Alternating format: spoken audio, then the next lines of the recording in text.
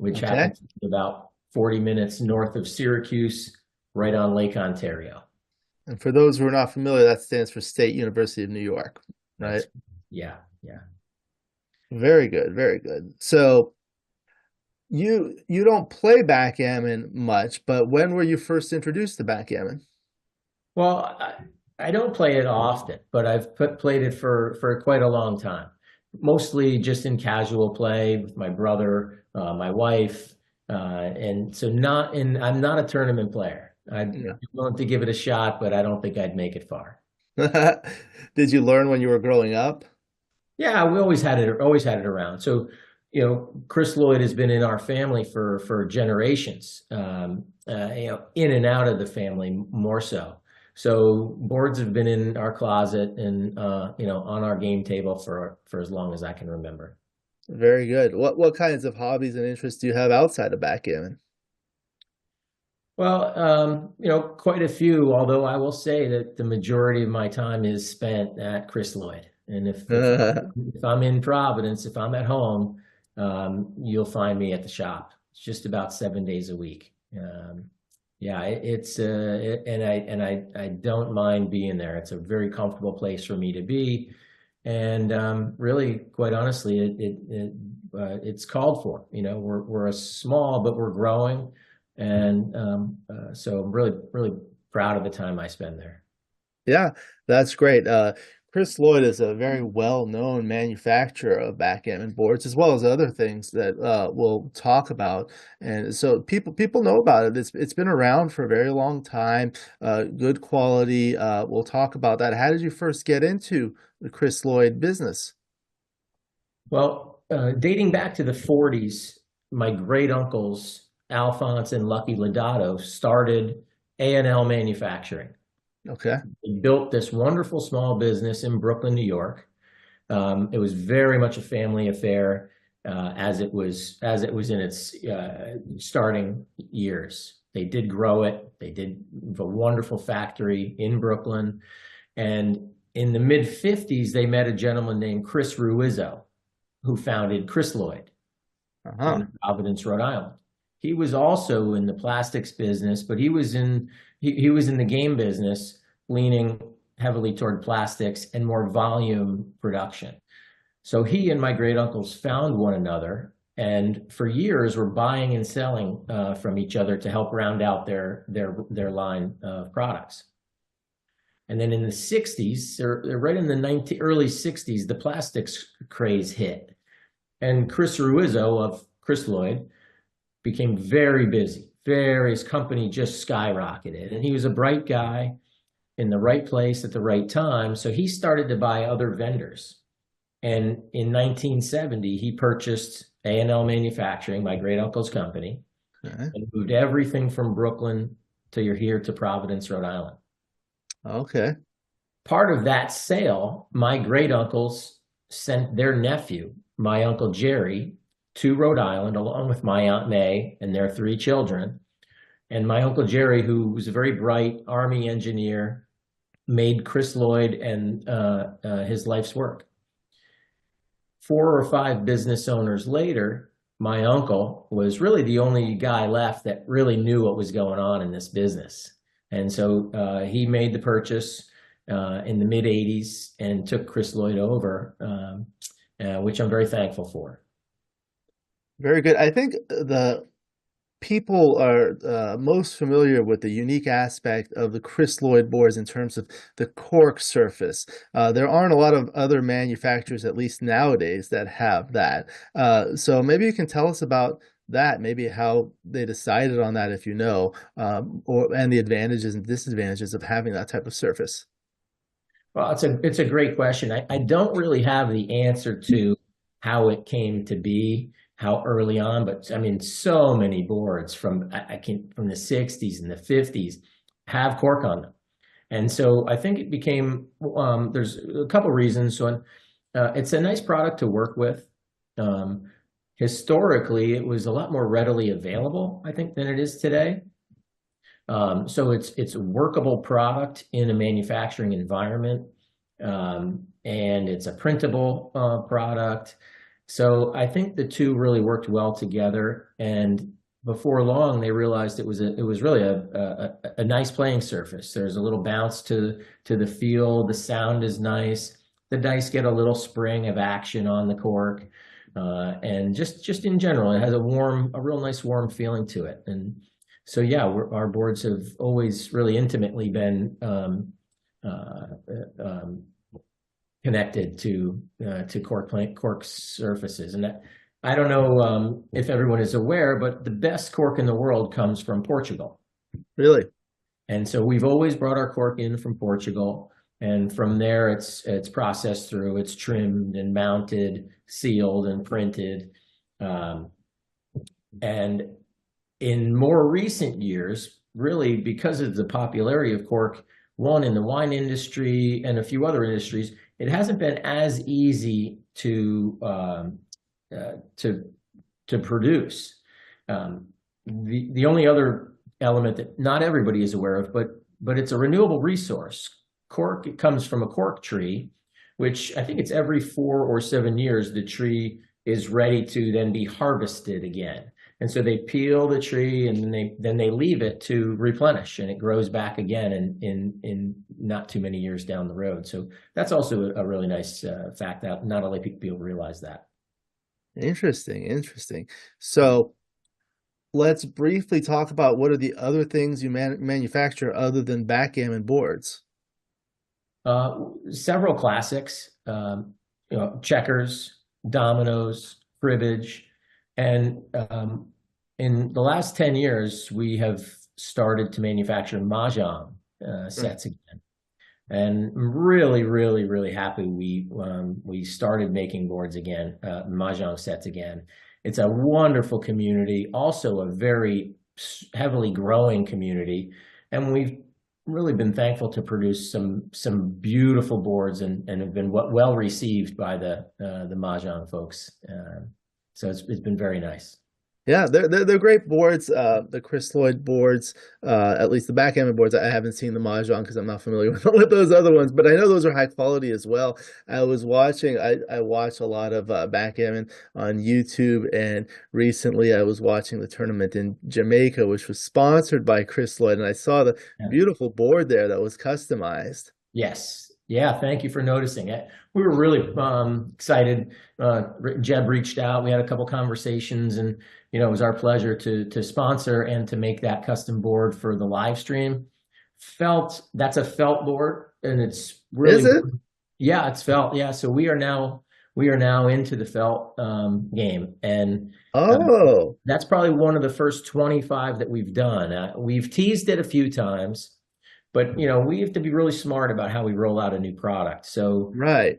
and people have been calling for felt from us for a long time, and so we did our work, we did our homework, and we found the right supplier, the right felt supplier, and we did a lot of R&D. So one prototype after another, we did well over a year's worth of testing. And we feel really good about that set that we shipped to Jamaica, and that was sort of I'd say its international debut for felt Chris Lloyd's board. That's interesting. I don't know if maybe they mentioned it in the stream. I know Larry Schiller and Phil Simborg were doing it. I didn't Yeah. watch everything from beginning to end, so they may have mentioned that, but I didn't know that. So that's interesting. What made you decide to go into felt? People were asking about it. Yeah, we had to answer the call. The many tournament players, want to play on felt.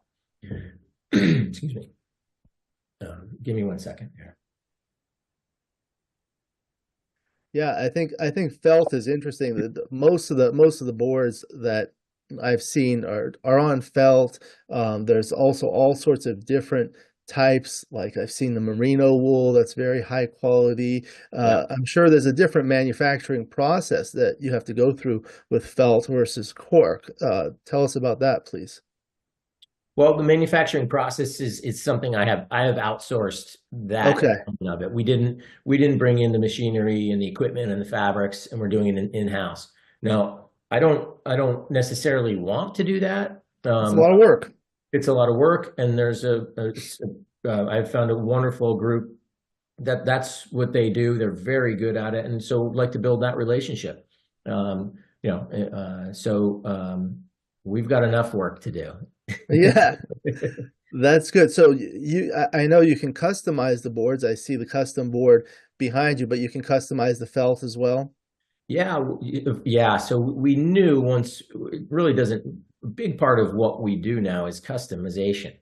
So I knew even though we were introducing, you know, we have a line of 3 new colorways that'll be on our website in a few weeks.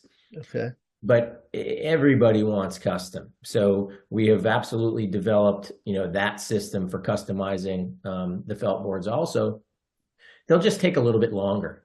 Right. But the fit and finish of those sets is really, really beautiful. That's great. So speaking of customization, I know you have that custom board behind you. That's a little special. Can you tell us about that one, please? Yeah, that's a stock board. It's one of our signature series. That's called our Ocean State. So you can see that there's little sailboats. It's a really nicely designed design set. And so Rhode Island is the ocean state. There's a lot of sailing going on here, and it was a little nod to our hometown. And it's a great seller. It's nice for we sell it to a lot of people who have a summer camp or maybe have visited someone that treated them pretty well, and so then they're gifting this for them to their camp or their place on Nantucket or the Vineyard or Montauk, you know. So it's a nice set. It's a good feel good set. It looks good open and left out. So yeah, we love the colors. Very good, vibrant colors. Yeah, yeah. So that's a stock one. And in terms of the customization, what are the various aspects of the board that can be customized for the viewers? Yeah, so we make everything at Chris Lloyd, and we cast our own checkers. So we have a casting department, we have the cutting department, the wet tubbing, the polishing, wood shop, case department, printing, fit and finish, and so because we do all of those things there, and the boards get built along the way, we can customize just about any element of the board. Most common are the playing fields.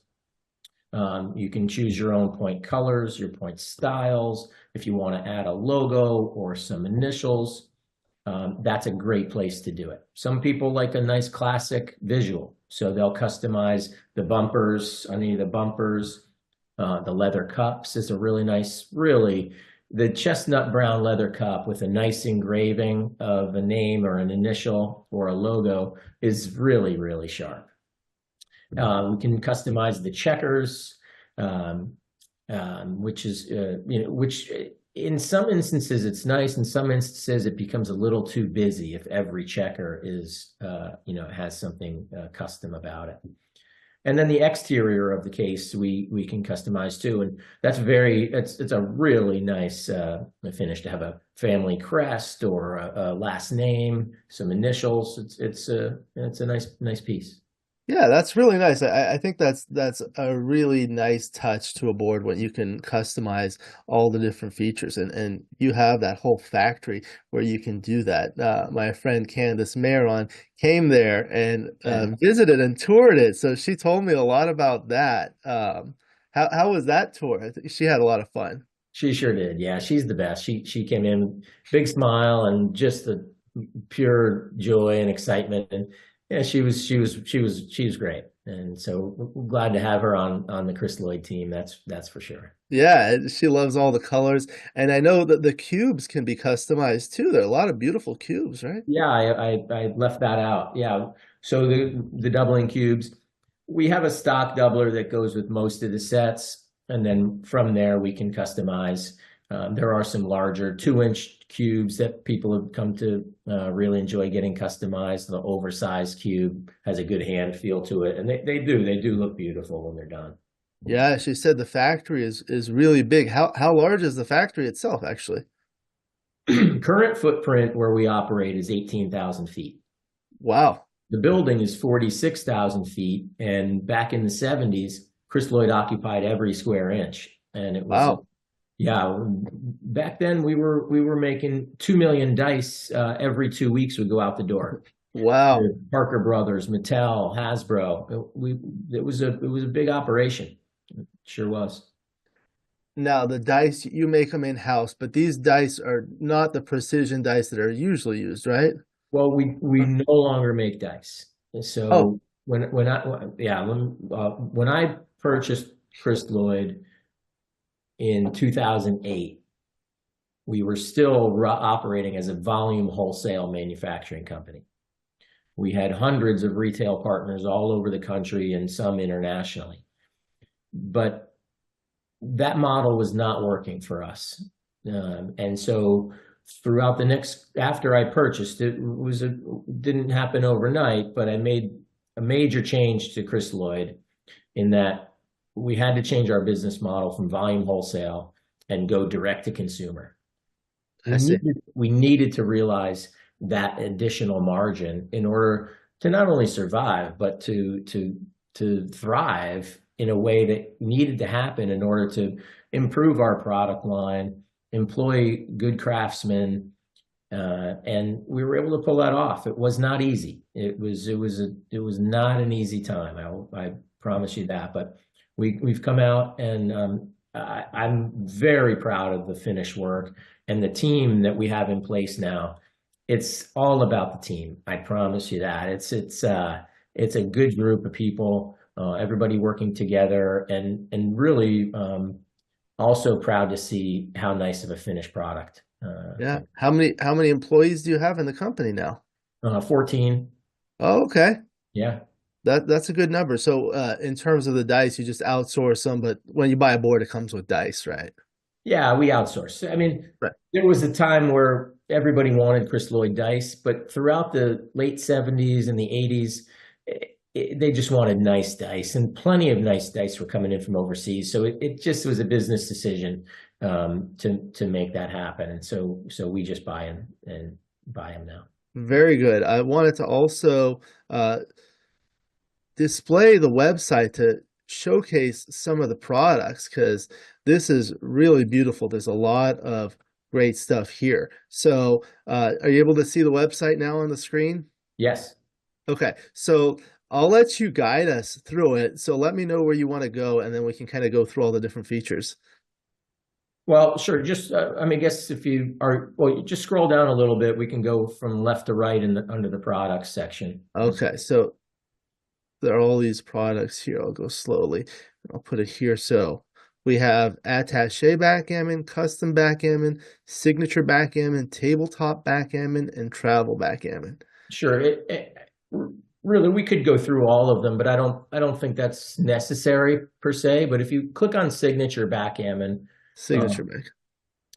Okay. these are just this is a very popular segment of our boards.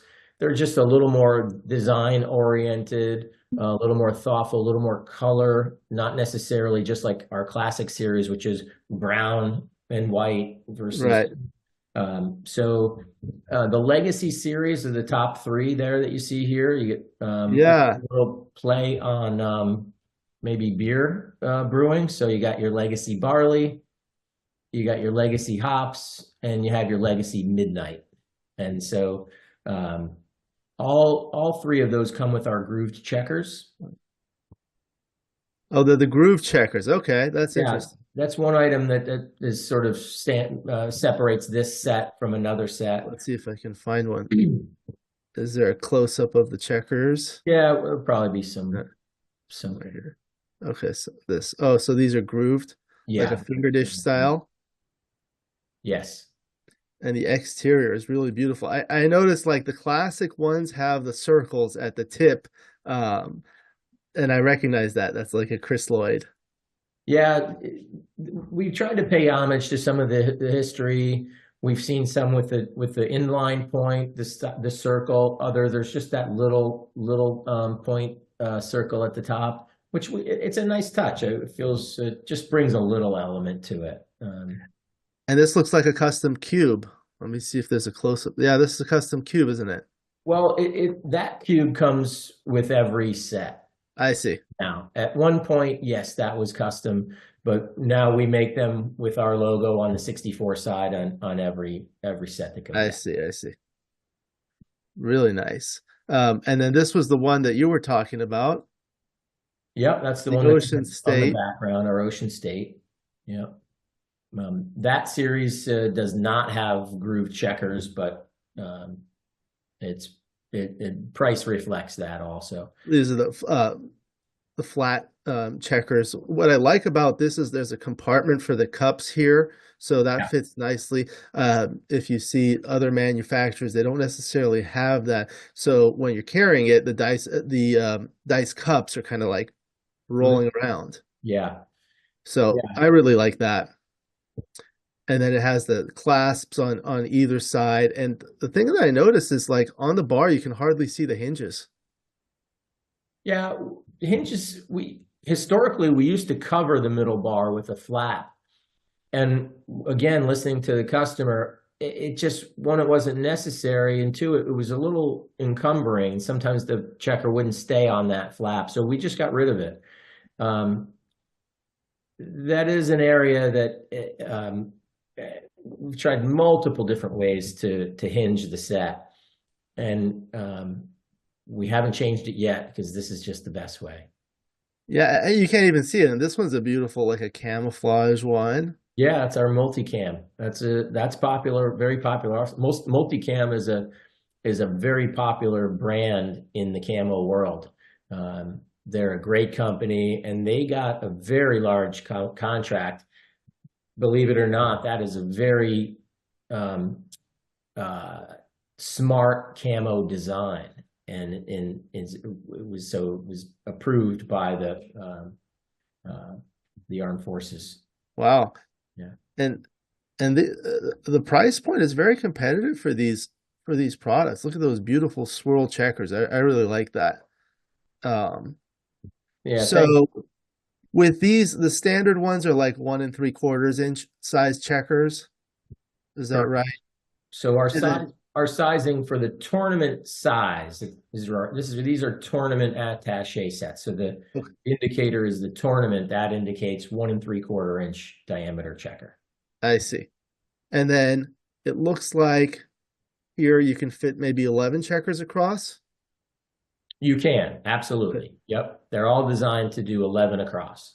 Okay, so that's actually nice because some people prefer the shorter boards that they can reach across a little bit Yeah. better. Yeah. Oh, this kind of goes through it by itself.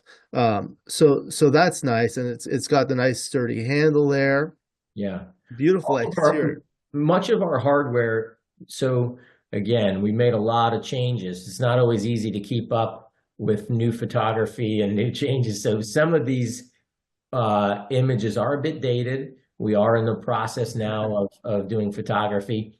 So on our more premium boards, we have new handle, new hardware, really, again, just updated stuff, and feels very nice. Yeah. Right. One of the things I noticed is you can put like a custom imprint on the bumper, the side, the edges here.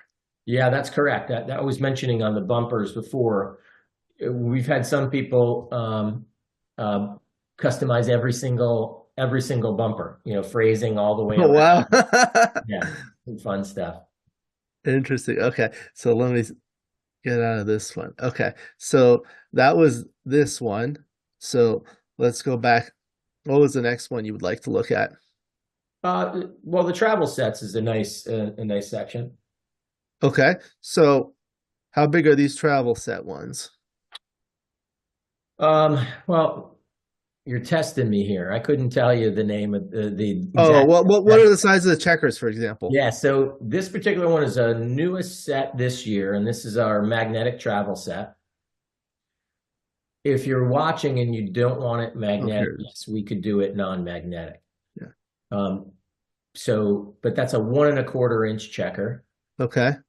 And so again, doing a lot of R&D before we went ahead and introduced this, we found a nice balance from, it's not a heavily magnetized checker to board. There's really you don't notice the drag when you're moving the checkers around. but if the board gets bumped or you want to move it, it holds plenty well. Yeah. So thinking boat or plane or train, and so it's a great finish and a nice feel to this set. We have cold roll steel underneath the cork, Oh, and every one of our checkers is drilled, and magnets are, we do that in our shop, drilled and the okay. magnet placed and glued, and it's a little tedious, but it makes for a very nice finish set. Does that make things a little heavier? Yeah, it sure does. Okay. Not so heavy where you're like, I don't want to put that in my Right. cork bag, But or reasonable. but from those two, between the magnet and the steel, now it's a thin roll of steel. So, Right. but yes, it's, I think each one of those is 5 pounds. Okay, that's not too bad. I also noticed the checker racks are one row of 15, which is unique. Most of the crystalloids are 3 rows of 5. Yeah, that's correct. And this is the only one we have. And the reason we did it here, we have leather fold-up cups that would come with this, so Ah, you can just lay flat in the middle. And then it also kept that board just a little smaller. If it needed to be bigger, or the checkers to fit the yeah. other way, it was going to go a little bit bigger, a little bit wider. And so it's nice and clean. Love this board. Yeah, good. Okay, so let's see. So these were the travel ones. Okay. Yeah. So let's look at, let's go back. There are some other one. The tabletop is just like a non-foldable one, right? Yeah, that's correct. Yep. So you just leave it. Yeah, this has been a staple crystalloid for a long time. And I will say it's due for a little bit of an update, but it's very popular. It's very functional. People buy them. They love to leave them out. And, like our attaché boards, they last forever. People send their boards back to be refurbed, and they're 50 years old, 60 years old. We polish the checkers, throw in some new cork, and it's going to last another several generations. So we love that. This is like a piece of art you can put in your home. Yes. Yeah, I agree. It looks good. It looks good just sitting out on the And look table. at all the different styles that you have. And the price points are very competitive for, the high quality product that you get. I think the thing that most of the viewers are probably interested in is the custom ones. So maybe we can talk about that a little bit. Yeah, we do a lot of custom boards. I mean, there are multiple, you know, Huh. I So let's see. don't know how many a week, but a lot. Wow, So beautiful. Oh, you have different ones here. Let's see. Look at that. I wanted to showcase some of the custom designs. You can put your yeah, names on it. Oh, this is what you were talking about. You can put it on. yeah, You can write like a whole poem on there. And then, wow, look at all the checkers. yeah. Yeah, we have So mountains of custom. if you want to design a custom board, this is how you do it, right? So maybe we can go through the process for people. So here it takes Yeah, what, the what was process, this particular process is what I would consider, it's good for the customer to go through this so they can kind of think about what they might want. They can see some of the options. And then we get an email with their baseline, what it is they want. what they And want. we follow that up with um, a graphic that builds what they had in mind. And then what we do essentially at that point, we open it up for conversation. Do you like these colors together? Do you like this size? We also can offer some expertise. Say, well, this is nice, but what do you think about this? And what do you think about this? Because we do these all day long, and we don't charge for, you make as many edits as you'd like until you're happy, and then we build. Typically, it's not that much back and forth. It doesn't. We get there pretty quickly, and a lot of happy customers. So let's go back here. Let's do some stock ones. What's the custom points colors? So you can, what are popular custom point colors? Well, blue and white is the most popular of anything we do. Okay. Yeah, if I'm you just have kind of going through the process so people can see it. Yeah. Yeah. custom leather cups, very popular. Wow, wow. That's nice. Okay. This is really easy. You just kind of click. Yeah. Yeah, and then it gives you a sense where your price point is.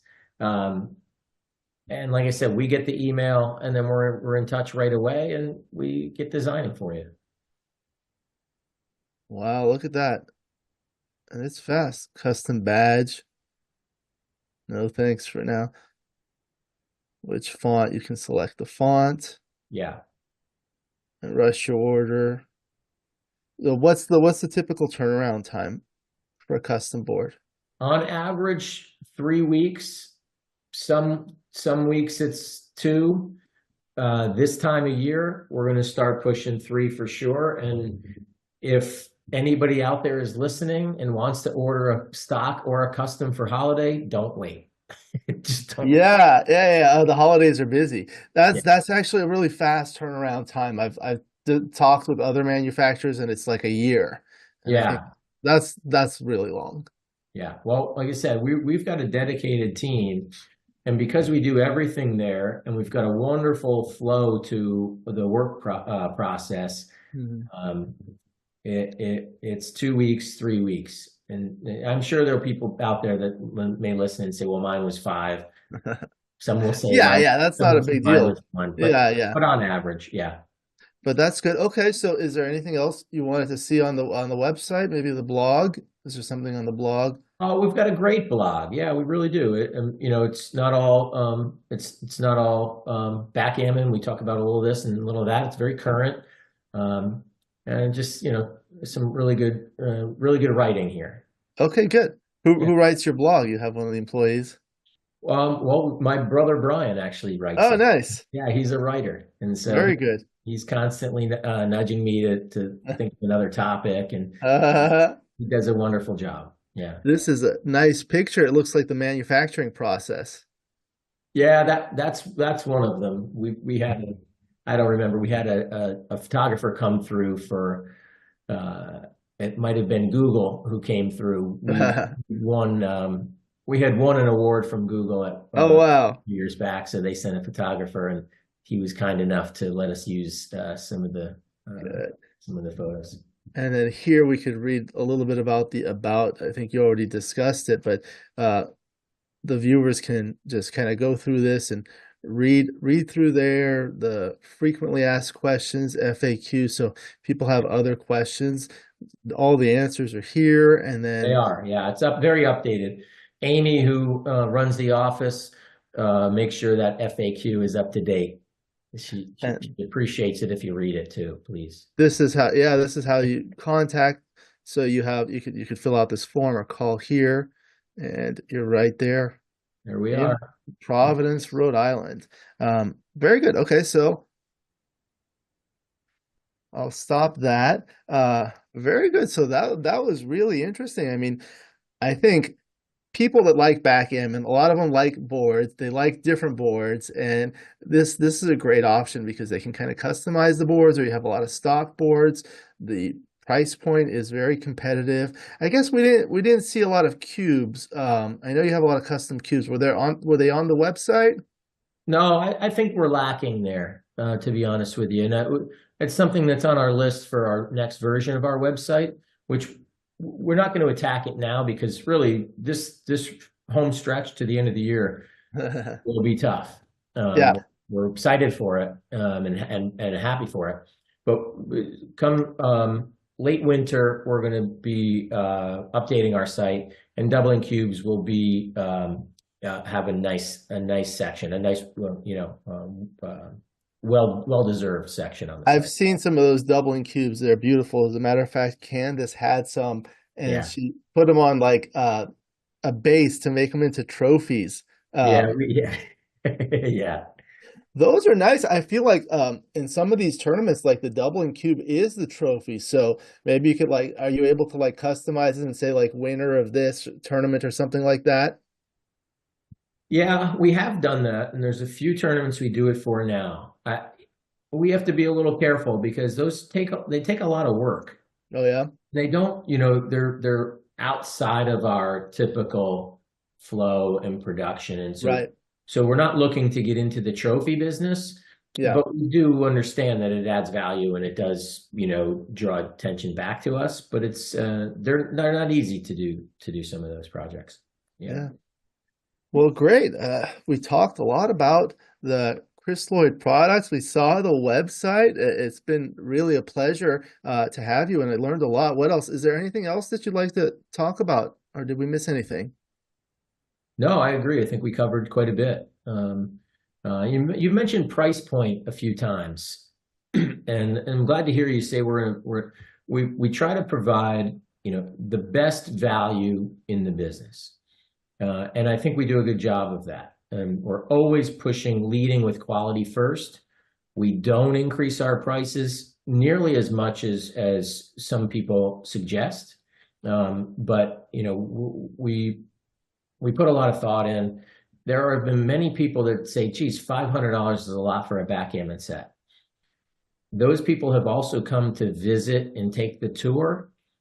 And on their way out the door, they'll never question the $500 or the 300 or the 600, just because they see what it takes to build the set. They see our team there. And we never take that for granted. We know 3, 4, 500 for backgammon and quite a bit more for mahjong. We know that's a lot of money, and we don't take that lightly. So we try to provide great value.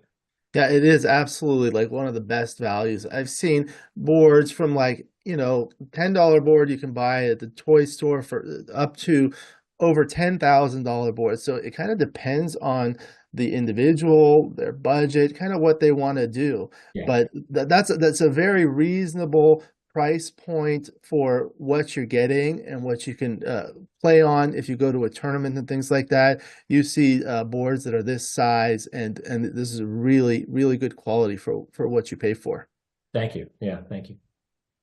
All right, well, wonderful. So I'll put all the contact information in the description so people can go to the online store and they can place their orders. And it would be a pleasure to have you back if you ever want to talk about something else, or even maybe Okay, play a game on let's maybe do it. one of the virtual XG board. I don't think I have a virtual Chris Lloyd XG board. I have many of them, but maybe I'll have to get one and then we can play a game. That would be cool. That would be cool. It might be a fast game, but I'll warm up a little bit. It'll be fun. It'll be fun. Okay, great. Thank you very much to Hey, my Alex. Jeff Caruso of Chris Lloyd, Thank you. Backgammon Boards, and other games. Hello, Chris. Good evening, Alex. How are Good you evening. doing? Very Yeah. good. Thank you for asking. How are you? I'm alive and well considering I've been playing backgammon for so long. Yeah. You have. Well, that's good. That's good. Um, Thank you for accommodating me. I know it's late where you are. It's a pleasure to have you back. I'm excited to talk about you and backgammon. If I may, I'd like to start with a little bit of background biographical information. Can you please tell us where you were born and raised? Oh, yes, I can. So, I was born somewhere that nobody in America will ever have heard of, which is called West Hartlepool, which is in the extreme northeast top of the United Kingdom. The town that you will know is Newcastle, which is quite close. But actually, I only lived there for 6 weeks. And my parents then moved south to just outside London, where I lived until I was 3. And one of my first memories is actually departing from there to move to Manchester, which is where I spent my formative years. I lived there until I was 11. I should have gone to Manchester Grammar School, but very inconveniently, my father died quite young, and for reasons that are vastly complex, I ended up going to what we call public school and what you call private school. But my allegiance is to Manchester, and hence I am a Manchester United supporter, be that good or ill. So I went to private school. I ended up at University College London, where I read maths. I didn't do a great deal of maths, but I had a great time. I played chess, I played bridge, and after that, I got through my 3 years at university, got a degree, went off to work for ICL, which is the UK equivalent of IBM, and spent most of my working life in IT one way or the other, starting off very technically and becoming a very sort of salesy type person by the end of it. And I did a lot of lecturing and teaching all over the world for IBM, who I joined and worked for the last 15 years of my working life. That's the biographical bit. In terms of backgammon, I didn't really come across backgammon much until I was about 25. I was playing chess quite seriously in London leagues and representing my county. My then girlfriend, now my wife of many years, introduced me to backgammon. I thought, this is a bloody stupid game, right? I'm not going to do this, right? And so it stayed for a year or two after I learned how to play. And then late one night, I was testing some software. And in those days, it took 2 hours every time you made a change to a software program. And we had nothing to do. And we were working through the night. Someone challenged me to a game of backgammon. I said, my girlfriend taught me how to play that. Oh, let's have a game. And he said, well, let's play for 50 cents a point, or 50p, as we say. And I lost £10, and I wasn't going to have that. So the next day I went out and bought Joe Dweck's Backgammon for Profit and the Backgammon book by Jacoby and Crawford. I read the book twice, got my money back in within a week, and then gave up chess and bridge and played backgammon, and that has been the story for the last 40 years. It sounds incredibly similar to another story I heard from Bill Roberti. He was playing chess and then he got introduced to backgammon, I think in some different way, but then like he almost quit chess and just played backgammon. He's been doing that for decades, like yourself. Well, great. I'm glad that was one of my questions too, how you got into backgammon. Excited to talk a lot about backgammon, but before we do that, do you have any other hobbies outside of backgammon? I played golf for many years. I played lots of sport. I mean, I played tennis, I played squash, I played golf for many, many years. My back's currently a bit of a problem, so I'm playing croquet, which you may or may not have come across in Los Angeles.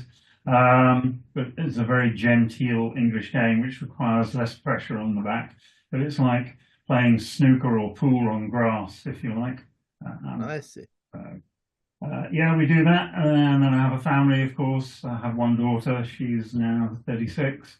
And I will just have my first, she gave birth to our first granddaughter nearly a year ago, and I've got another one coming along in March next year. So it's a balance between work, play, family, like everybody should be, I guess. My wife will tell you I spend too much time playing backgammon, both online and offline. So that's the way it goes, yeah. Yeah, but to go back to your earlier point, I mean, McGreal gave up chess to play backgammon. Right. Roberti gave up chess to play backgammon, and that was because backgammon was unsolved.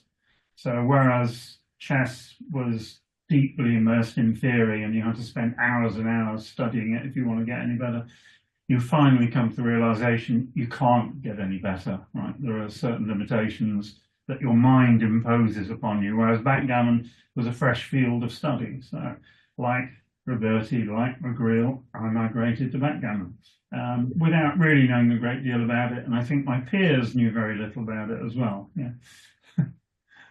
Yeah. Congratulations on the grandchildren. That's a lot of fun. Yeah. And now, are you still working or you're retired? So I retired from IBM in 2012. And at that point, I was not sure what I was going to do.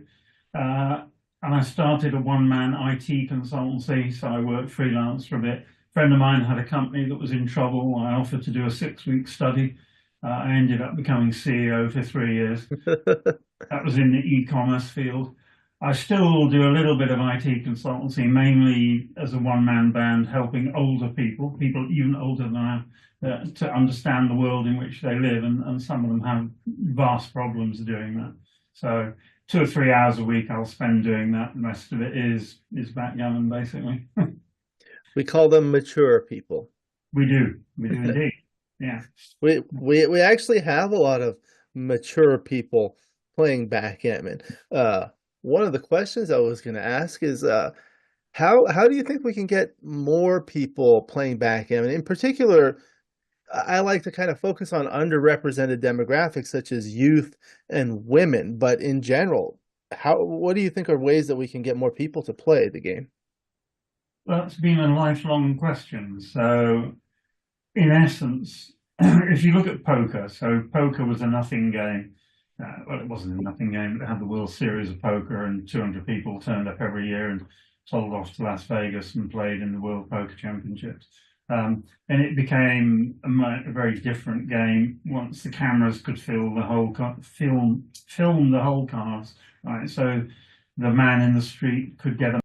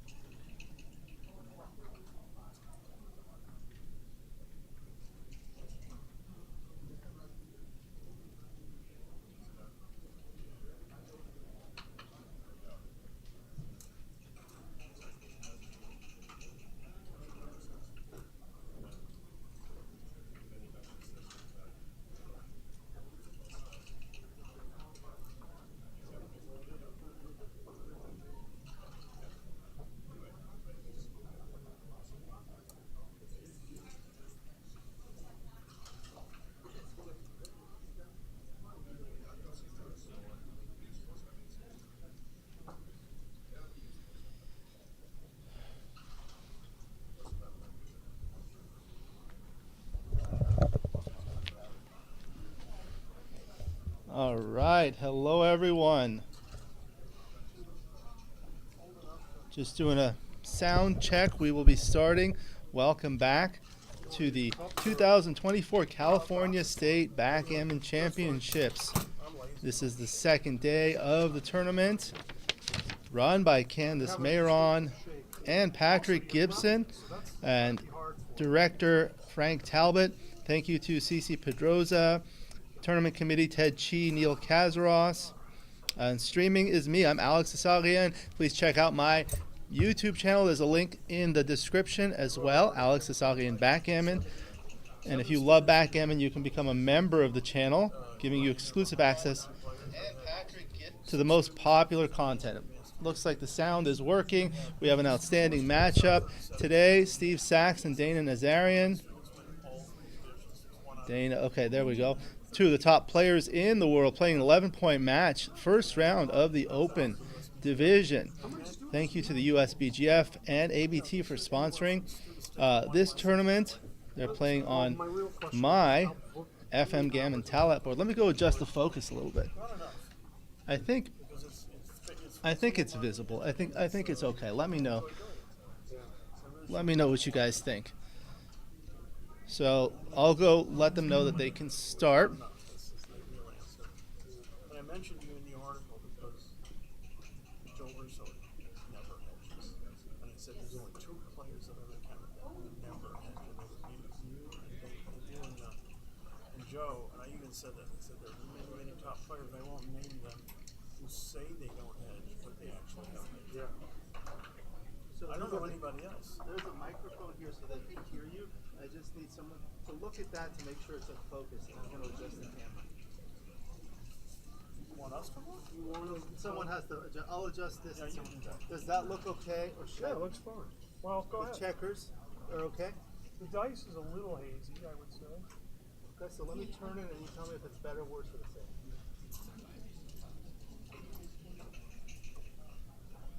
I guess that's better. I guess. It's good enough.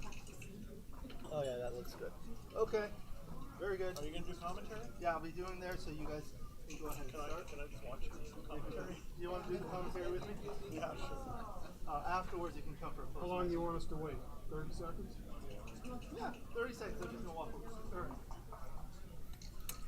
Yeah, I didn't know Joe doesn't.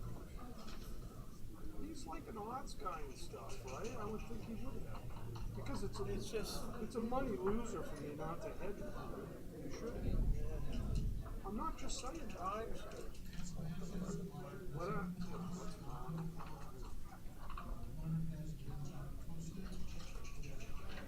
Look, if you're a pressure player and you can handle the swings, then All right, welcome to everyone. They're ready to start. Say hello in the chat. Hit the like button, please. And subscribe. It'll help other people find us. $100 insurance or whatever. Last ABT tournament of the year. If you always buy the insurance, We had some outstanding matchups then the one time, yesterday, 12 years later, and we're going to have many more throughout this weekend. no, I mean insurance is obviously a losing proposition, but We had the pleasure you have to insurance for. and the good fortune and luck of having an outstanding seminar. Okay, I'm black. I'll just pick which one I want. I'm kidding. All right, so Hello, Ian. Welcome. slide it. All right, so they're using a baffle box. Dice will always be on the left. Put some dulling spray so we reduce the glare. Steve, Dana's playing the blue checkers at the bottom. Steve, the red checkers at the top, airing off on the right. 11-point match, 2 minutes per point. 6-4, he should hit loose. These are close. 5-2 for Dana, he's going to hit. And then with the 5, he's going to hit again, maybe. He's looking at it. 2 on the bar is better by far. If you guys, hello, Duwan Meekins from Chicago. Welcome. Thank you for joining us.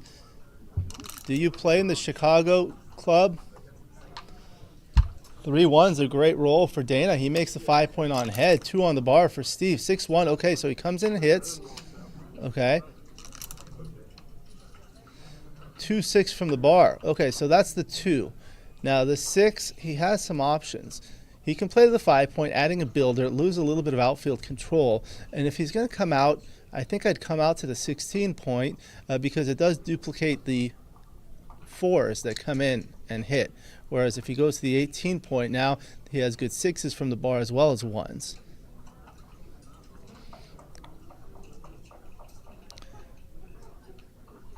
Yeah, this way he still has outfield control. 5-3, so the 3 is forced, and the 5, he'll just come down to the 8-point.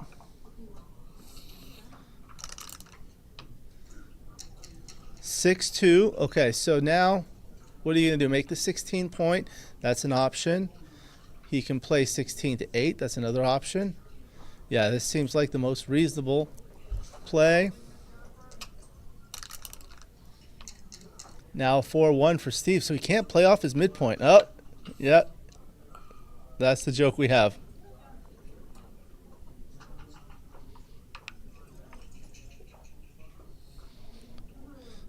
So let's see how many people. We have 37 people watching. Everyone please smash the like button. We want to get as many likes as possible. That'll help us get some views. Really helps with the USBGF. So now that's a 4-2. It's a pick and pass. Sends another checker back. Knocks him off that potential anchor on the 18 point. So everyone in the chat, are you guys going to any upcoming tournaments? Let me know.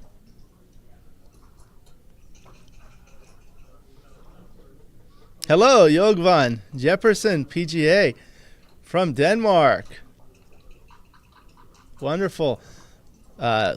We've had the pleasure of having many European viewers. So thank you. I know it's late in the evening. You must be on Central European time. So about 9:30 in the evening. I know it's a Friday, so hopefully you can join us throughout the rest of the evening. Very happy to have you. Smash the like button. One of the things I've learned is that you're only supposed to hit it an odd number of times. If you smash it an even number of times, what happens is it unlikes it. So now 3-1 for Steve from the bar. So he's going to come up all the way. Okay, so now Dana has 2, 4, 6, 8, 9 checkers in the zone. He can hit with 6s, 2s, and 4s. Steve has 2 back. Dana has 1 back. Steve has those awkward stacks, both on the 6 and the 8, as well as the midpoint. There's a stack of 4, so it's pretty inflexible. This is a double, and Steve is taking a look. Usually he takes a picture. Oh, hello, Gunnar Homestead. Thank you for joining me from Sweden. See a lot of your comments. Thank you for all of your analysis and your viewership.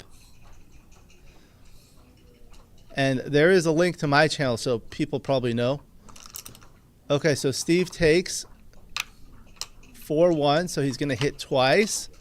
That's a very powerful move. Steve's looking for a 4. He gets it. It's a 4. And it must have been a 2, 5, or 6.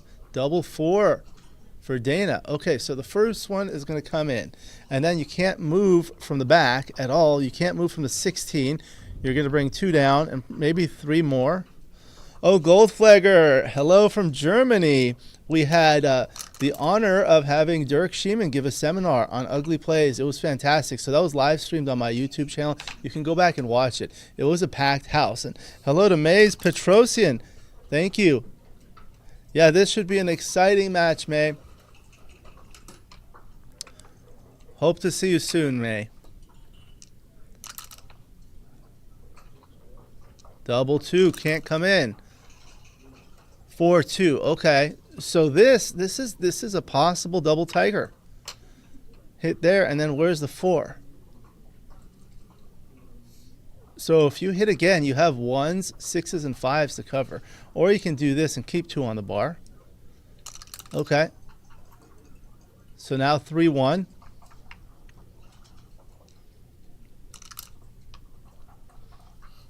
(5-1). S. Steve. Most people know him as S. Steve. So now the 5-1. So it's certainly going to make the 4-point. It's just a matter of how. So would you guys make the 4-point with the 1 or with the 5? Let me know in the chat here.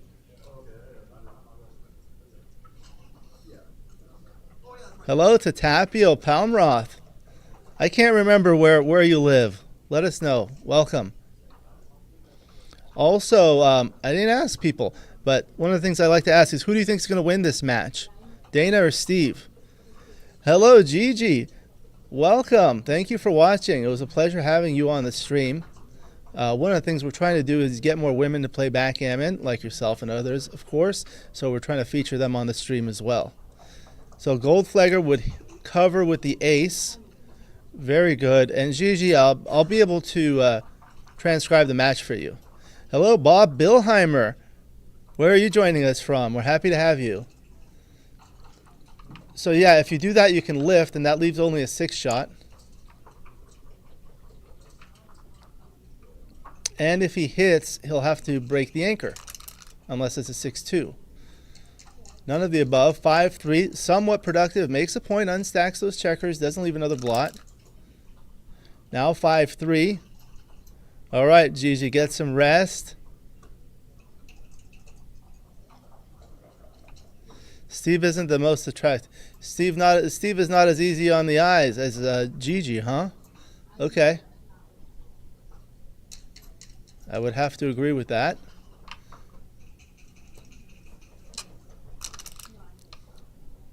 Now 4-1 for Steve. Things are getting awkward. Okay, so now Dana's going to want to do something about the outfield. Double 1. Okay, so what are you going to do with the double 1? Make the 20, make the 15, both shift. So those are the options. I mean, you're not going to leave blots, I don't think. So it's a matter of, if you do that and go to the 15, double 3 becomes a huge anti-joker. Sometimes you look at that.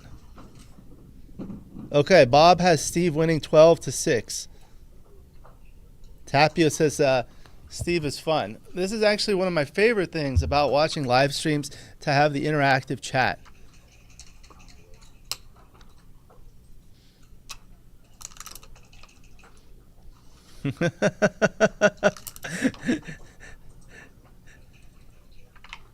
All right. Double 2, so he's going to make that point, and if you're going to do that, now you're going to have to break something else.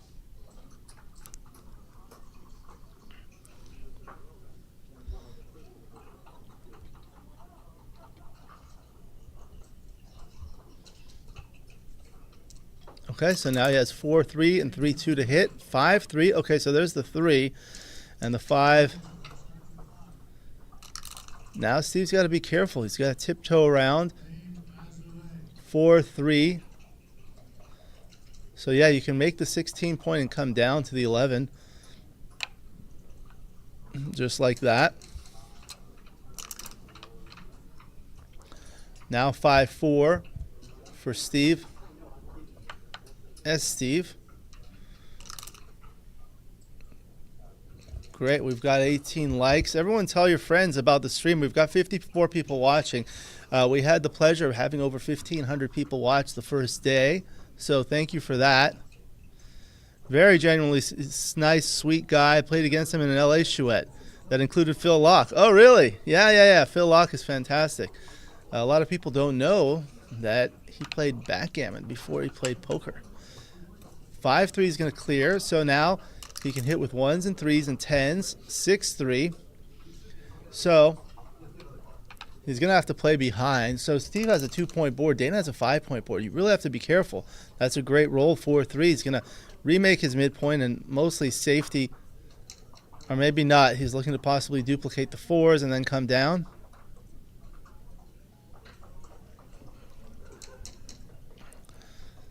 Gigi, who do you think is going to win this match? Let's see what you think. Oh, the PRs at the end of the match made. I'm not transcribing it, so I don't know it. We would need an extra person to do the live XG transcription, and I'm already doing the job of 2 people doing the stream and the commentary, so I can't do that right now. But sometimes I'll transcribe the matches afterwards.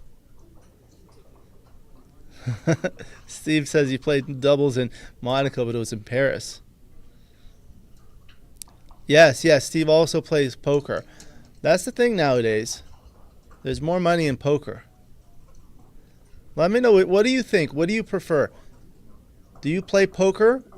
And let me know in the chat. Do you play poker? Question 1. And if you do play poker, what do you prefer, backgammon or poker? Gigi thinks Steve will win, but it'll be a tight one. Okay. I personally prefer backgammon because, like, I enjoy poker as well, but with okay, so Steve's going to hit and cover his 4-point. With poker, it's a little boring because you don't play every hand. Most of the time, you're just sitting and watching. But in backgammon, you're always making a move. Back poker. 5-2. Okay, so Dana hit back with that 5-4, and now he's going to bring things around. So he can duplicate the 3s by playing the 1, but then he's going to leave another shot. Yeah, might as well just do that. So now it's only a 3-1. 5-1. So that's a 4-3 for Dana. Looks like he's just going to go.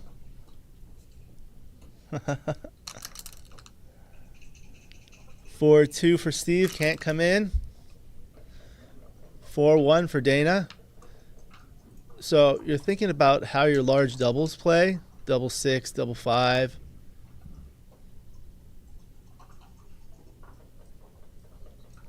Yeah, Gigi agrees with me. I mean, when you're playing, it's okay, but you just don't play a lot of hands in general. So he comes in with a 3 and comes down with a 2. Could have also come to the 6-point. 3-1. Looks like he'll have to come in. What else is he going to do? Play 6-2? So this is like a pay now versus pay later. So the questions you ask is, what's the likelihood of hitting? Well, that'll leave 6 numbers to hit. Is his board going to get better or worse next? It'll probably get better. Is your board going to get better or worse next? Probably neither. Probably be the same. but it does give you a chance to roll a 6-5, 6-4, 5-4, or double 2, 3, 4, or 5, or 6. So that's the other thing. Maybe you can pay never. That's the thing about pay now versus pay later. So now 5-1, he's going to go. He's running out of time, so he leaves a 6 shot. 6 number shot, 6-1, 5-2, 4-3, doesn't get it. He rolls a 6-4, escapes 1 back checker. Now 4-1, he's going to come in and bear things off. That is going to be very useful to have all those spares on the highest points. 4-1, because that's going to maintain his flexibility. He's going to be able to bear off many checkers before the possibility of ultimately leaving a shot. 5-4. So I don't think he's going to take 2 off. I think it's going to be 6-1 and then 4 off here. So you can still see the checkers that are born off. 5-2, so 2 and then 5. 4-3. Okay, so this is awkward. It'll probably be 2 to the 2 point. You don't want to clear the 4 point and create a gap.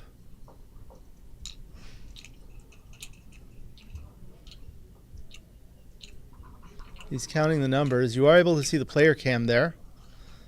Oh, hello, Kent Gould and KG. Played a bunch of poker for nearly 15 years, tournaments. Thank you for joining us, Kent. Are you on the East Coast or are you in England? I know you have some family in the UK. But I think, if I'm not mistaken, you're in the Washington, D.C. area.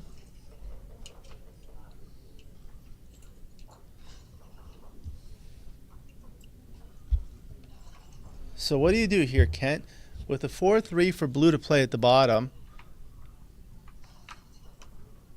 this will win more gammons, but it does create a gap. So Michi has an outstanding book called Endgame Technique that talks about this. Hello to unlicensed contractors. Hate me. Where are you joining us from? We're happy to have you. Please hit the like button if you haven't done so. So he does. Okay, going for some more gammons. So he's thinking about some bad numbers later. Thank you for putting in the rack. 4-1. So you don't want to have an odd number on the highest point. Texas. Welcome from Texas. So 4-2, he's going to cover. Okay, so now like 6-3, 6-2, double 4s are bad. 6-4 is okay. So this is what you do in these positions. Now Steve's going to have to run with a 6. 5-4, he'll run with that. All right, so now like 4-3 would be terrible. Double 2, oh my goodness. So he's counting the number of checkers off. So one thing that would be really aggressive would be take 4 off. But, and then you'll be left with 6 checkers. So he'll have 1, 2, 3, 4, 5, 6 crossovers. So if you want to win a gammon aggressively, I think that would be the gammon to go play. So he can do this and play to the ace point. Or he can bring 3 to the 3 point and then 1 to the ace point or 2 off. So it looks like he's decided to take the 2 off. So now it's a matter of whether he's going to take 2 more off like that. He's going for it. He wants to win the gammon. That'll get you 4 points. 6-4. He's going to come in all the way. Now there are a lot of numbers that leave a shot. 6-3 is one of them, but it bears 1 off. So now there are 11 numbers that hit. So the small numbers hit, but large numbers are good in the race. So his numbers are diversified. 2-6. Okay, very good. But Dana's already borne off 10 checkers. So Steve's going to have to bear off a number of checkers before he would have a proper redouble. 4-1, he redistributes the spare from the 3 to the 2 point and comes down to the 10 point. Double 6, wasting his large doubles. At least it was a double. 4-3, probably going all the way. 4, and then bear 1 off. There you go. Saves the gammon. Very good. 4-1, okay, so now Steve's going to want to hit. He's going to need to contain him, keep him on the bar. 5-1, does that, closes the board, points on head. There you go. 6-4. There's the 6. And the question is, does he want to be hit? Should Dana roll a 6? Because if Dana rolls a quick 6, he's in big trouble. He's counting the race. That's 40 pips for red. 25-31 pips for blue.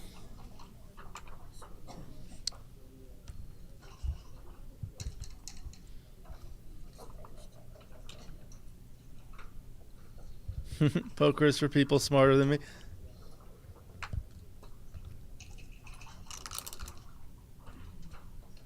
Double 6. What? I'm not giving up. Oh, that's right.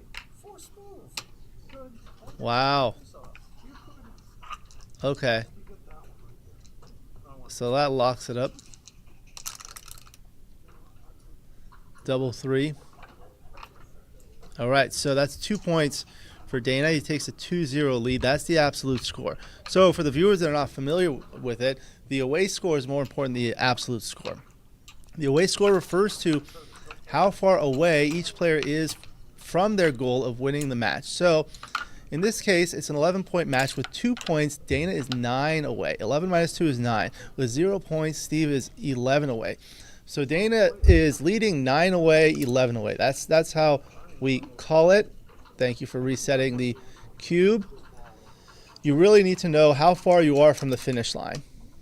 And in a match, the score very much dictates how you play, especially with the cube action. 6-2, so this is where you run. Or you can come down, that'll duplicate the 6-4.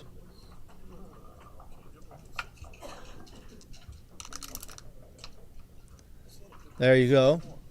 So now you're supposed to hit. Yep. These are the third rolls. So for those that are not aware, Thomas Tenland, one of the best players in the world, he's writing a book on third rolls. So now 4-2, he's going to unstack rather than play safe to the 8-point. 4-3. Okay, so what is he going to do? It's a little awkward. Doesn't want to step up. He wants to keep that goalkeeper back. Is he going to play 13-9 and hit loose?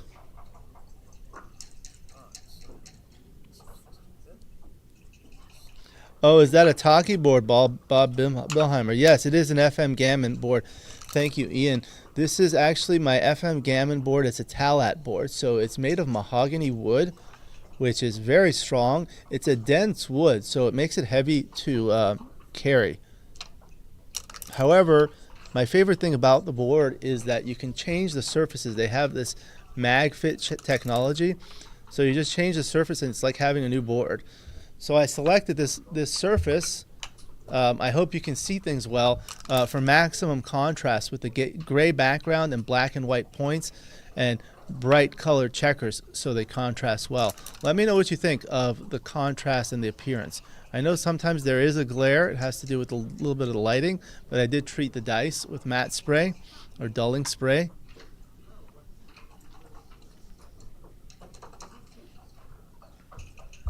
Ian, we had some people from Houston.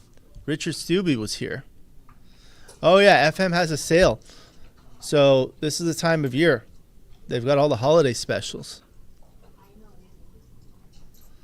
Oh, you like the contrast. Thank you for your feedback, Gigi. Maybe you can comment in the live chat. How was it to actually play on the board? I know you wanted to play on your board, which was beautiful. That board, Gigi, was really beautiful. Thank you, Bob. So Bill and Tara use magic dice. I don't know exactly how they do it. 4-2. Hello.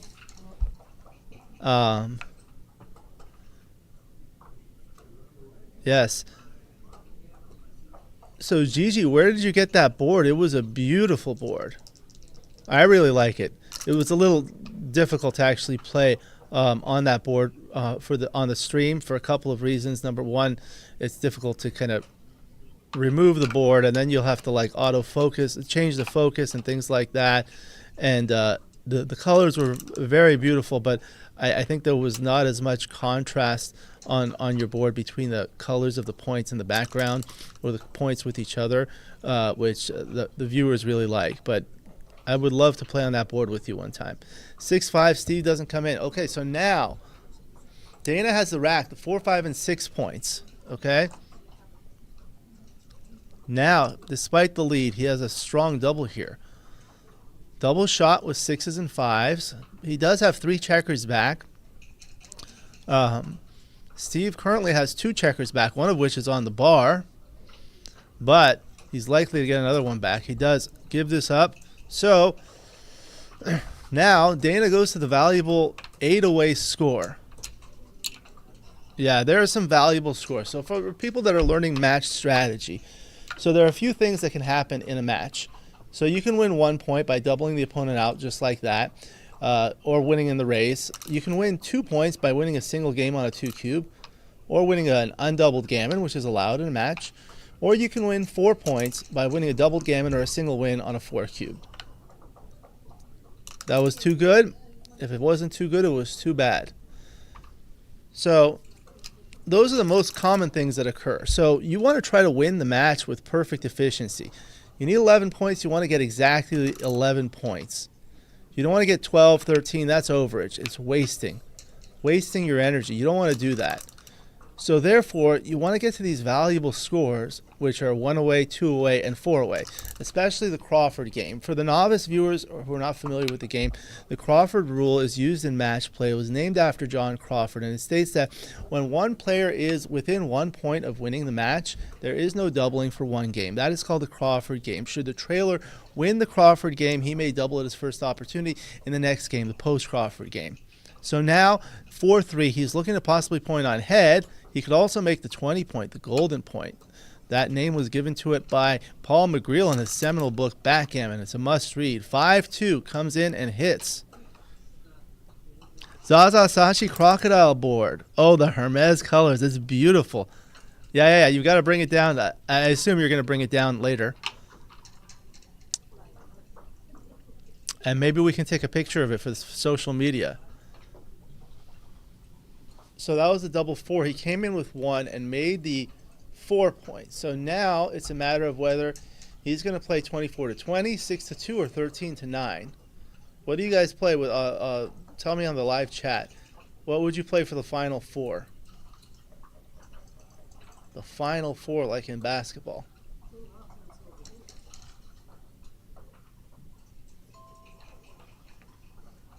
I mean, you have the stronger board. A 4-point board, the best 4-point board, the Beast. So the best 3-point board when you have the 4, 5, and 6 points, that's called the Rack. Bill Roberti gave it that name in his new 3-volume series, How to Play the Opening in Backgammon, which is highly recommended. Okay, you'll be playing tomorrow. Oh, okay. So I guess the intermediate starts tomorrow. Oh yeah, Bob Orion. Hello. Only 4 I think it's higher than 4 likes. Maybe you have to just refresh your feed. I see 22. While Bob is here, I want to thank him for helping with the social media. He helps a lot with tagging the players. Thank you very much for doing that. I appreciate it. People really enjoy seeing their pictures. So thank you. So open advanced intermediates. Okay, 10:30 a.m. tomorrow. Okay. Very good. So we'll see what I'm going to do today, how long I'll be doing, how long I'll be going. Okay. Dinner break at 5 to 7:15. Okay. So we're looking at the schedule. Joe Feldman joining us. Welcome. Smash that like button. Okay.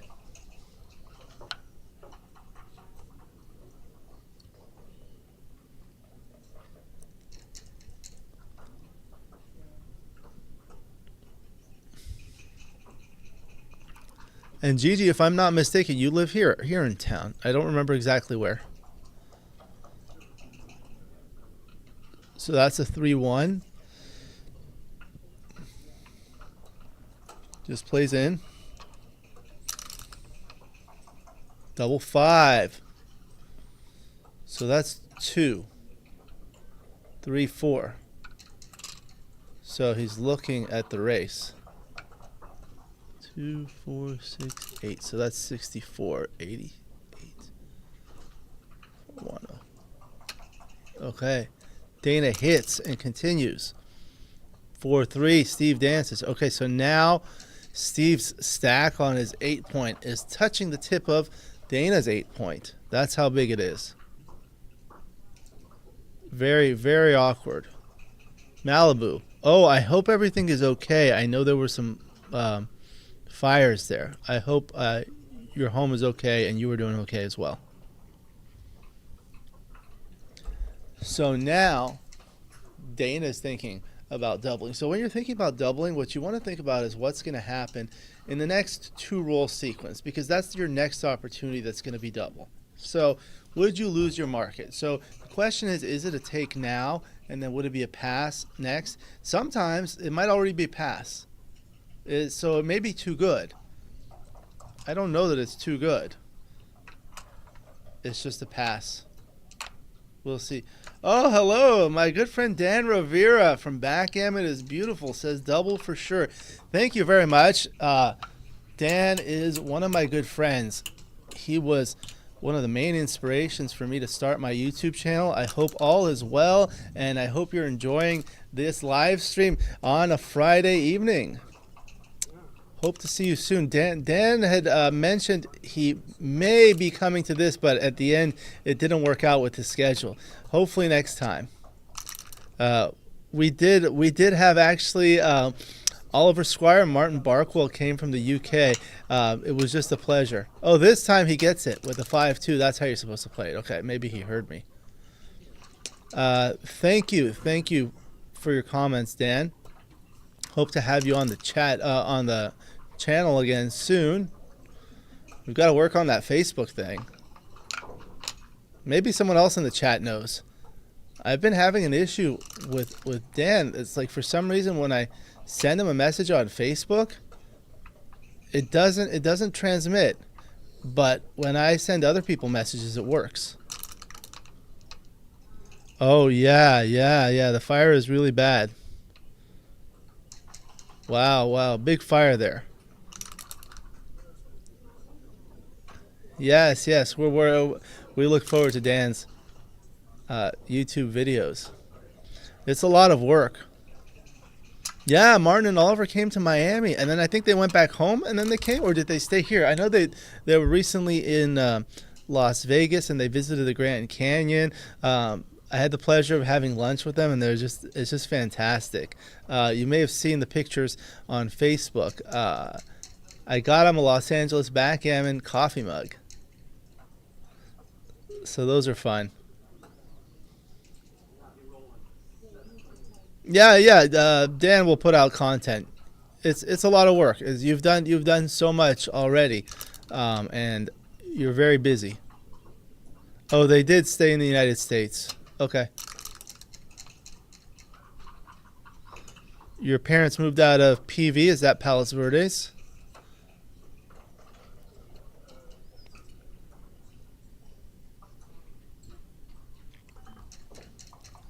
Dan has so much on his channel. It's hard to create content. That's what we were talking about. You know, you want to create like a lesson, whether it's 5 minutes or 10 minutes, a short one, long one. I mean, I'll do a lot of matches because you don't have to do a lot of preparation. Thank you to Jeff Arnold and Bob Billheimer.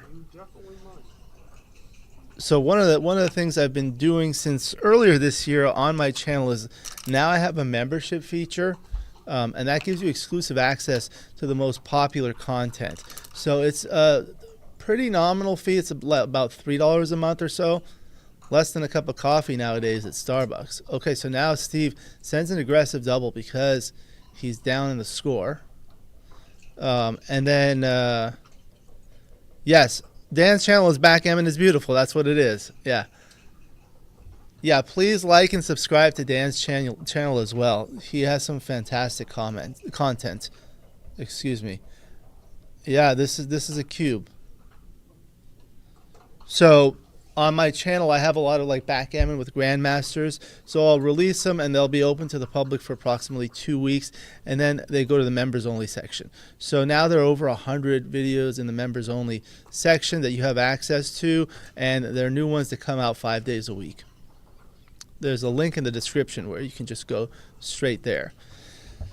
So now he's thinking about it.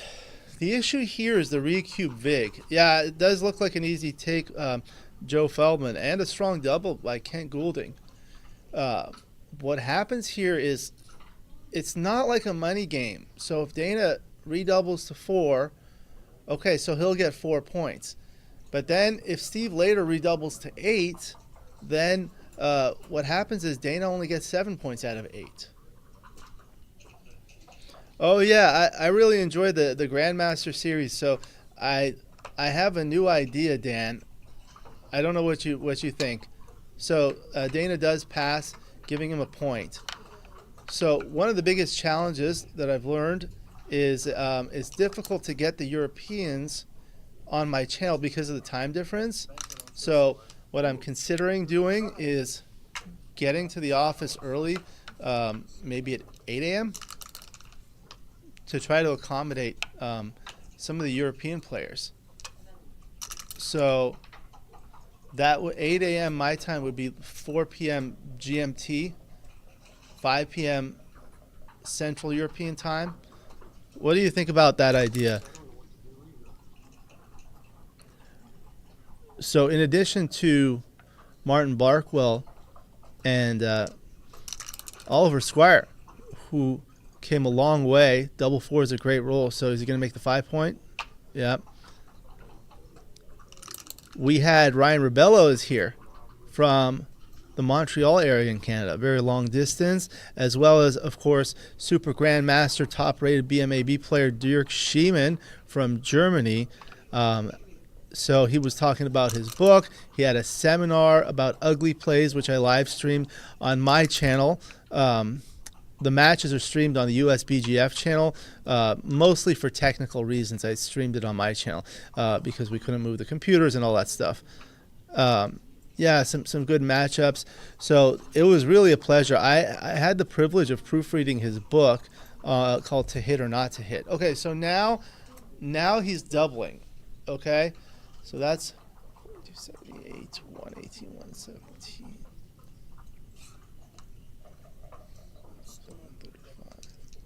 144. Okay, so yeah, he moved it there. So the prime's holding up. So standard 18-point holding game. One of the things you'll notice about these 18-point holding games is once you have the 18-point, you can pretty comfortably clear the midpoint.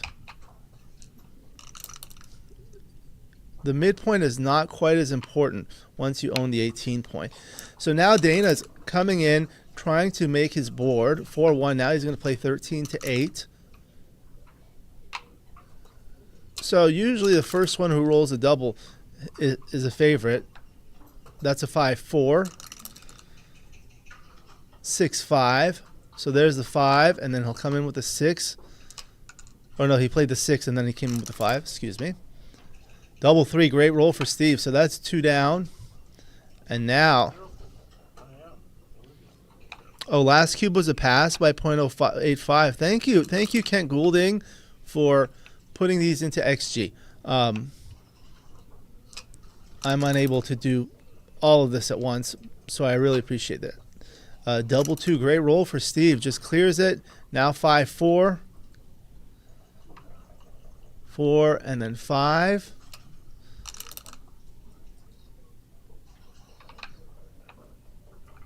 So now that 18-point isn't doing all that much, but he's hoping for a 6-1 here. So he makes a 5-point board with the 6, and now he just brings one in. That's better for the race. 3-2 brings both in. Okay, 92 for blue. Okay, so that's 72. So 40, 50, 61, 67, 69. If you don't get gammon much, it's probably a take. I don't remember the exact position when he doubled, but I think Dana had an anchor. 2-1, bears off 2 checkers. Now 4-2 will come in there. Dana told me a story of one time he was playing against Walter Trice, and he got the perfect Walter Trice triangle with 7-5-3 on the 6, 5, and 4 points. And he said to Walter, he says, "Look, I did it." And Walter replied, "Everyone does that." Oh, it had to do with the score. Thank you. Yeah, so, of course, Kent Goulding knows the score makes a big difference. Score matters. 3-1. Double 3. One of the things I do in my Grandmaster series is I play on the Paul McGreal X22 Memorial Board as a tribute to Paul McGreal. And I know that Paul was a good friend of Kent Goulding. If you can say a few words about Paul McGreal in the chat for the people that don't know him, he was really important for Backgammon. He wrote the book Backgammon in 1976. I think it was published just before I was born. 5-3. Okay, so now this is tightening up. 6-4. Great. Okay, so now double 1. Any double. Cube size matters. 6-1 doesn't matter. Okay. That's the 150 needed. Cube size matters. Gigi, you mean the size of the cube or the value of the cube? This is a pretty big one. I said I might need it. So Steve does get that.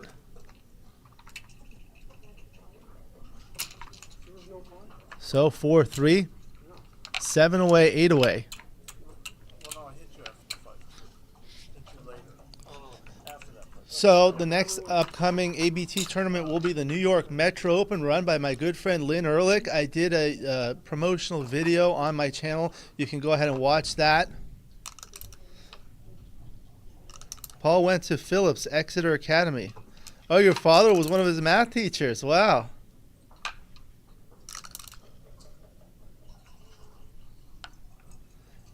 Gigi met Paul McGreal in Las Vegas in the 70s in the $1 Million Backgammon Championship. I think that was a typo, but I think I understand it. I met Paul McGreal. 4-1, that's a good rule. For Dana, he anchors and flexes 6-5. Oh, okay, the value. Yeah. I know what you mean, Gigi. Okay, so 6-1 for Steve. Okay, if he's going to come out, then the 1 is going to be there. Okay, Steve does enjoy a 4-2 board advantage. So now 6-1, I think he'll have to hit and lift.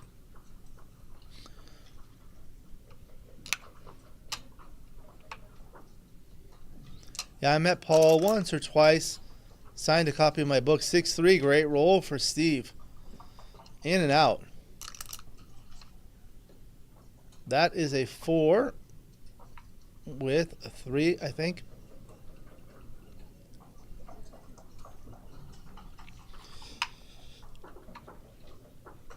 It is a 3. So with a 3, what are the options? You can come out to the 18 point. You can come down to the 10 point. You can play 6-3 on stacking. You can hit. I don't think I'd play to 5. What would you play on the chat here? Would you play the 18? There you go. So now a lot of shots. 5-4 is one of them. That was a non-17 number shot. 17 numbers with 6s and the 5-4 was the other. Double 3 dances. Okay. Steve's not doubling. 6-2. He's going to cover, step up. Dana still has that anchor, but he's going to want to come in. 2-6 from the bar, comes in and out. Don't want to slot the bar point, leave another blot. Now Steve needs a 5, 4-1 or 3-2, so that's 15 numbers. 4-3 is not one of them. So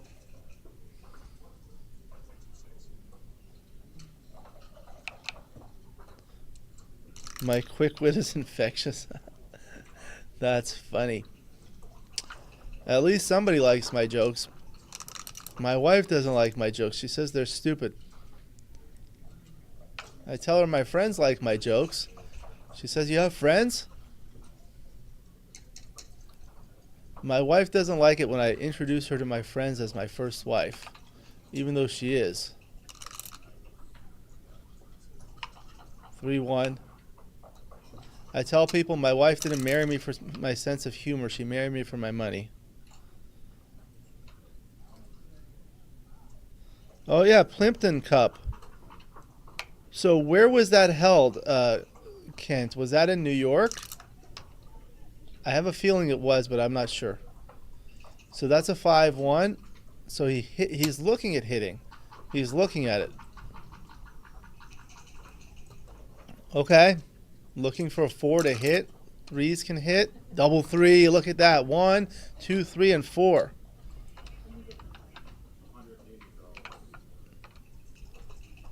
Now, Dana needs a 3.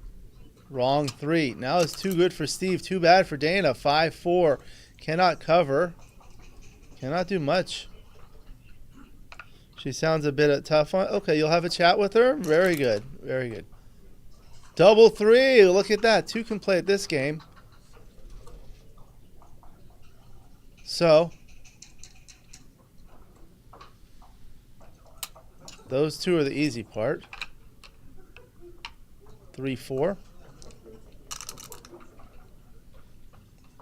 6-2. So there's the 2. And then what? So now Steve will have at least a 6 shot. And 6s and 4s on the other side. And 5s and 3s, but Steve has a stronger board. Yeah, that was a big turnaround, Kent, wasn't it? The double 3. First Steve rolled 1. Now double 2. So you point on head, or what do you do here? I think I point on head here. You could make the 9 point. That blocks things from behind.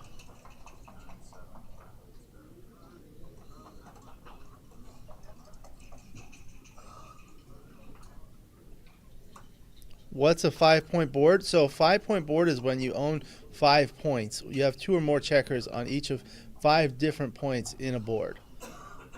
So that means there are 25 numbers at dance. Okay, so he does make the 2 point. 6-4. Steve cannot come in. Okay, so now Dana can hit with 6s, 5-1 and 4-2, and then 5s on the other side.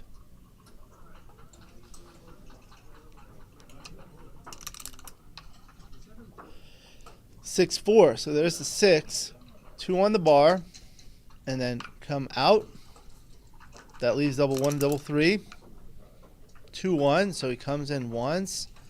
So now Dana can hit with 1s and 3s as well as 5s. That is a 6-1.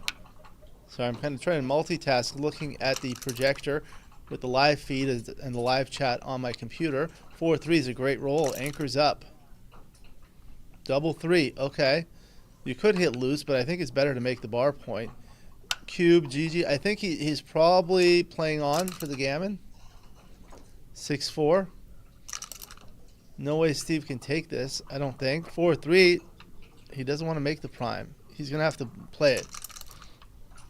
Too good, that's right. In caps lock. Apparently when you write in caps lock, it means you're yelling. But I'm used to it.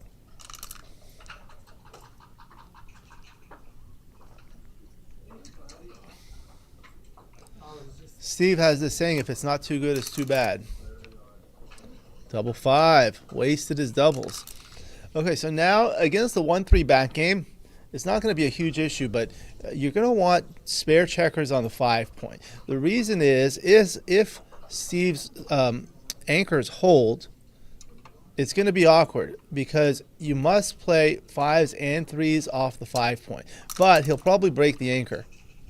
6-2, just like that. Come off the back. Okay, so this won't be much of an issue. Oh, you were thinking 3 rolls ago. 6-3 is going to point on head, I think. He could hit twice, but Steve still does have a 4-point board. Yeah, I think CC and KG were talking about different points in the match in this game. Yeah, so that duplicates the 3. It is not clear. So Steve dances now. Certainly too good. 6-4. You can bring the 6 in, but then he can't play the 4. So Good job, Scott. Pretty good play. that leaves only double 3. Oh, I played him Masters third round. Yeah. Nice on that. Yeah, keep us up. Somebody's watching from over there.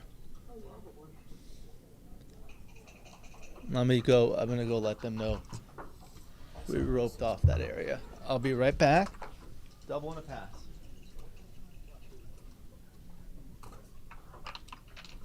Quick workout. Yeah. Great. Four-way cube, I get again. Efficient. Got 5-3. Oh, okay, yeah.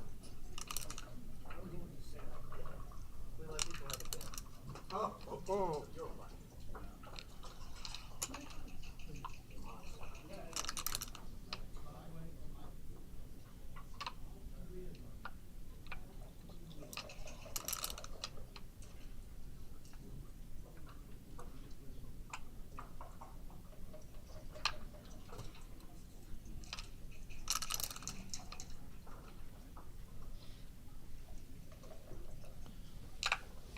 All right.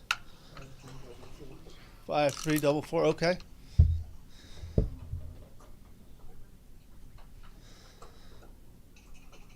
See what XG thinks. Thank you for putting into XG.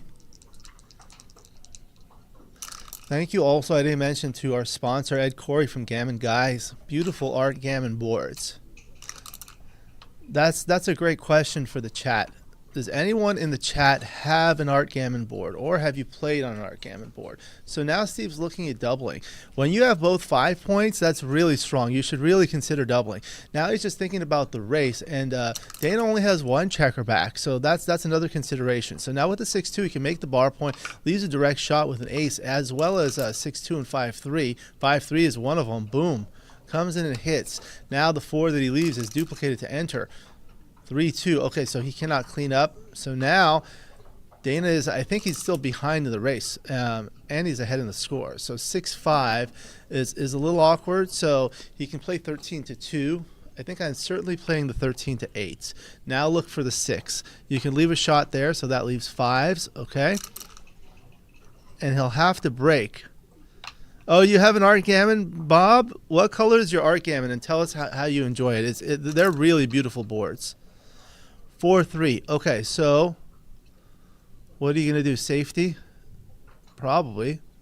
I mean, you really don't want to send the checker back. So one of the things I've learned from Bill Roberti's outstanding 3-volume series, How to Play the Opening in Backgammon, is once you've escaped both back checkers, you want to be really careful and not have a checker sent back. That's a 6-1. So you take a lot of precautions, especially when the opponent has a strong structure like that, a 3-point board and a solid 5 prime. You don't want to get a checker sent back. So 6-1, he's looking at possibly making the 2-point on head. Peach and teal checkers, that sounds beautiful.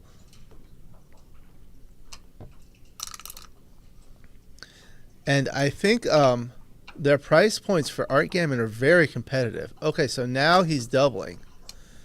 Okay, 71, 111, 110, I believe, for blue. 60, 123, 126, 131. Is that right? Yeah, Okay. I was just counting red. Okay. Henry's position, the goalkeeper, so different. Yeah. So I'll tell people a little bit about how I count the pips. So you see those 4 red checkers on the 7 and 8 points. That's 30 pips. The 4, 5, and 6 are another 30, and the 2 on the 20 are 40. So that's 100 right there. And then you count the rest. Gives it up. Strong double, very close to pass prior to double 2. Thank you, KG. After double 2, then dance was way too good. All right, so 5 away, 8 away. Michi calls 5 away the stupid score because it is awkward. If you win 2 points, you get to the very awkward 3 away score.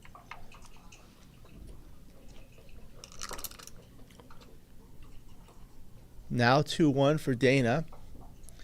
He could step up all the way just like that. You don't want to leave all those fly shots with 13 to 11. 3-1's a good roll for Steve. He makes his own 5 point. Now 6-1, he can run out, he can hit twice.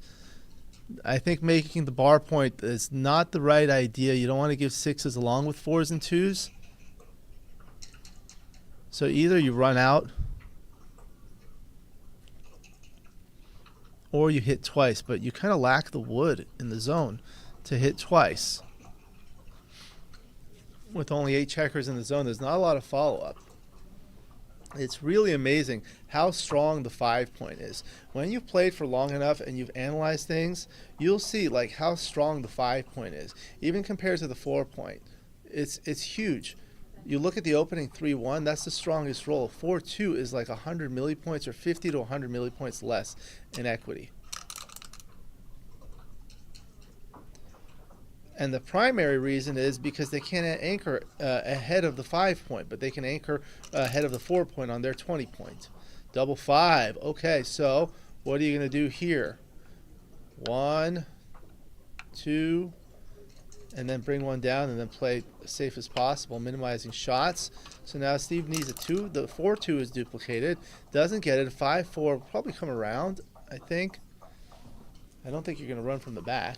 I mean, there is the possibility of hitting loose, but I don't know how much there is to gain.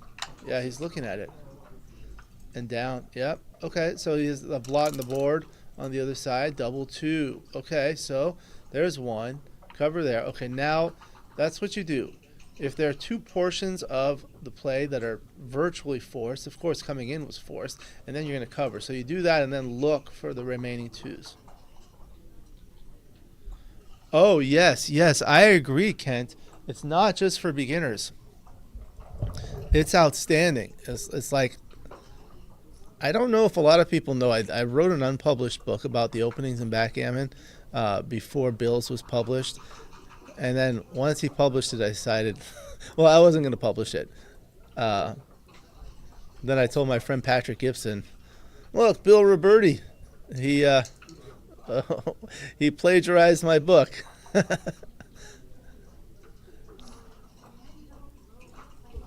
Yeah, I think Bill Roberti is one of the most prolific authors in backgammon. Anything he writes is outstanding.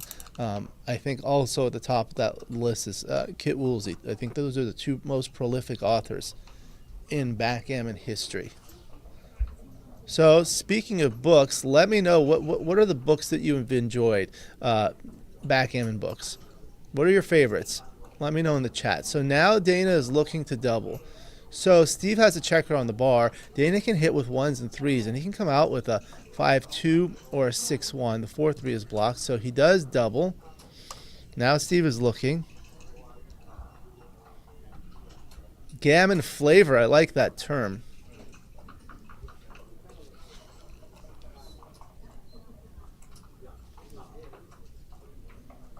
Okay. So, Kent Goulding says he wants to wrestle. Is that right? If I'm not mistaken, wrestle starts with a W. Correct me if I'm wrong, Kent. So, when you're thinking about doubling, look at the position, look at the race, look at the threats, look at the score. So, blue has 1 back, red has 2 back, including 1 on the bar. Blue has a 3-point board against a 2-point board. Okay, so Dana is threatening to hit on his 5-point, and he'd hit loose because Steve has a blot on his board on his ace point and another blot. So the blot count is important. Too many blots. Backgammon for Blood. Yeah, that was an older book, but it's not the greatest book. Endgame Technique is an outstanding book by Michi in his trilogy. That was fantastic. I think Backchecker Strategy was fantastic. Okay. looks like they're going to take a short break. And Backgammon Masterclass. Yes, I had the privilege of proofreading Backgammon Masterclass, and that's an outstanding book. So they will take a short break, and we will be back shortly. It's going to be 4 away, 8 away.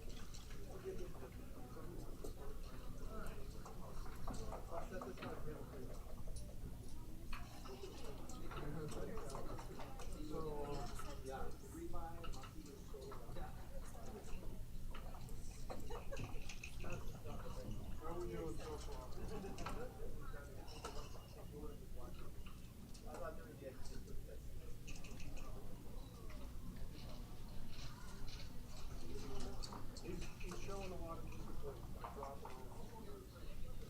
Yeah, a lot of discipline. You do play?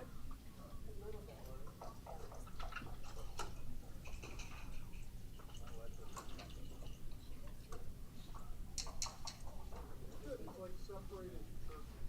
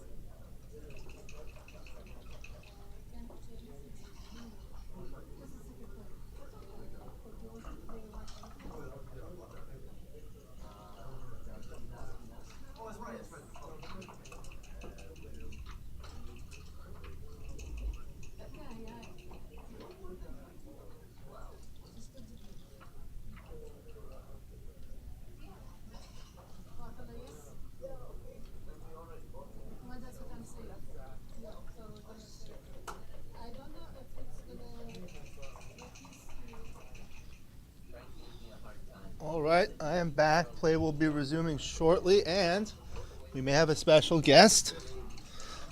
Let's see. Oh, what's your game plan? I'm just going through that. What's your game plan is a good book. My book is on your to-do list to read. On your list to read, okay.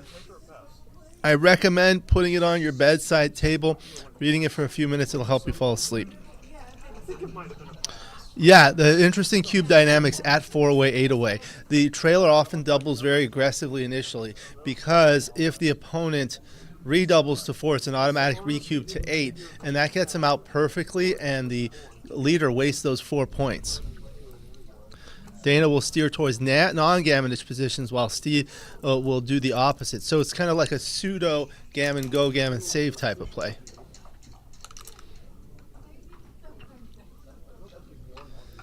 So that is a 6-3 for Dana.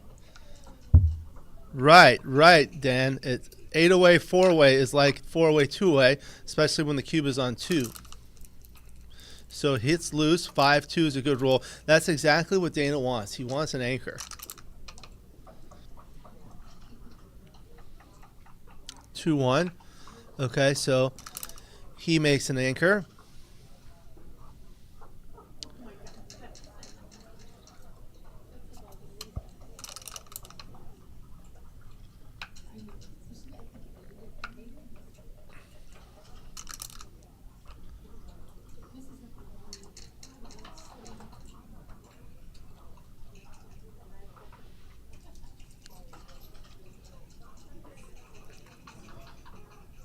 So that is a 4-1.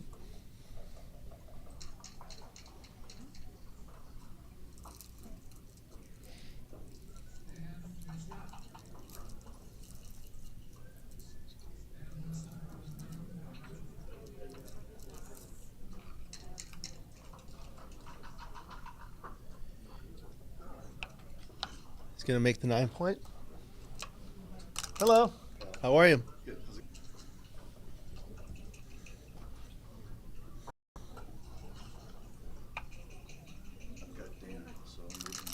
Oh, okay. He's on your Calcutta. Very good.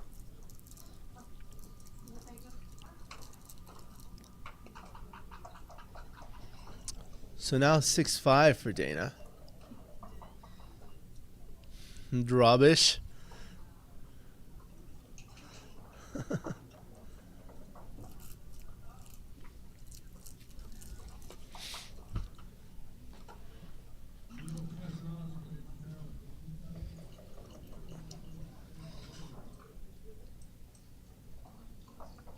Oh yeah, time delay. There is about a 30-second time delay. I tried to eliminate that, but for some reason I couldn't do it. So 30 seconds is not too bad. That's fine. They used to have like a 3-minute delay, which was like terrible because the people on the chat would say something and then you would respond 3 minutes later and vice versa.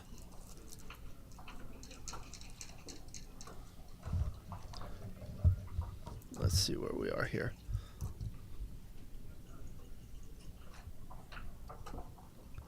Hand and movement is slow-mo for a nanosecond.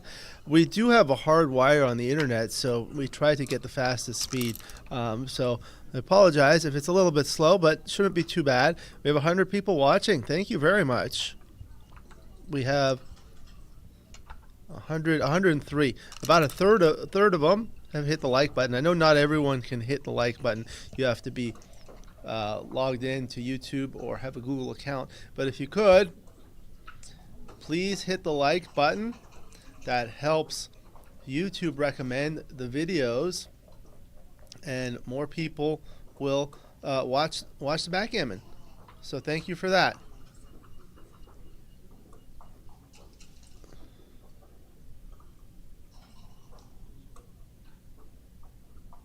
I know Gigi and I like to watch the live streams, and this one's actually nice because we both live in LA, but sometimes when they're in like Europe or like in Turkey or something like that, we have to wake up so early. And then I'm like half asleep. You really want to catch it live so you can hear the live commentary and interact with the chat. Oh, Conquering Backgammon. So Ed Rosenblum is here. Actually, he wrote that book. He has some of his books here for sale. That's an outstanding book. Is that a double four? I think so. There you go. Yeah, double four.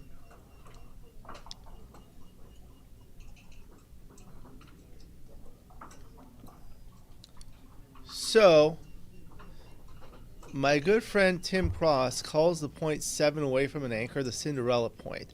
So here, the 10 point is the Cinderella point because the anchor's on the 3 point. So this is going to be easier to clear, yeah, so you could do that. Exactly. So now it's going to be hard for Dana to double at this score. But, okay. 81 for blue. 82 and 24. 106. He passes. He does give it up. So now Dana's at the awkward 3-away score. All right. So now between games, I'm going to ask a question so you can answer in the interactive chat. What tournament do you enjoy going to and why? So what are the reasons that you go to a tournament? What do you like about a tournament? Do you like the venue, the location, the proximity, the events, things to do? Tell me what you like in a tournament. Oh, hello, Dimitri. How many good friends do I have? I don't know. I just call them good friends.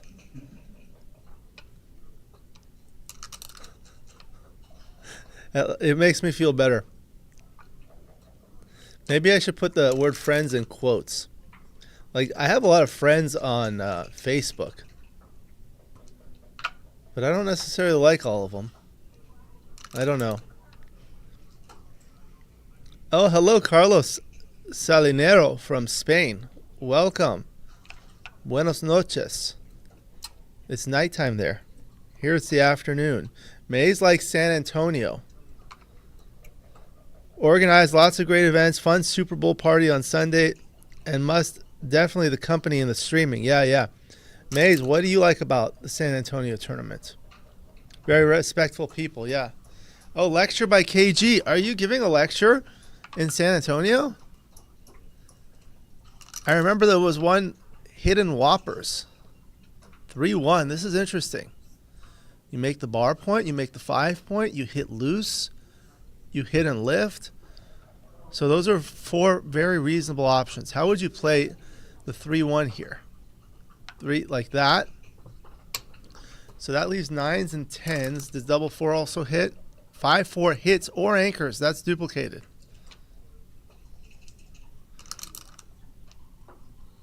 Good double, good take. Oh, he doubled. Like I was reading the chat, so I didn't see the double. Okay.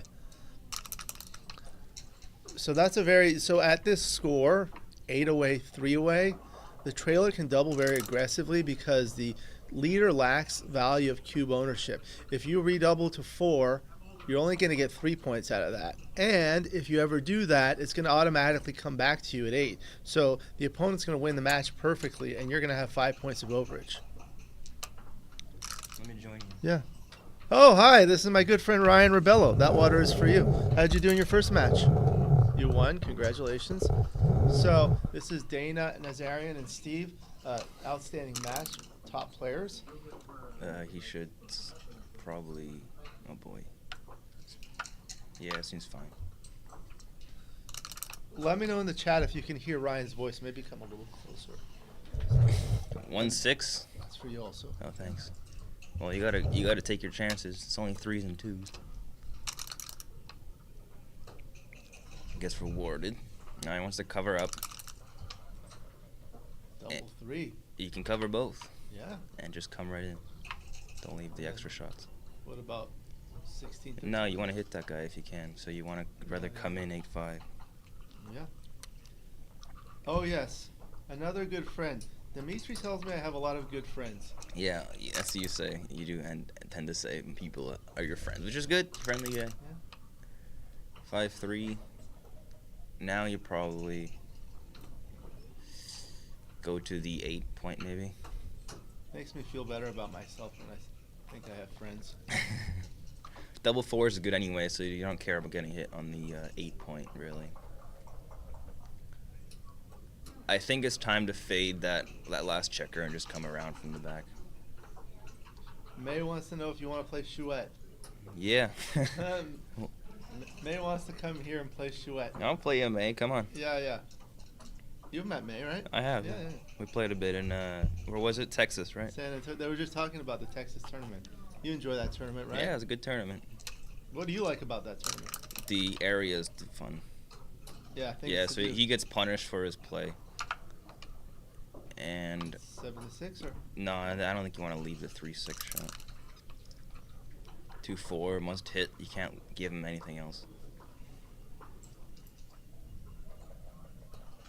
oh yeah, we did. I'm trying not to talk. You want me to just take over? Yeah, no, that's fine. That's why you're here. 4-2 for him. He might be able to slot here, actually. Just slot the 3 point, because the ones are duplicated. 4-2. Well, now he didn't hit last time. He's got to hit this time.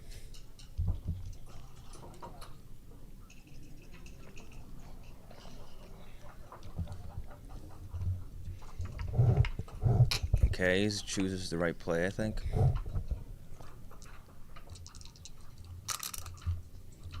Boxes, no good. Now he really needs an ace to step up. Is that an a6? A6 will be played already, so it's not a6. 6-2, okay. That's fine. Steve wants to hit. He does and comes out with it. That's a great roll.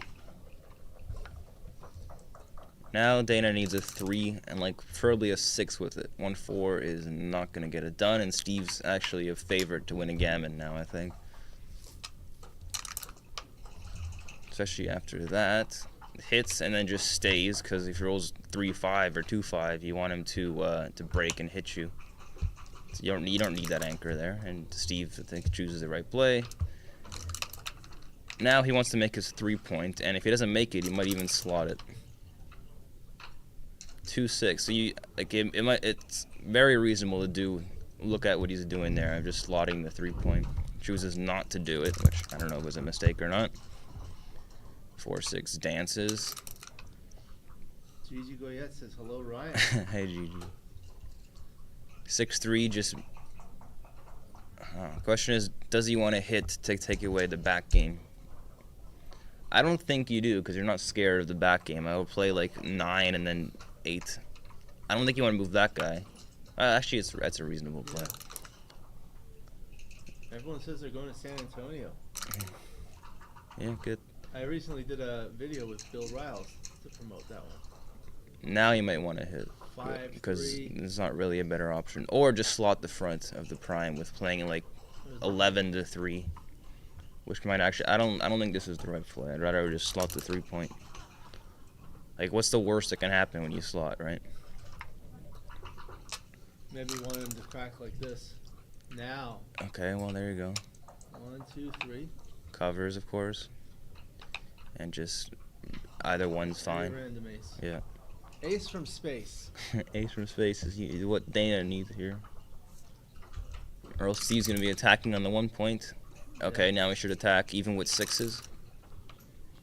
5-4, of course he's going to hit. And probably just come out 7. 7, yeah. This play doesn't make sense to me. It's a 5-4, can't come in. Double gammon. 5-4, it does not cover. Brings in 2 guys, that seems fine. Gigi can't hear me, but that's okay. 6-1 is there. And you can do this. He's going to count as bad rolls, see if like double 5 or stuff.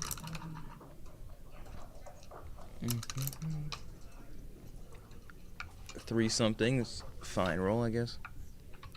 Double 3s. Okay, well you should just play. Okay, I guess this is it. Joe Feldman says hello. 4-1 just takes off, I guess. That seems pretty reasonable to me. 2-4 is there. 6-1 will just play 5-4. I understand that 6-4. Actually, there's no double shots, so you're perfectly fine doing that. 2-6 saves all the backgammons, which is good for Dana, but the gammon is still very much happening. 5-4 is not really a good roll, although it doesn't leave any shots. 2-1, gotta cover with the ace and just come forward. Dana chooses my play here. So now Steve doesn't want to leave a shot. Anything that doesn't leave a shot is good. 4-2 is not good. Not one of the best, but doesn't leave a shot. 6s, that's a good roll. For the race. He might, if he rolls a couple more of those, he'll be able to save it, but it's still looking good for Steve. There's the shot. Now Dana really needs a 4 here. A 5 or a 3 especially. 6. That's not a 4. Yeah, it's not a 4. You played it already. So there's more. Steve needs like a 2 or a 5. 5-4 is not the best. 2-3 is a great roll. That saves it. Wow. Yeah, that saves the gammons. The issue now is like he doesn't have a lot of value owning the No, cube. there's no redouble, but he's very happy to hit that guy, of course. 6-3, he should not slot here, I don't think, because you're too far disconnected this slot. You got to bring your army closer. Something like this, and then maybe just leave the double 4s. Mark Emmerich says hello. Yeah, I would do that. It's only one number and gets more covers on the 4-point.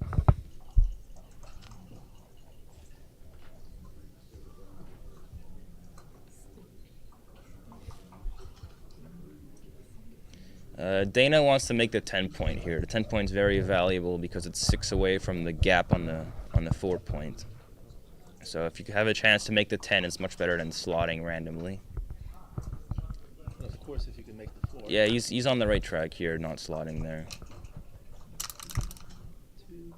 4-2 is okay. 4-3 is much better than 4-2. So he has 7 off right now. 6-3 is a hit, and just come in 12-6 for covers maybe. I don't think you want to leap from 23 because 4-1, 4-2 doesn't leave any more shots. Yeah, Kent Goulding agrees. Okay, good to see you, Kent.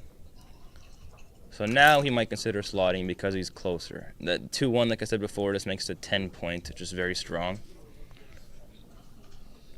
You must make the 10 and then slot the next time. No, this is a mistake. You need the 10-point, Dana. This gives him 6. Yeah, that looks like a blunder actually. Okay, so now we can slot.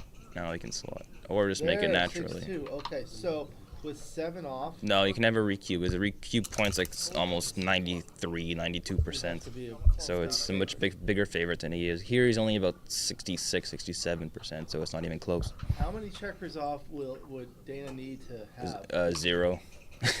Before it's a redouble? Yeah, or the redouble for Dana. Oh, well, yeah. Let's just get there when we get there.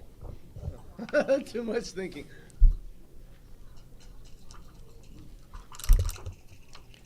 Uh, 2-1 does not come in because I think it's bad to 6 come to in. 5. I think that would be my play, yeah.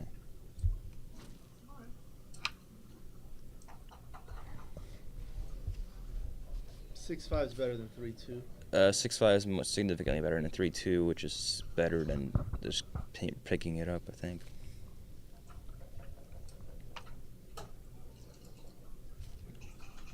Okay, he decides this route. 2-1's a good roll, just takes off. 3-1 unstacks the 6. Yeah. Now only double 5 and double 6. He's not even worried about that. It's a Steve good looks roll. very- 6-2, okay. So now Steve's looking for a quick 6. Yeah, he needs a quick 6 here. A quick fix. So now I'll take a cube for money, but obviously not at the score. Still nowhere close. So for money, you need like 5 difference. 5 or 4. 2-1 takes off. It's a good roll. So now it's a cube for money if he dances, but obviously at the score, you're just never redoubling. Dana can't make a big mistake by just playing this game out till the end on the undoubled cube. He'll make a much bigger mistake by cubing prematurely than by not missing a random cube. Yeah, Dimitri's talking about the 6-5 versus the 3-2. I don't think it's a huge difference. Steve comes in. 4-2, it just takes 2 off. So Dana, although it's right to wait until your favorite. On a last roll position, there's no 8 cube threat, right? So if you ever get there, it would be better for Dana to send a 4 cube. Although we're not there yet, obviously. Okay, now 1, 2, 3, 4, 1, 2, 3, 4 rolls, so it's not a redouble, obviously. Alright, Steve's looking to avoid 2s. 3 1's good. Dana does not have a redouble. This is a pass for money now, big pass, but at the score, it's just a big no double take. For the novice viewers, how do you adjust for scores? Well, you don't want to play for the match and you have a big lead, right? Okay, now it might be a close. Although it depends what Steve rolls here. If he rolls like a 4-3, actually I don't think he can redouble anyway. You're right. So this is just not a redouble. This would be a recube at 8 to 6 to 11. And a pass? Close to pass. I think it's a take actually. I probably have time to put this into XG. But at this score, it's still just a massive no double and a very easy take for Steve, because Dana doesn't even take off with all doubles. Double 1 doesn't work, and Steve can kill him with any set. So Dana, I believe, has about 15 to 16%. But so at 8 and 6 would be close pass, close take, and a huge double. Double still, you put it in. This is a huge no double, yeah, at the score. I'm just saying 8-6. It'll be like there. Mouse is giving me issues. Cubing this as Dana would be a massive mistake, by the way, like over 300, 250 mistake. You get an extra on the 1. Thank you. Doesn't matter. Still, yeah. It's a 400. 400 blunders. So But you want to see 8 to 6. 8 to 6 will be like very close So take what's pass. the 3 away, 5 away? What's the redouble pass? It is a pass at 8-6. Okay. 8 to 5 then might be a redouble take. Take, yeah. But at 8-3, when the take point for the trailer obviously decreases as the higher he gets. So it's closer he is to 8, the less points he needs to take. What happens is that if he misses, Steve's going to redouble to 8 for the match. Yeah, and if he rolls on your set, he wins. So there's no reason to take that shot. When Dana can just win and get the 10-3 Crawford, this is very hard to lose from there.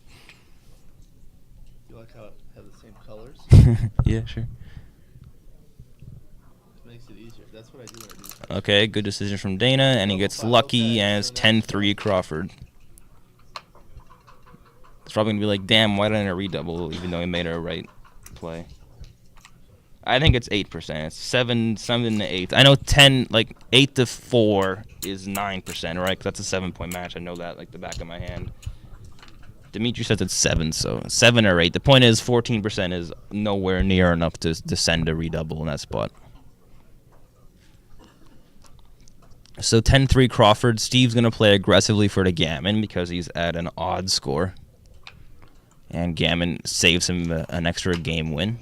So stuff like 3-2 will bring 2 down. Stuff like 2-1 will just slot. 5-4 will bring 2 down. 5-2 might even bring 2 down. I think it would actually bring 2 down.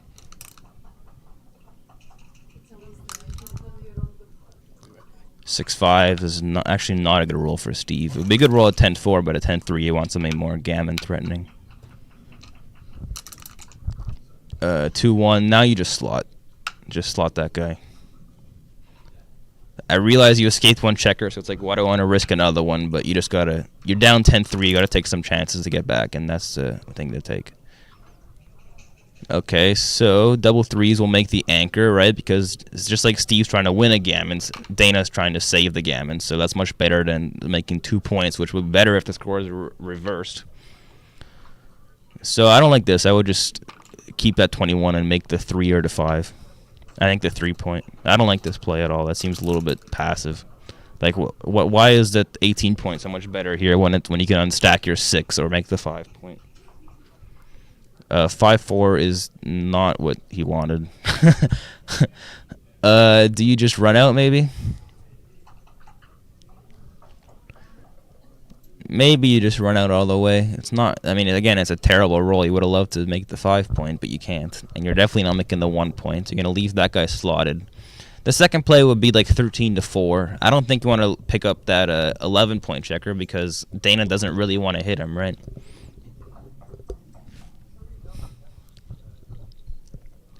I think 13-4 here, actually. That would be my play after thinking about it for a bit. But just to try to build your board and hopefully to hit a shot later. Yeah, I don't like picking this guy up because it doesn't do anything for you, right?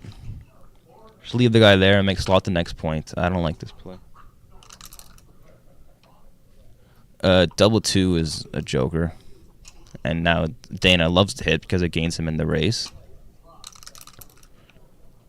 2-3. Yeah, you can make that anchor, but is it the right play? You could also just play more aggressively. 6-5 is an excellent roll. Brings 2 down when he doesn't have his 5-point made. I would have thought about the 3-2 more because, like, you don't care about losing gammons, right? 6-2 you must hit. It's just very, very clear to hit. I know you can make your 5-point, but in order to win, no, this is a big mistake from Steve to do this. You have to take the chances, right? You just roll the number that can hit the outside guy. You got to hope and fade to be missed.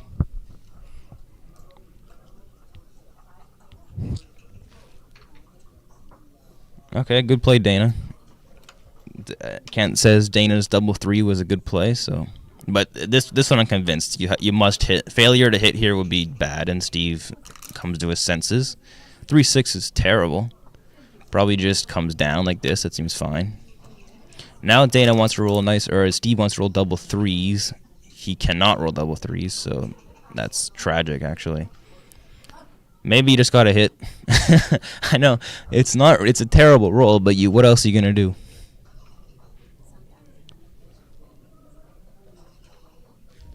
I think you just hit that guy. No, I don't like the 2-point. Why do you want to make the 2-point? Now Dana can hit. He can make the outside guy, and he can. Okay, that makes the 9-point.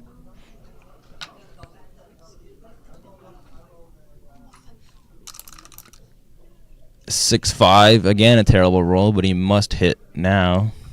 You don't want to let Dana make this 5-point. You have to just hit him and hope that he dances and win from there. It's really the only play. Steve has gotten quite unlucky. No, I don't like this play at all. Because it leaves Dana too much momentum, right? Now he's just going to run, and if he's missed, Steve's in trouble.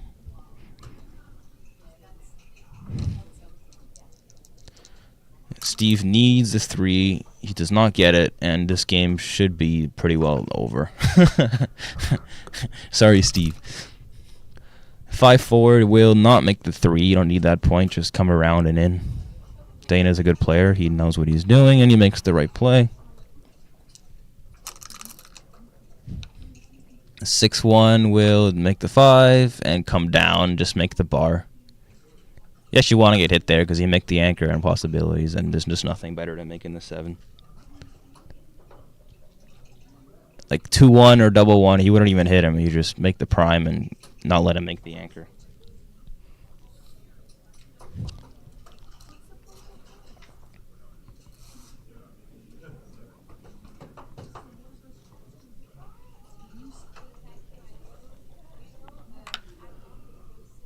Yeah, you just come down here. You don't want to do that. That's just so ugly. That's not a good play at all from Steve. 4-1 is also not a good roll from Dana. You don't make the 5 here, obviously, because that leaves a shot, so this seems reasonable. You get rewarded, though, because the 4-1 would have played better if he left the shot. So what's the race here? Of course, with the 2, he's stepping up because he must come out, but I think Dana's still ahead, even if he does. Steve wants a 2, and he gets a 2-5, and he must just go, of course.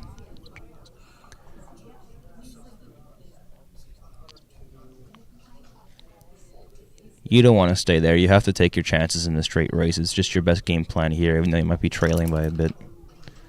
3-4 is probably a hitter. Yeah, Dana knows to hit and come down. Yeah, that seems fine. Only aces and double 5. Steve needs an ace. He gets the ace with the 4 with it. That's an excellent roll, and he's right back in this game. Probably a favorite now. 1-4, okay, just picks up the guy. You don't want to expose more blots in when Steve needs a gammon, right? 6-4. Huh, maybe you might have to hit here and step up. I don't think you can play 13-7 and step up because that leaves the momentum too much to Dana. I think you have to hit 7-1 and then step up to try to come out. Anything else is just too passive. You can't run out all the way because then he just rolls a 6 and you're in the same spot. No, I don't like this play. I would hit for sure. And hitting wins more gammons too. Okay, well he gets rewarded. Now Steve wants to make the ace point. He cannot, but that makes the 7 and just comes in, and I'll leave a 2-5 shot.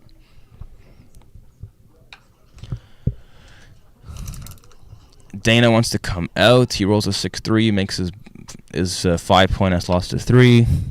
Now Steve wants to make the 1 point again, because there we go, nice roll. I would just make the ace from the midpoint. I don't think there's any reason to sort of make the 3 and hit loose and give him chances. Although it could be right, actually, because Nick and the ace leaves an ugly checker on the deuce point.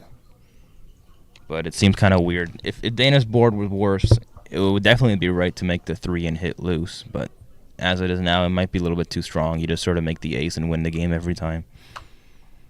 Seems reasonable. 3-4 comes in and covers. And now Steve wants to make the 3 or hit loose or pick and pass. That's an excellent, excellent joker. And the gammon threats is maybe 12%. I'm not good at this kind of thing, but that will be my guess. 4-1 just comes in because now double 6 doesn't leave any shots. 6-3 will just stack him up. I mean, stack him up and play like this, sort of this distributively. 3-2 is a good play, going for the gammon, of course. 2-1 will just play to the ace, because anything else leaves more shots. 4-3 clears the 6 point. You don't want to play fancy here and clear the 4 point, although it takes an extra checker off. It leaves more shots. 4-2 will again probably just clear the 5 point. Yeah. This one might be close though, because taking the 4 off will win more gammons. 3-1 takes 2 off for sure. You have to go for gammon now. Just leave the high doubles as a shot, which is a good roll anyway for gammon. So this would be my play for sure. 6-4, okay. Dana's just gonna try their best to save the gammon. I think Steve needs one set or a couple. One set will do it if Dana rolls small. 4-2 is not a good roll. And 4-3, he needs at least one set here. 3-2 does that, sure. Just bring that our checker in because it saves more gammons. Double 3s, okay. 4-1 will leave a bad 2-1 the next roll. So Steve needs a set here. He doesn't get it, but Dana could still roll 2-1. He does not roll 2-1 and is 10-4 post Crawford now. So we know that 10-4 Crawford game is 9%, right? Question is, how much more do you win because now it's not Crawford and you can win a gammon on this round here? Yeah, I'm good.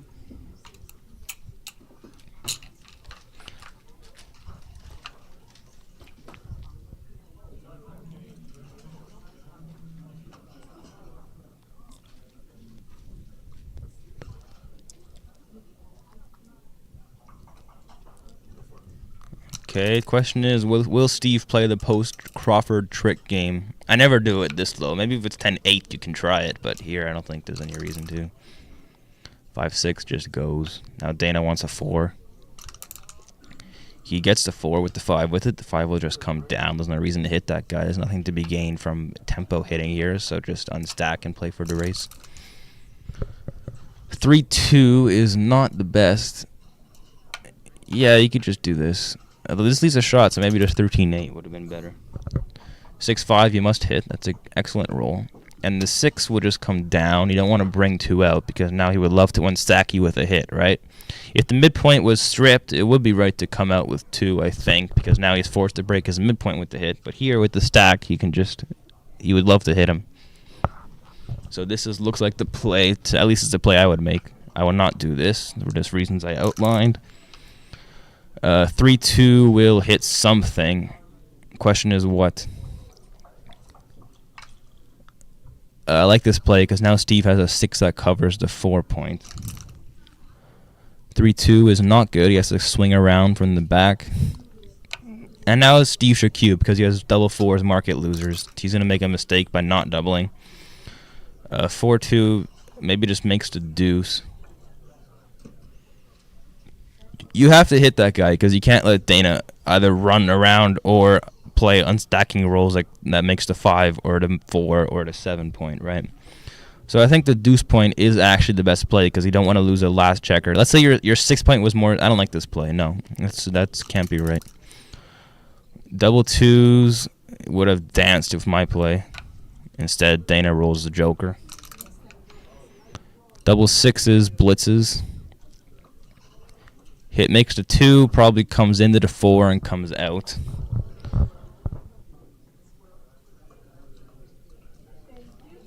That would be my play. I mean, making the 2 points a must. You can't just make the bar and come in. That would be a bad play. No, that's not right. You don't need the bar points and you're breaking the mid. Okay, well now he's going to double for sure. And Dana should probably still just take that guy. At least I would. Dana does take. Steve wants to make a 5 point. He cannot make a 5 point. That's not a good roll. He's forced to run out with the 6 for sure. Do you really need that? No, I don't like this play. You got to sort of play for freedom a little bit by coming out. So my play would have been something like coming out and then coming down, just leaving all those fly shots on the outside because if he hits, it could hit right back. 3-1 makes the 5. Okay, Dana wants a 2-5 or 2-6. He gets a 1-6, and this is interesting because you can make the 5. You can make the bar, which is not as good as making the 5, or you can double hit to take away the timing or the tempo from Steve to make his 3 point. Still, though, the 5 points to 5 point. Dana probably makes my play here. 2-1 is not good, just makes that anchor. Even though you would have loved to make a 3 point. 5-6 from Dana, that's not good, just plays safe, I guess. You don't want to play do something crazy like slot the bar, because then Steve would just blitz on the ace point. Then you need to come in or else you get gammoned. 4-2 now. Steve, I think it's time to slot the 3 point. Play 7-3-8-6. No, that's just... You have to take the chance, right? Look at 2s are duplicated. There's a lot inside Dana's board, and you're gonna need your 3 point in the end eventually. So 7-3-8-6, I think is quite clear here.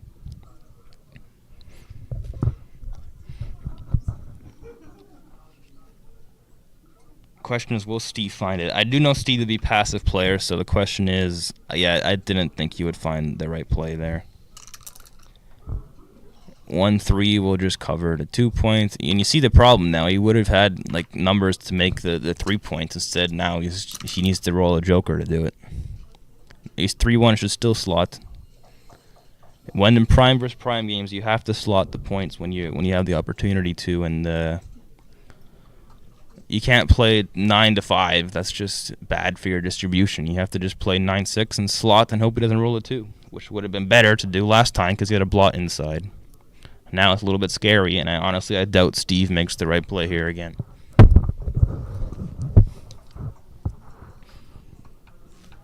Okay, now he finds it. Good job. He comes to his senses, and of course the 2 is there. He gets punished for not slotting on the last time. Now Steve needs to come in with a hit. 3-5 will not cut it. It's a terrible roll. 2-4 though. Dana cannot come out. Bad for him. And that's actually terrible because you cannot afford to expose another blot. You have to play to the ace and 6-4. It's an ugly play and Dana knows it, but it's just clearly right. Double threes makes the ace and switches. That's a obvious play.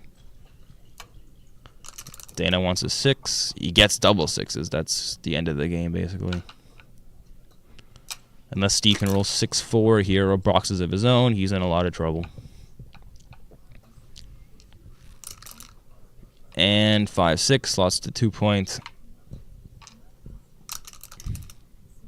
6-1 for Steve. That at least gives him some life. I don't know why you want to do that instead of keep going, but it doesn't make a difference, I guess.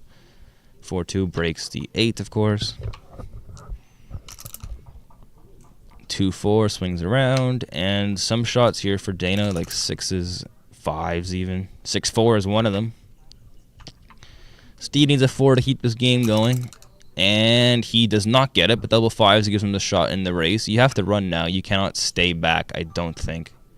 Actually, you're so far behind, maybe it's worth it to just do this, and hope that he rolls like a 6-5 or a... what else is there? Double 6s and double 5s at leaf shots. So I think he has to stay because he's too far behind. This, I think, is a good play.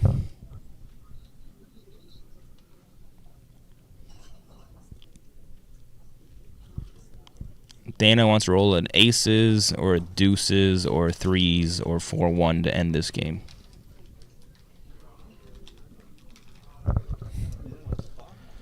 He's got lots of time. 4-1, what a roll.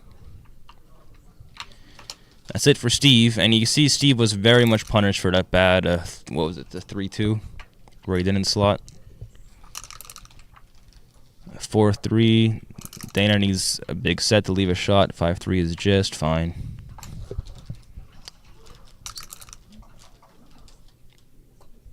Some shot here for Dana. Double aces is brilliant. Goes that, takes 2 off, and it's looking... Steve's chances were slim and numb, and Slim might have just left the building on that double aces.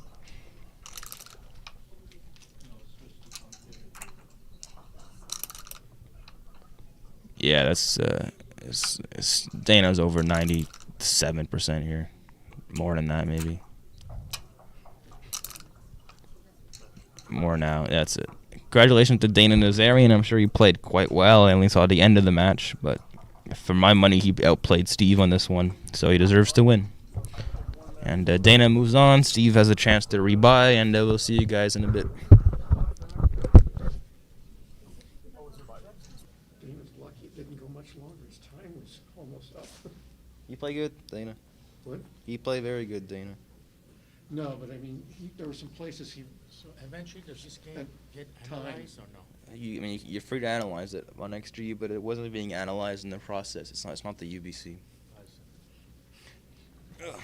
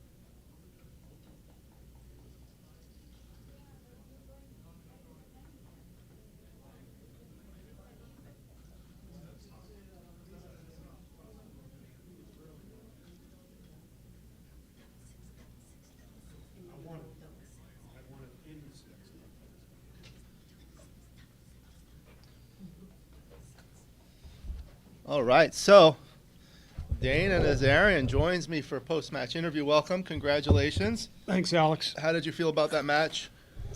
Well, when you draw Steve Sachs in the first round of a tournament, it's not the funnest thing in the world because he's so great. But no, the match itself, I mean, of course, I had all the luck in the match, But I didn't think either one of us, I could be wrong, and I'm going to feel stupid if we analyze the match and we played poorly, but I didn't think it was a very difficult match to play. I thought a lot of the games were pretty straightforward. Lady Luck was on your side. Yeah, definitely. Hi, Nazi. How are you? Good. I won the first match. Okay. Listen, they said they tell you now on your. Yeah, can you go ask them at the front because we're doing an interview right now? I'll show you. Yeah, she'll show you. Me, thank you. Yeah, up front they said to. So yeah, I don't know what nationality she is, but she sounds like my great aunt's Armenian. I don't know. she's Persian. Is she Persian? Oh, yeah. Okay, yeah. Nazi Katuzian. Incredible. That's what she said. Yes, she's Armenian, right? No, I'm not. Persian. Oh, you're not. You're Persian. Iranian, Okay. it just- Iranian. Okay. Yeah. Maze is Armenian Iranian. Yeah, Maze. Yeah, I know Maze. I think he was born in Iran, but he's of Armenian heritage. So he's guaranteed going to play backgammon. Yeah, that's what I asked. I asked Neil Kazaross, how did you get into backgammon? He says Armenian. That answers the question. Yeah, he's Kazarossian. Yeah, In fact, Kazarossian. Niels grew up in the same neighborhood as my mom in Rhode Island. It was very Oh, in Rhode Island. coincidental. Yeah. Yeah, he's from Cranston. Providence, yeah, like near that area. Or no, actually, their summer home. God. Oh, I can't town's hear either of escaping us, so we need to come a little closer. Okay. Yeah. So, well, let's talk about the match. So, what do you think was the key moment in the match? Trying to remember now. Okay. I was ahead 4-1. This is going to sound weird. I was ahead 4-1. He gave me a cube while I had the deuce point.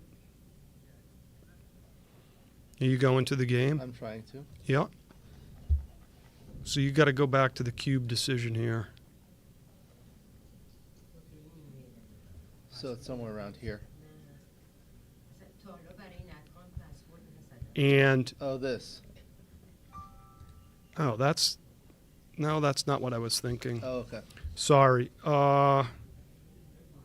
Sorry, I was up 7th. Oh, for sure I know now. I was up 7-3. Okay, now go to the cube decision.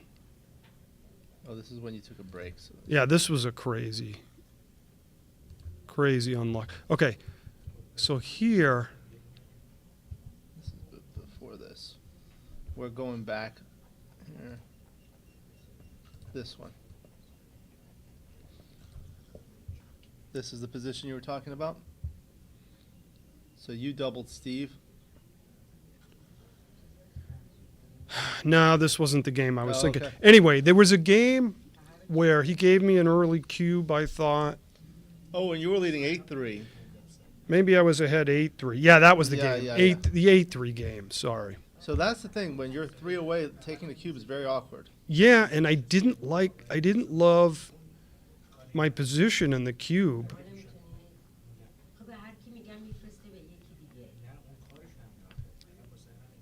I mean, this was clearly the swing game in the match. Well, you got to go back. Right here. Okay, so it's very early in the game. Yeah, very early. It's very early, but it's a huge double, I think, because the score is 8-3. He's going to do something good here. He's going to hit this blot in the outfield, and I'm going to have 3 back, and I have nothing. Or he's going to make the 5-point, or the bar, or something. Or something. So- Even a 5-4 will hit there. So I actually thought on the play before he might have had a double. I can't remember what he threw. I thought he might have had a double on the shake before. Here, I think it's huge double. And I think it's a huge take. I mean, it's so early and I've got the deuce point. So I'm thinking, okay, I'm probably not going to get gammon just sitting on the deuce point. I can just play a deuce point game if I want. Yeah, I'm listening. Go ahead. So anyway, it quickly turned into a disaster for me. I had Right. 4 checkers back. I had a crap. It's a miracle I didn't crash my board. And the reason I didn't crash my board is I kept fanning, which is bad because now for sure I'm going to get gammon. So I must hit a shot. But the good news is I think I only had one checker out of play. And I got to this incredible scenario where I hit and covered and turned the whole game around. Okay, so this is it's a pass. Small pass. Yeah, see? So Because of the score. right. I thought it might be a pass, but I took it reluctantly. What if it were 7-4, so it was 4 away, 8 away? Yeah, it's That would be a huge difference. yeah, and A it's borderline take. yeah. So this is sneakily very bad for me. But I mean, a .04 take, I mean, That's not pass. good, that's not This good. is very small. So anyway, I reluctantly took. He got into an incredible position where my board is like one shake away from being cracked completely. But I kept fanning, so now I'm worried. I'm actually worried I'm going to get backgammoned. Here. Yeah, because he had a 5-point board. Like, look at this. Yeah, this is a complete disaster. I kept fanning. He pointed on the ace, and now I can't get in. I threw like 4 or 5 shakes without throwing a deuce, and I'm like, geez, am I going to get backgammoned here? And then I threw boxes. I was able to move my checkers up. And then I missed 1 or 2 shots. I finally hit him and covered, and then got lucky. Oh, and this was this point at the end where it was like. Yeah, so I was not a double. possibly missed a redouble. I mean, he had a huge take. He only needs like. We were looking at it. Hey, Joe. All right, who played? Steve Sachs. Yeah, me and Nazarian. Steve.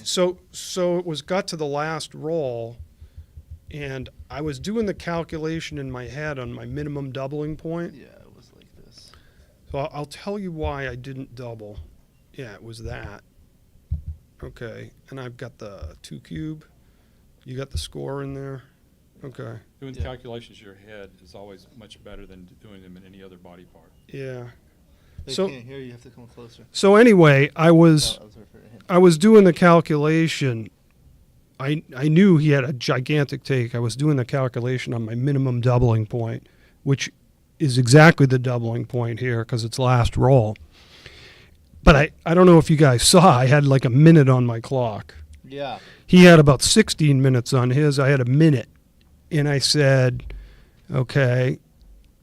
I was right about to finish the calculation, and I looked at the clock and said, if I'm wrong in the wrong, if it's a double and I missed it, it's a minuscule error, right? So screw it. I didn't finish the calculation. I just didn't double. A doubling. And if I done the calculation, I see it's a huge no redouble, so that's good. But now I got to play the whole match. If he starts coming back, and we're playing 5 or 6 games, and I got a minute on my clock, he's got 16. That's not so good. But so you might have saw him, but of course up 10-3, I'm in great shape. But Yeah. then I was kind of rushing I wasn't wasting any time after that. So this was the huge turning point. Yeah. He should have won at least 4 points. Then it's 8-7, right. and then holy crap. Yeah. Instead, it's so frustrating. This is the most frustrating damn game. I feel, I was gonna say I feel bad for him, but I don't because he beats me all the time. But I can sympathize for sure. Well, congratulations. So you don't have a match till after dinner, I believe. Yeah, All right. I guess not. So. Thanks, we'll see Alex. you later. And Joe, did you win? Yes, So you don't have a match till dinner? correct. So maybe you can join me for a commentary on an upcoming match. Okay. We'll take a break and we'll see you in the next match. Thank you. Thanks, Alex. I totally forgot about that game until you asked me. Yeah.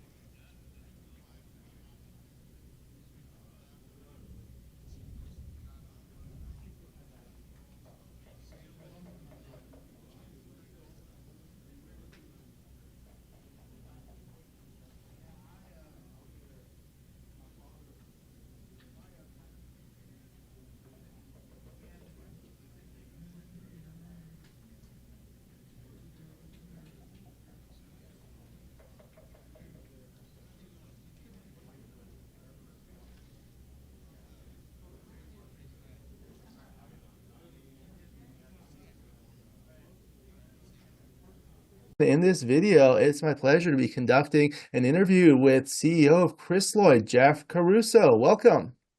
Thank you, Alex. How are you? Very good. Thank you for asking. How are you doing today? Great. Yeah, doing really well. And you're joining us from Providence, Rhode Island. Is that correct? That's correct. Providence, Rhode Island. That's where the Chrysloid factory is. Is that That's correct? right. Yes, sir. Very good. Looking forward to learning a lot more about the Chrysloid boards. I'd like to start with a little bit of background biographical information, if I may. Please tell us where you were born and raised and what you did after school. Well, I was born in Baltimore, Maryland, but then quickly moved a little bit throughout the Northeast and Northern New York. But most from kindergarten on, I was in just outside of Albany, New York, a little town called Loudonville. Great town to grow up, great location to grow up, just south of Saratoga, but plenty of access to the Adirondack Mountains. And as a New Yorker, I found my way to one of the SUNY schools, the college SUNY of Oswego, which happens to be about 40 minutes north of Syracuse, right on Lake Ontario. And for those who are not familiar, that stands for State University of New York, right? Yeah. Very good, very good. So you don't play backgammon much, but when were you first introduced to backgammon? Well, I don't play it often, but I've played it for quite a long time. Mostly just in casual play with my brother, my wife, and so I'm not a tournament player. I'd be willing to give it a shot, but I don't think I'd make it far. Did you learn when you were growing up? Yeah, we always had it around. So, Chrysloid has been in our family for generations, in and out of the family more so. So boards have been in our closet and, on our game table for as long as I can remember. Very good. What kinds of hobbies and interests do you have outside of backgammon? Well, quite a few, although I will say that the majority of my time is spent at Chrysloid. And if I'm in Providence, if I'm at home, you'll find me at the shop. It's just about 7 days a week. Yeah, I don't mind being there. It's a very comfortable place for me to be. And really, quite honestly, it's called for. We're a small, but we're growing. And so I'm really, really proud of the time I spend there. Yeah, that's great. Chrysloid is a very well-known manufacturer of backgammon boards, as well as other things that we'll talk about. And so people know about it. It's been around for a very long time, good quality. We'll talk about that. How did you first get into the Chrysloid business? Well, dating back to the 40s, my great uncles, Alphonse and Lucky Lodato, started A&L Manufacturing. Okay. They built this wonderful small business in Brooklyn, New York. It was very much a family affair as it was in its starting years. They did grow it. They did a wonderful factory in Brooklyn. And in the mid-50s, they met a gentleman named Chris Ruizzo, who founded Chrysloid in Providence, Rhode Island.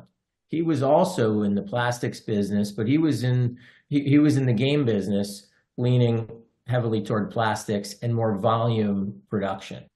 So he and my great uncles found one another, and for years were buying and selling from each other to help round out their line of products.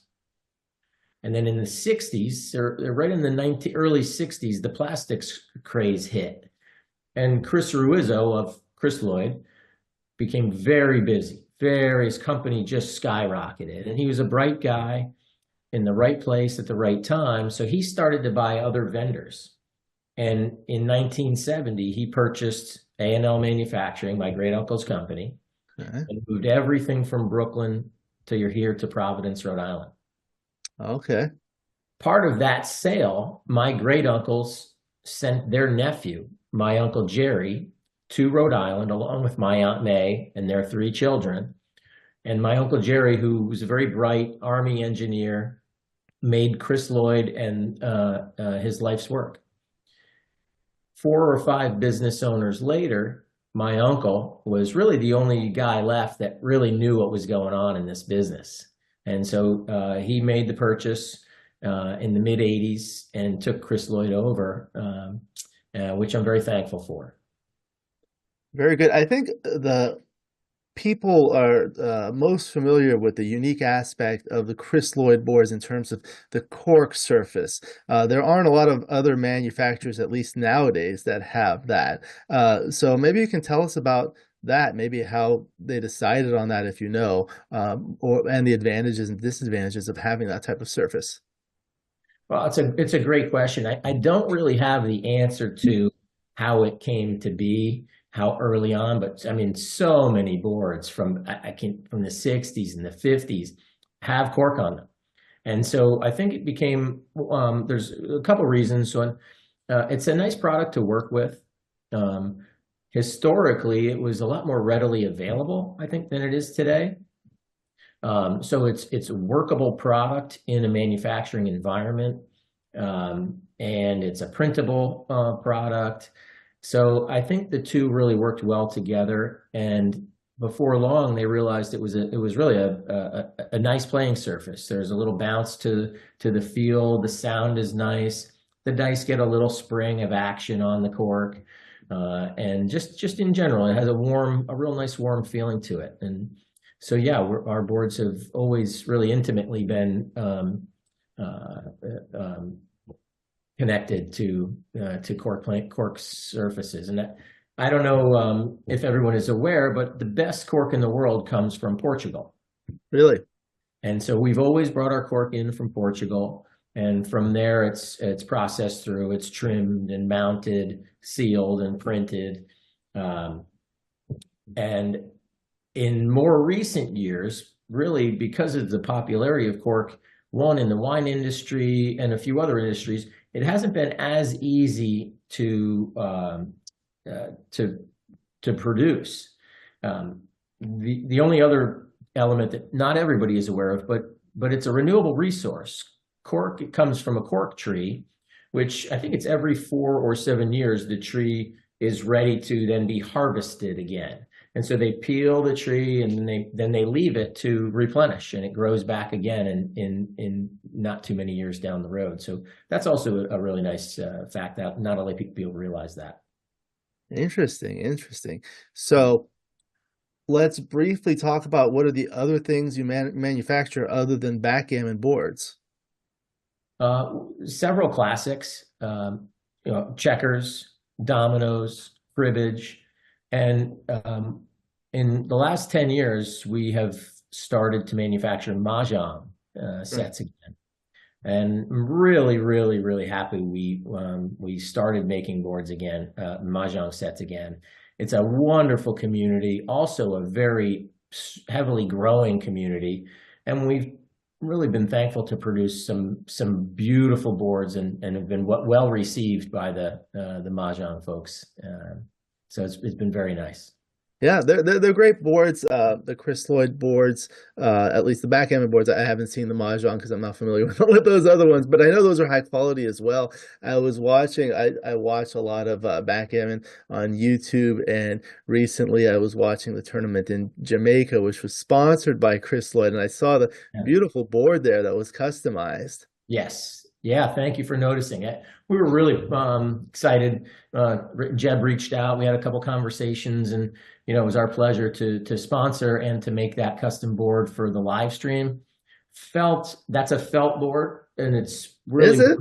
Yeah, it's felt. Yeah, so we are now into the felt game, and that's probably one of the first 25 that we've done. We've teased it a few times.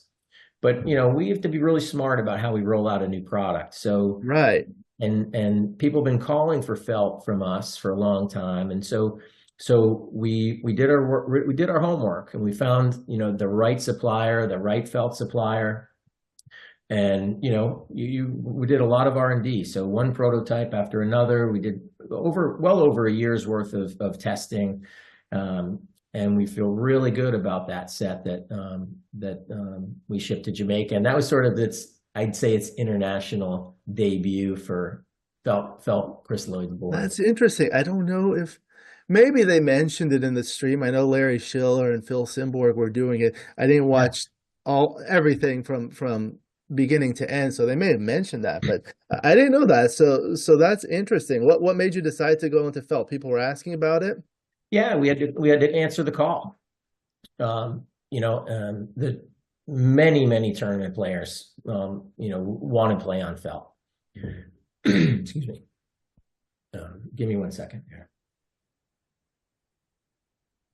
Yeah, I think felt is interesting. Most of the boards that I've seen are on felt. There's also all sorts of different types. Like I've seen the merino wool that's very high quality. I'm sure there's a different manufacturing process that you have to go through with felt versus cork. Tell us about that, please. Well, the manufacturing process is something I have outsourced that element of it. We didn't bring in the machinery and the equipment and the fabrics, and we're doing it in-house. Now, I don't necessarily want to do that. It's a lot of work. It's a lot of work, and there's I've found a wonderful group that's what they do. They're very good at it, and so I'd like to build that relationship. We've got enough work to do. Yeah, that's good. So I know you can customize the boards. I see the custom board behind you, but you can customize the felt as well. Yeah. So we knew once it really doesn't. A big part of what we do now is customization. So I knew, even though we were introducing, we have a line of 3 new colorways that'll be on our website in a few weeks. Okay. But everybody wants custom. So we have absolutely developed, that system for customizing the felt boards also. They'll just take a little bit longer. Right. But the fit and finish of those sets is really, really beautiful.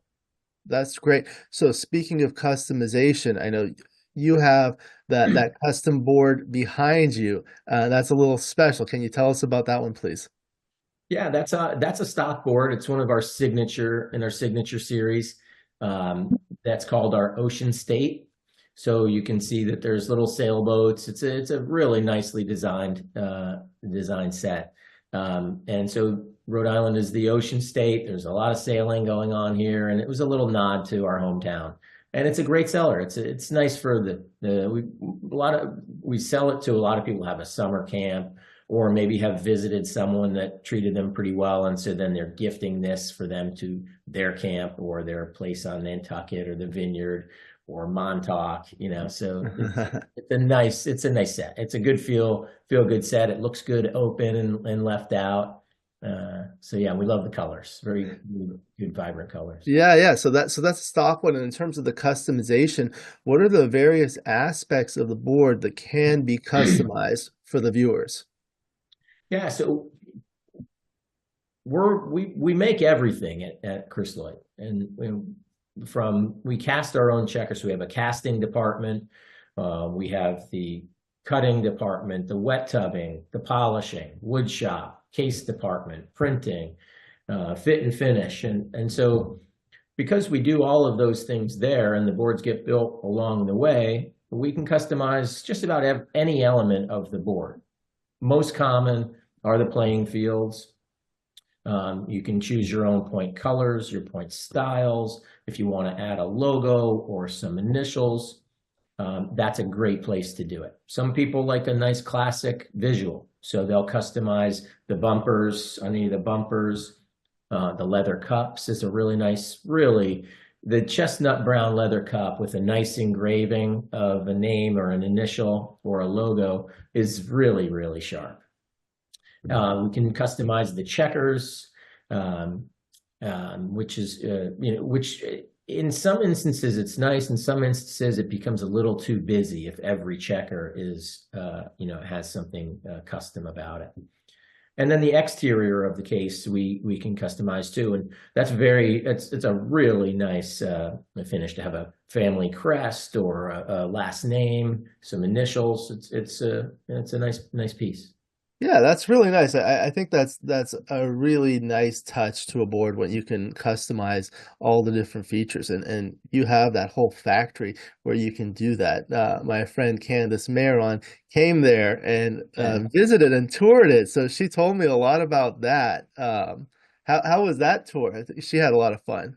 She sure did. Yeah, she's the best. She came in, big smile and just the pure joy and excitement. And yeah, she was great. And so we're glad to have her on the Chris Lloyd team. That's for sure. Yeah, she loves all the colors, and I know that the cubes can be customized too. There are a lot of beautiful cubes, right? Yeah, I left that out. Yeah.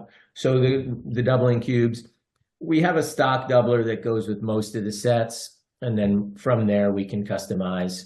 There are some larger 2-inch cubes that people have come to really enjoy getting customized. The oversized cube has a good hand feel to it, and they do look beautiful when they're done. Yeah, she said the factory is really big. How large is the factory itself, actually? Current footprint where we operate is 18,000 feet. Wow. The building is 46,000 feet, and back in the 70s, Chris Lloyd occupied every square inch, and it was Wow. yeah. Back then, we were making 2 million dice every 2 weeks. Would go out the door. Wow. Parker Brothers, Mattel, Hasbro. It was a big operation. It sure was. Now, the dice, you make them in-house, but these dice are not the precision dice that are usually used, right? Well, we no longer make dice. And so Oh. when I purchased Chris Lloyd in 2008, we were still operating as a volume wholesale manufacturing company. We had hundreds of retail partners all over the country and some internationally. But that model was not working for us. And so throughout after I purchased it, didn't happen overnight, but I made a major change to Chris Lloyd in that we had to change our business model from volume wholesale and go direct to consumer. We needed to realize that additional margin in order to not only survive, but to thrive in a way that needed to happen in order to improve our product line, employ good craftsmen, and we were able to pull that off. It was not easy. It was not an easy time. I promise you that. But we've come out, and I'm very proud of the finished work and the team that we have in place now. It's all about the team. I promise you that. It's a good group of people. Everybody working together, and really also proud to see how nice of a finished product. Yeah. How many employees do you have in the company now? 14. Oh, okay. Yeah. That's a good number. So in terms of the dice, you just outsource them, but when you buy a board, it comes with dice, right? Yeah, we outsource. I mean, Right. There was a time where everybody wanted Chris Lloyd dice, but throughout the late 70s and the 80s, they just wanted nice dice, and plenty of nice dice were coming in from overseas. So it just was a business decision to make that happen. And so we just buy them now. Very good. I wanted to also display the website to showcase some of the products, because this is really beautiful. There's a lot of great stuff here. So are you able to see the website now on the screen? Yes. Okay, so I'll let you guide us through it. So let me know where you want to go, and then we can kind of go through all the different features. Well, sure. Just, I mean, I guess if you just scroll down a little bit, we can go from left to right under the products section. Okay, so there are all these products here. I'll go slowly. I'll put it here. So we have attaché backgammon, custom backgammon, signature backgammon, tabletop backgammon, and travel backgammon. Sure. Really, we could go through all of them, but I don't think that's necessary per se. But if you click on signature backgammon, signature back. Okay. These are this is a very popular segment of our boards. They're just a little more design oriented, a little more thoughtful, a little more color, not necessarily just like our classic series, which is brown and white versus right. So the Legacy series are the top three there that you see here. You get Yeah. a little play on maybe beer brewing. So you got your Legacy Barley, you got your Legacy Hops, and you have your Legacy Midnight. And so all three of those come with our grooved checkers. Oh, they're the groove checkers. Okay, that's Yeah, interesting. that's one item that is sort of separates this set from another set. Let's see if I can find one. Is there a close-up of the checkers? Yeah, there'll probably be some Right here. Okay, so this. Oh, so these are grooved, Yeah. like a finger dish style. Yes. And the exterior is really beautiful. I noticed like the classic ones have the circles at the tip, and I recognize that. That's like a Chris Lloyd. Yeah, we tried to pay homage to some of the history. We've seen some with the inline point, the circle. There's just that little point circle at the top, which it's a nice touch. It just brings a little element to it. And this looks like a custom cube. Let me see if there's a close-up. Yeah, this is a custom cube, isn't it? Well, that cube comes.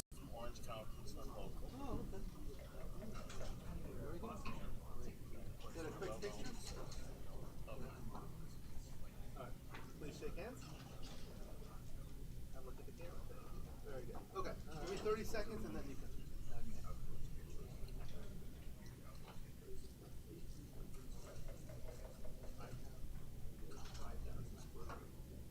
Play with Mira Holly, maybe?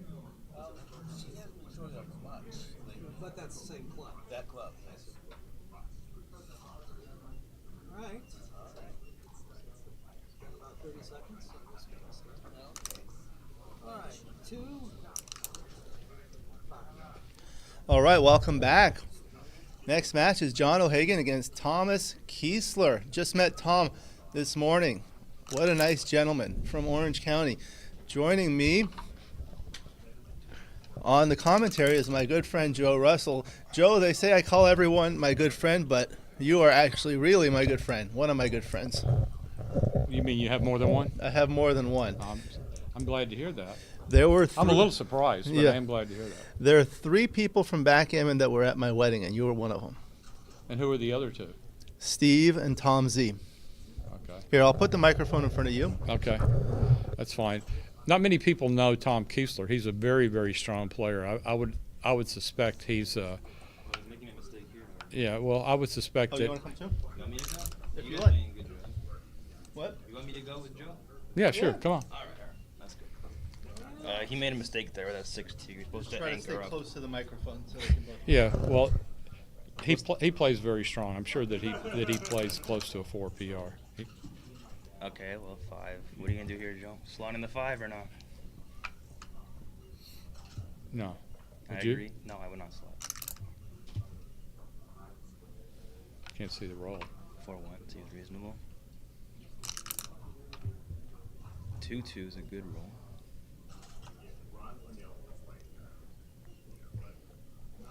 Probably can't hear me very well, but it's I'll let you do the stuff. Yeah, you can make the 9, or you can. I would have come up. Coming up runs into some points. It runs into some points, but the points are good anyway, unless he uses the 8 point to make it. But that's what he did was fine.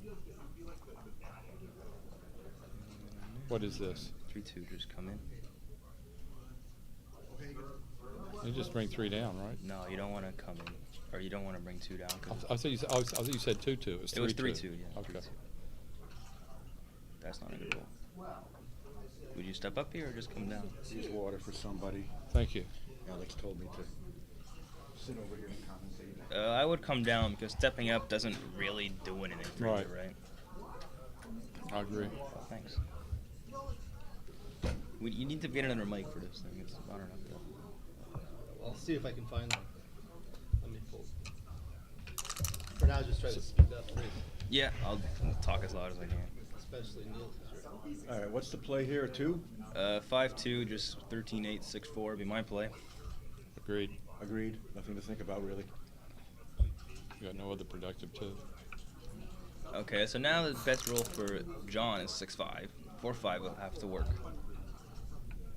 4-5 is a beautiful roll. let's see. Plus, I don't know which way we're going. They just run. Yeah, of I course. was I'm surprised he's thinking this I'm long. surprised he hasn't run immediately. What else is there? Not everybody plays like me. But John will find the best play here, 10 times out of 10. John is Thomas. Thomas is red. John is blue. Yeah. Oh, I didn't see who rolled that. Aha, the baffle box. Confused me. I didn't see the baffle box. Well, it's the same thing. You gotta go. Either way, they gotta go. You gots to go when you gots to go, right? I can't see the dice very well, can you? Yeah, they can't. The problem is the mic is hard to talk into. We have one mic for 3 people. It's We gotta hard to talk go. loud, and they might hear someone. I don't think so. The border's over there, right? It's through the wall over there. I hope they can't hear us. Yesterday I heard like the faint murmurings.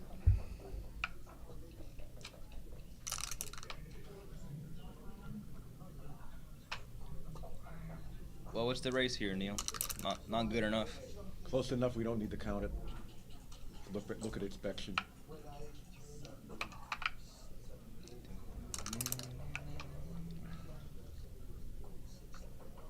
Is that double 4? 4-1. Not what he was looking for. I assume they have the race counted. How can you see the dice? I can't tell. Yeah, there's a glare. I It's could been see a it. problem all weekend, but you just see. I what the saw guy it when it puts. was sliding. We should call out the number if we know what it is, because people watching on a small screen may not be able to see it. Oh, he's doubling. Well, I don't have to count them. That's a take.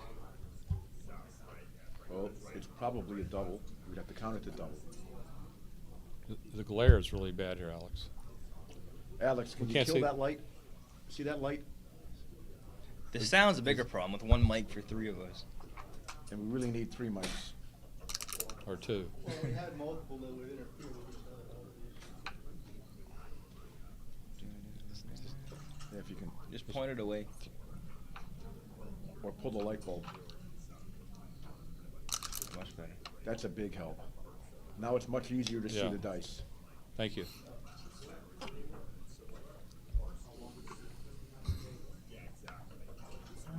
I'm sorry.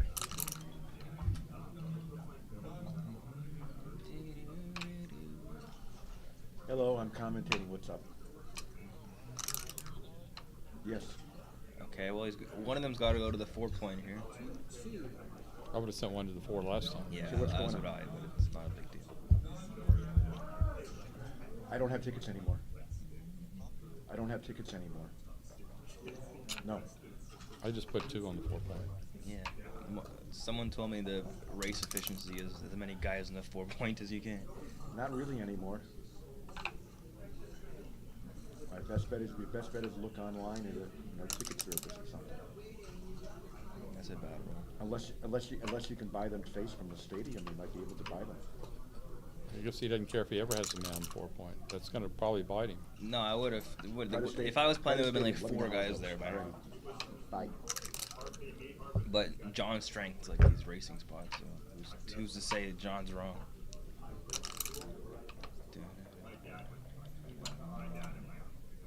You are, and I am. I'm sure that couldn't have been right to gotten that far and not have anybody on your 4-point. Yes, I agree with Joe. You want a couple guys on the 4-point. Oh, and that's the game over. That's going to come This close is- to locking this game up. Going to probably need boxes to win the game now. At least. I wouldn't throw nickels back. You wouldn't throw it back, of course not, but don't become a favorite with nickels. You don't become a favorite with boxes. You might. It depends. 6-5 is about as I like good. 6-5 actually. Oh, there was an extra checker there I didn't see.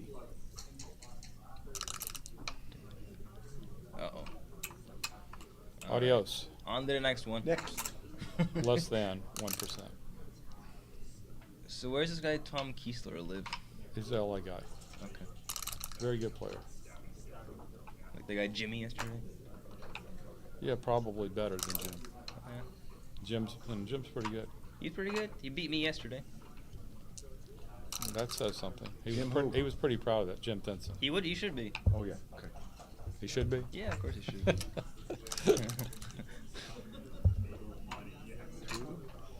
Well, I agree, but that's not very modest. Well, you're right. Are you not known for modesty? Not really, no. Ryan will never be hung for his modesty. I mean, I'm just saying, the law of large numbers means I could basically beat anybody in the world in money games. But anyways, I'm not worried about that right now.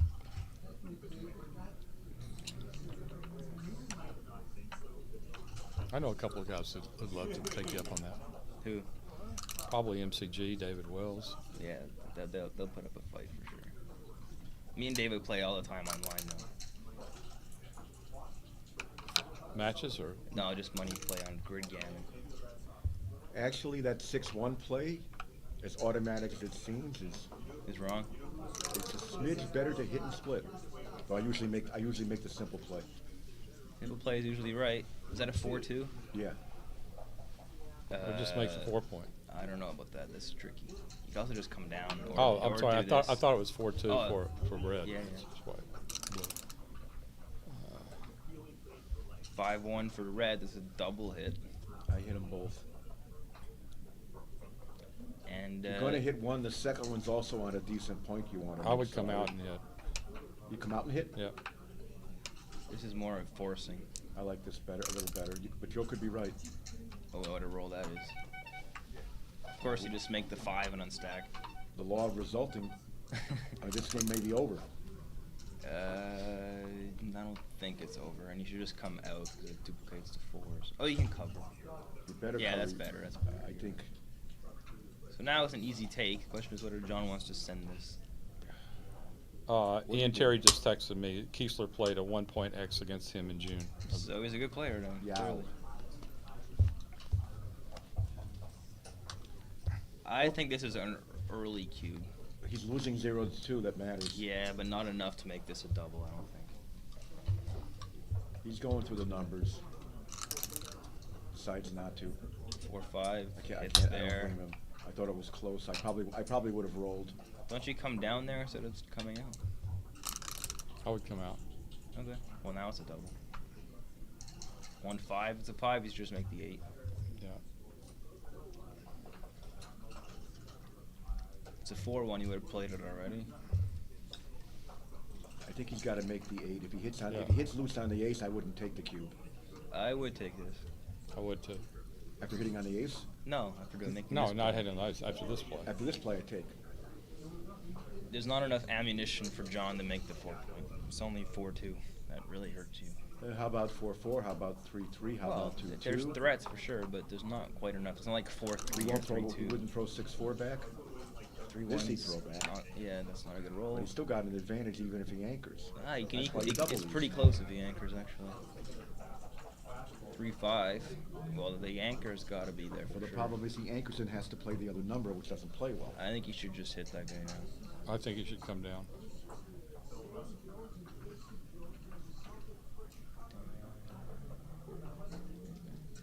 Can you hear all three of us okay? I think so. If you just project your voices as much as possible. I'm trying. Joe, So- you're okay? Yeah. So what do you? I would come down. You would hit, right? I don't know. It's close. The 3 is automatic for sure. Yeah. 3 is automatic. Agreed. Even coming out seems reasonable. I don't think it's as reasonable as. I don't think I'll come out. No, I wouldn't come out. That's my play. That's okay.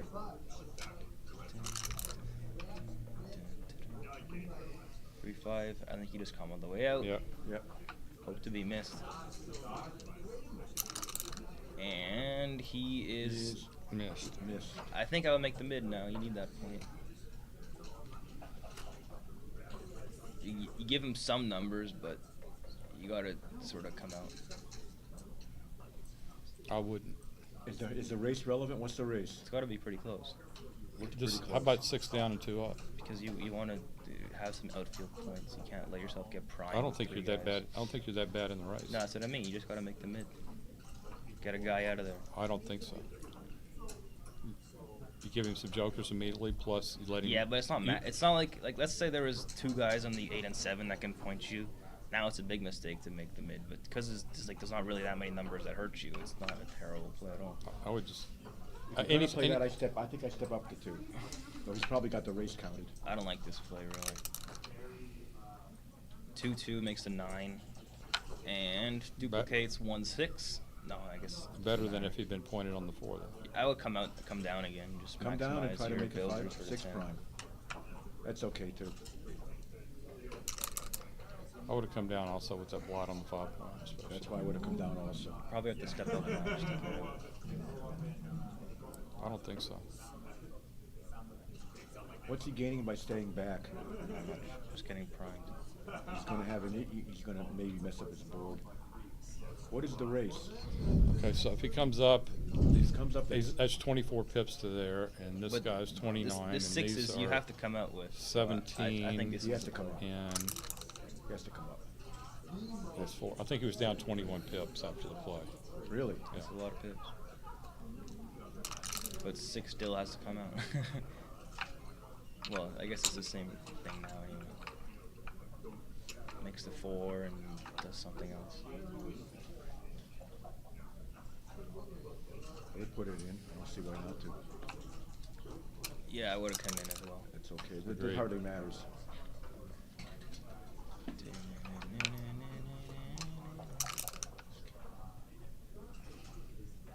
Okay, just plays 8-2 probably.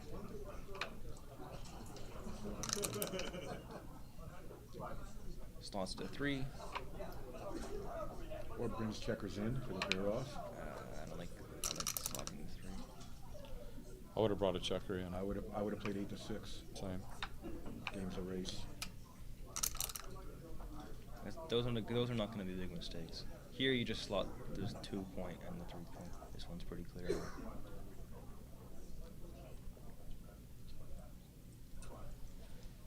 You don't want to like make the 2 point. I think you hold the 9-point here. Yeah, you can play fine inside, so you slot 2 points. Yep. And no, I don't like this play because now you can come out easier. Double 5s especially. I think that was actually a sizable mistake to do what you just did.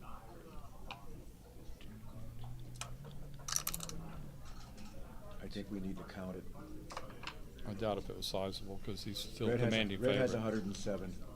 Like, why would you give him double 5s when you don't have to? No, I wouldn't. I agree with you, but it doesn't rate to happen, and you don't necessarily lose when it happens. That's why it's probably not sizable. Yeah, it's not sizable at all.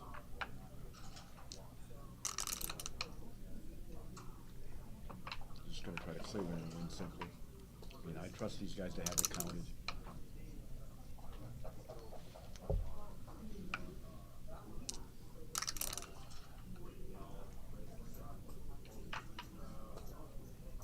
Stomach's going. 3-2 plays the 3-point. You don't want to play a 6-1 here. It doesn't do anything. Gosh, no. Some people like, let me fade it. Let me keep a 6, but oftentimes you're just running into more mistakes than you want. 6-3 just goes and probably hangs out. I think I would hang out. There's only a couple numbers. And it slows them down and stuff like this. I guess this plays the same way, but yeah, some numbers. 5-1. I mean, there's no shots. Just come in. You can make the ace point too. I just come in. Are you really getting anything by staying? No, that's what I'm saying. Coming out seems okay too.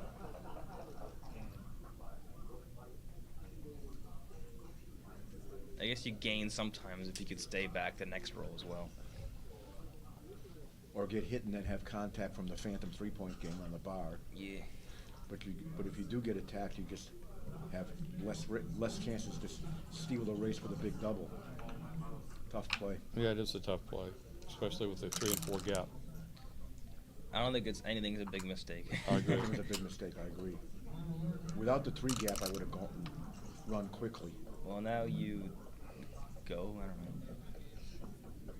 Nothing to be gained by staying. Because you probably can't stay the next turn.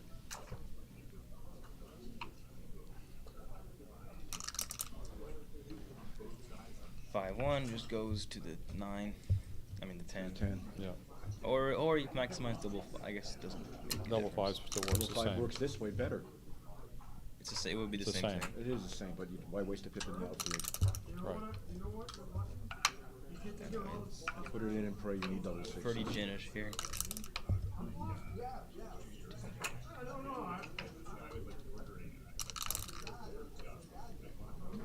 One, two, three, and 6-5 probably. I would go 6-5. There's another theory of you gotta have sixes to win anyway. So Bull off instead of clear off.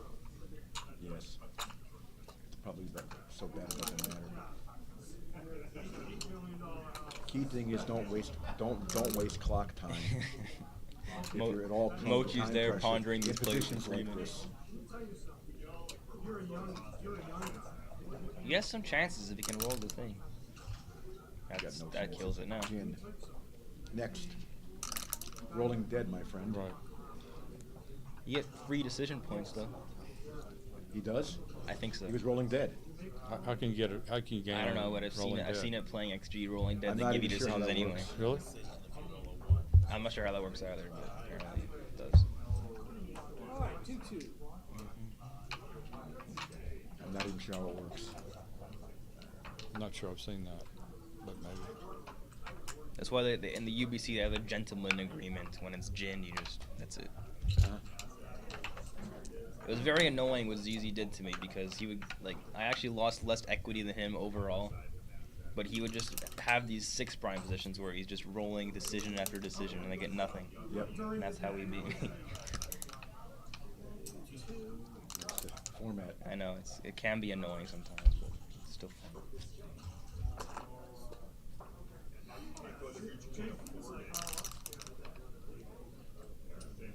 Kaboom. So 2-1 would make any anchor really.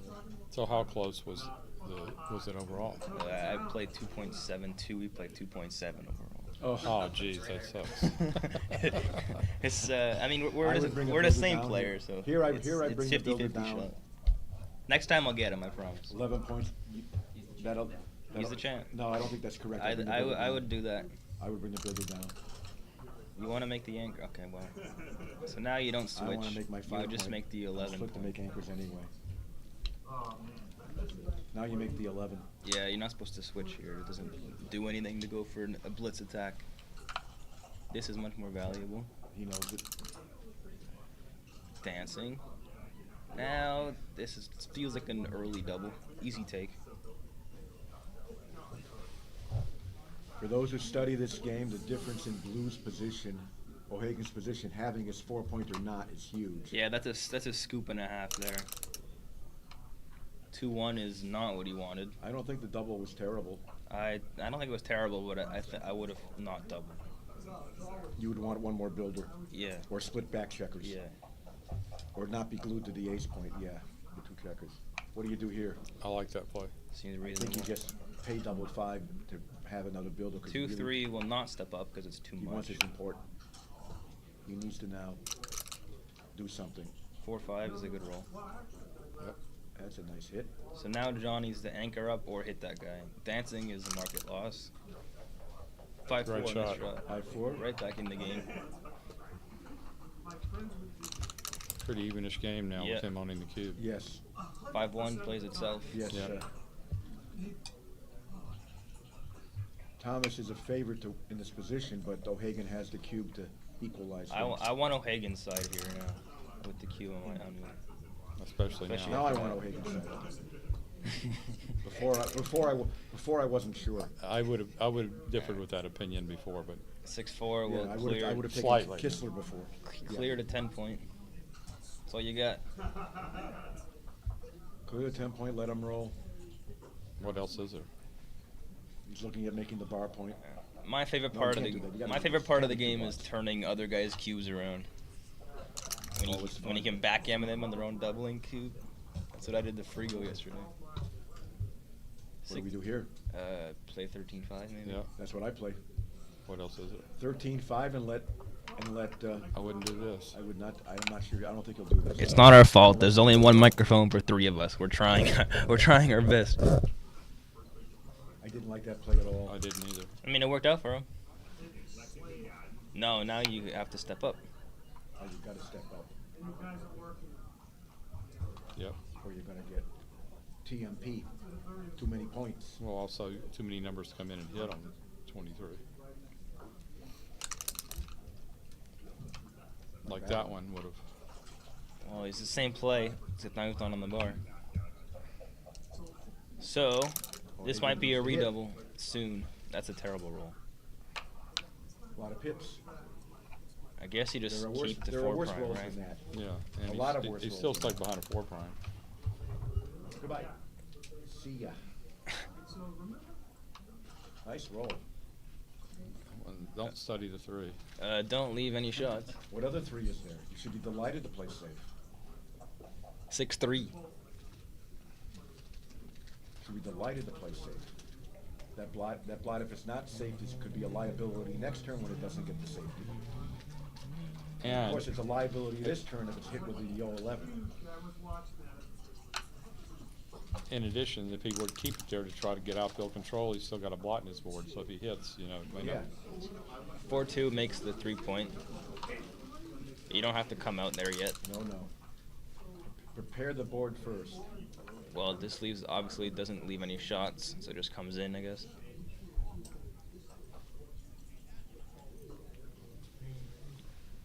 Also reasonable here is like 4-2, but I don't think so. That keeps the spirit. I would just come in. Yeah, same here. The 4-2 problem is when the guy gets to the outfield now, you might have a problem. He is looking at it, look.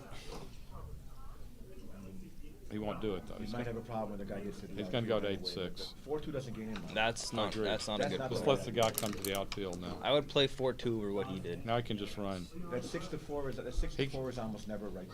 He can run to That's the what I'm saying. I would have played 4-2 before doing No, what he did. I would have run to the 15-point for sure with this one. Yeah, I would too. This is he's gonna run. This is a clear play. He'll run. And that shows the weakness of the last two. He would run against any play. I understand, but it's worse. It illuminates the weakness of the last. Failure to run here is a blunder. Well, this I agree with. I don't really know what he's thinking about. I have no idea what he's thinking about.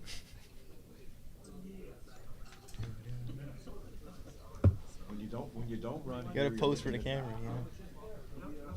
You might not be able to next time. That's a blunder. You're cracking your board. Blunder alert.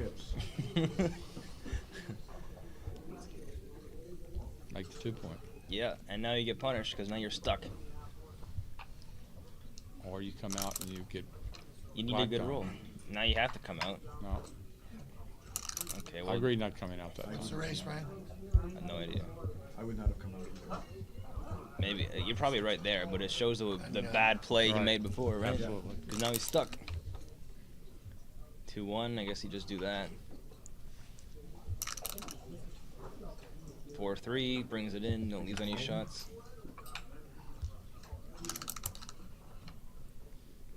Wasting more pips. Yep. Doesn't matter. As long as you don't break your board. 4-3 is probably a little better. And hardly matters. Great shot. Clears the 11. 11-8 plays the twice, ace. 4-1 twice. Seems reasonable to me. Or 4-1 and 6-3, either one. I'm inclined to do this. Yeah, maybe. No, I would make the ace point. I don't know. Maybe you want to keep just for the racing, keep the extra in there. I just played for the race. Well, now you just do that, I guess. Yeah. 5-4. Something to be said here for going out twice. I would just play the 6-point. That seems reasonable. Simple play. If he's close at all, he should go. I think you're far enough behind to play to the 6-point. And see what happens next turn. Maybe he rolls double 3. Oh, that's a nice roll.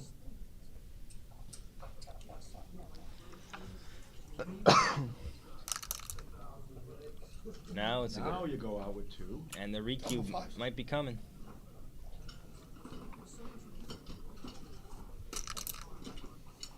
Well, here we go.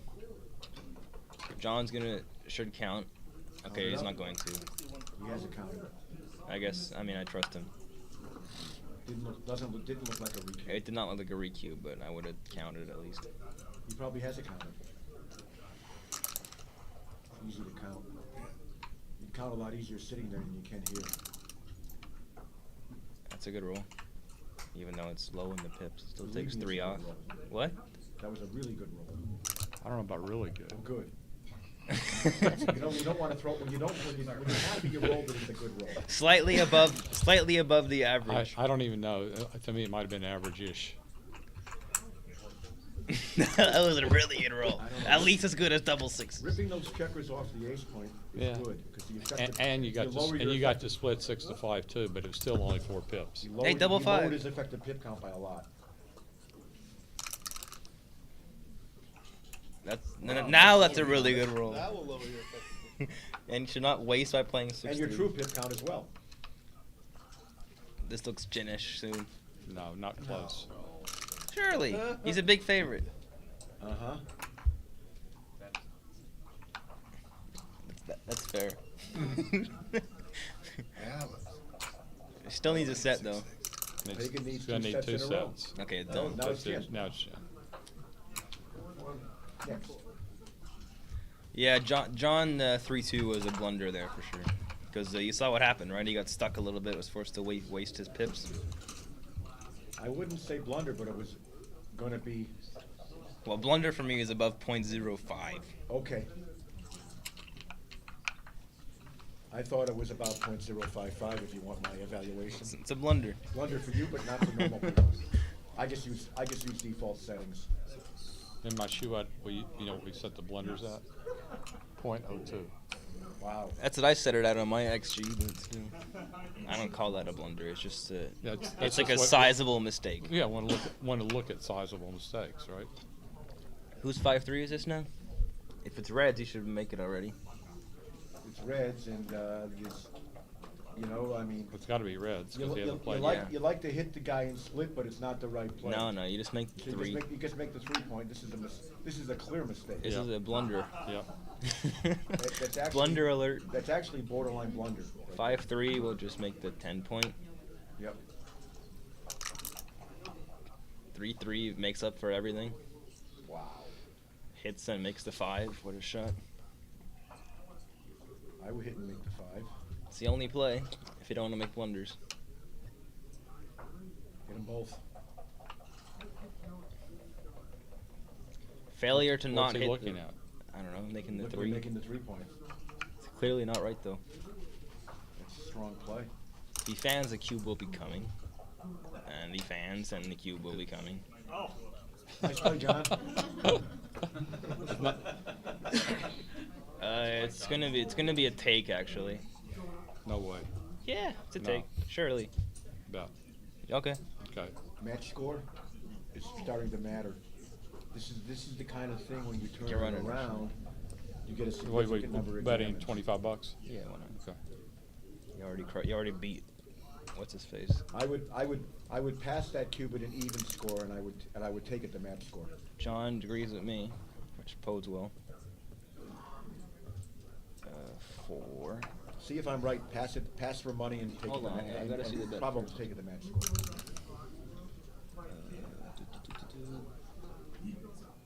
Oops, sorry.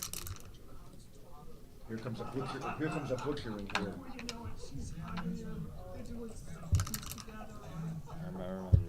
Wow. Look at this double 3 joker. Wow. Folks, if you're going to take blitz cubes, it's usually nice to roll doubles from the bar that enter the 2 checkers. Yep. Wow. Okay. What's the story? It's a Huge, 270 massive take. How about for money? Still a take. Easy take for money. I definitely would take for money. I would take it an even score. Thank you.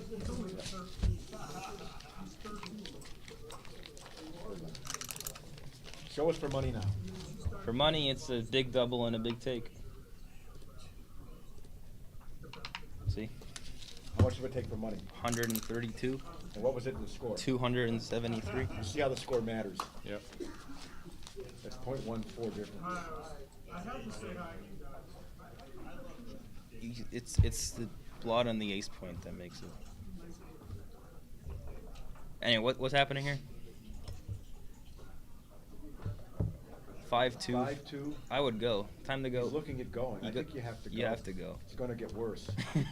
You upboard him. He's got the blot inside. You gotta go. You see, you go when there's only when there's only a 3 to attack. There's a blot inside. Yeah, he'll go. He'll go. I'd be willing to bet he'll I go. mean, he's probably he might get hit loose with an 8, but there's a lot of shots coming back that could even lead to a gammon, or certainly an easy win. Got to go. Well, John needs double 3. Double 4s would work. How about that? Double 4s would work. Neil called it, and Van is the recube. Double 2 is not a recube. Folks, there's a reason I'm sitting here commentating, rather than you know, waiting to play tonight. 'Cause what I've seen this match, the way these guys have rolled, I have not rolled. My opponents have. Rolling skills aren't there. Not anymore. Well, You got to take lessons from Alberto. Just keep it going. Well, you didn't buy back? one time I did. You lost it too. I've won 1 point today and I gave up. So I did buy back. Poor John. You don't believe you're due? No. And I would slot the bar here. I've had enough. Slot the bar. The bar point is a more important point than the 8 point here. Man, you got to feel for John I would there. go- I would He go was to the one 8. roll from a powerful recube, and the Oh, guy it's a just 4. joked I him thought off it was the a 5. roof. Okay. Yeah, slot the bar. Because if you make the 8 point, you might roll bad 5s coming in.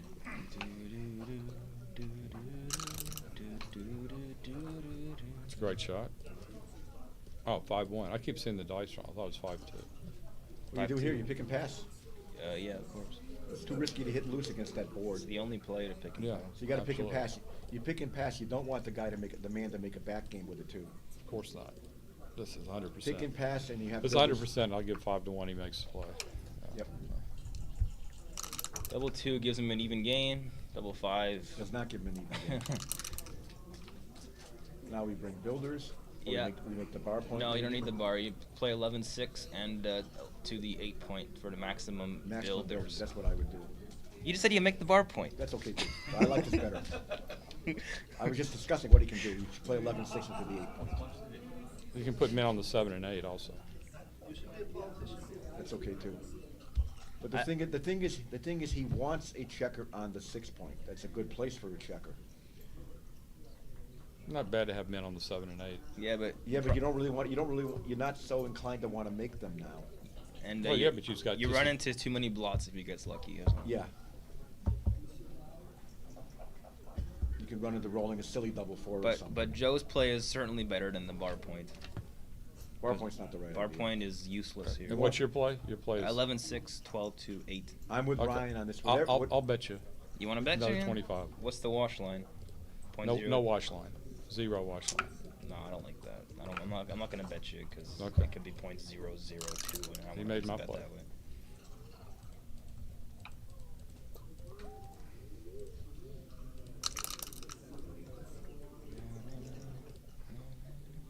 Worked out. Wow, that's actually a big mistake. Good job. That's right. You went How much? It was actually sizable. Did you plus it? I did not. I'm about to. It's like a half a blunder. Wow. I guess there's some bad rolls. Okay. Double 5. The is here's killers. here's There the you go. value. That's He why. comes in with the 3. Yeah, that's why it's wrong because double 5 my way Double is a 5 big is the mistake. difference. Yeah. Double 5 is the difference. Yeah, exactly. Yes. Double 5 is the difference. Double 5 is really bad after. It's not just that either. Okay. A blunder for Ryan is .002. Well, .02. There's a double blunder for behind there. Was burying a checker right with that? I don't think so. I don't know. I wasn't paying attention. This leaves double 6 shots. 3-5 comes out. I think maximum contact. Yeah, I come out for sure. What do you gain on? 2-1, 3-1, I wouldn't double come out. 1. You gain on getting gammon. This one a I'll lot. bet you on if you want. You wouldn't let you make your money back? No, I'm not going to bet this one, but take a look. I'm pretty confident this is the best play because you Let's see gain what on the a lot red of play his numbers. This is close. I don't think You it get it- is. you I get think it. I think this play is very clear. The thing is, you're getting a shot on 6-4 anyway. But That's one thing that yeah, matters. okay, but it's a shot if you come out or not come out at the Yeah, same but time. You just Those numbers gain 4 too or much. less are pretty strong. Okay, it's close. What's right? Right is varying by 0.015. Almost a blunder for you. Almost a blunder. No, I can't call that a Gammons matter. You win more games by coming out. Of course, for you sure. come out at DMP. At DMP, nobody here would be thinking about the play. I would still come out. and that's just like it's like a really gammon safe score. I would just come out. Like if the scores are reversed, I would stay back. But What are the gammon Well, percentages? here's the swings, though. Even when you come out and he leaves you a shot, you're not necessarily going to hit the shot. And when he does hit you, you get gammon a ton. And you still have some reasonable winning chances from here. I mean, they're not good, but they're not horrible, right? Well, you don't get. And you don't get gammon real. Yeah, and the other thing is, sometimes he has trouble getting that blot home. Okay, so if he hits you, if he hits you and you don't hit back from the roof, the blot is home. coming out wins 2% more games, loses 6% more games. Okay. Okay. So the DMP play. Yeah. All right. I assure you, DMP, he wouldn't have spent a Right. second. Agreed. Doesn't matter.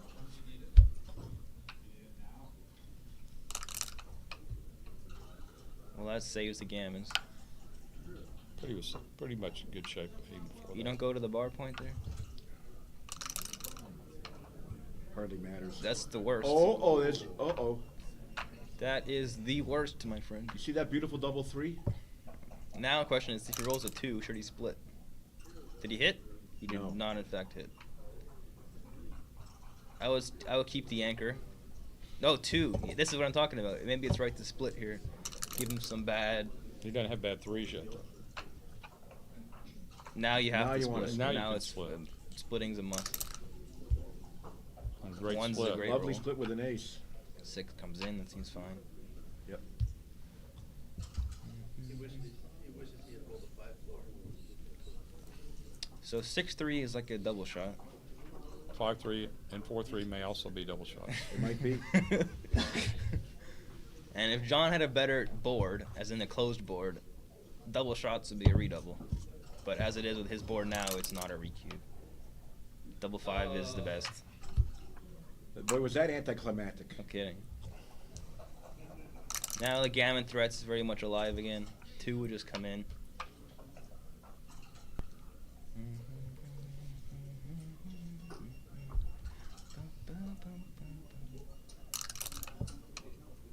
Six one. Can't reach that. What did you just do with that? Took 1 off? Okay. Took 2 off. It was forced. 6-1 wasn't forced. You could have gone. Oh yeah, that's right. So John should be able to save this. Not the rolling that he won't, but he. Do you slot the 2 point now? That you're supposed to do? I wait. I would wait to slot the 2 point. Or ace point. So it's very close. 3-1 comes down, and just that. All right, Double- Johnny a boy. double makes things interesting for Thomas. Maybe. You must come in now. There's a wasted pip, but no choice. No double makes things interesting. Nah. And that's And it. saved. Good save. 2 6. You got unlucky not to get a double shot there. Or another shot.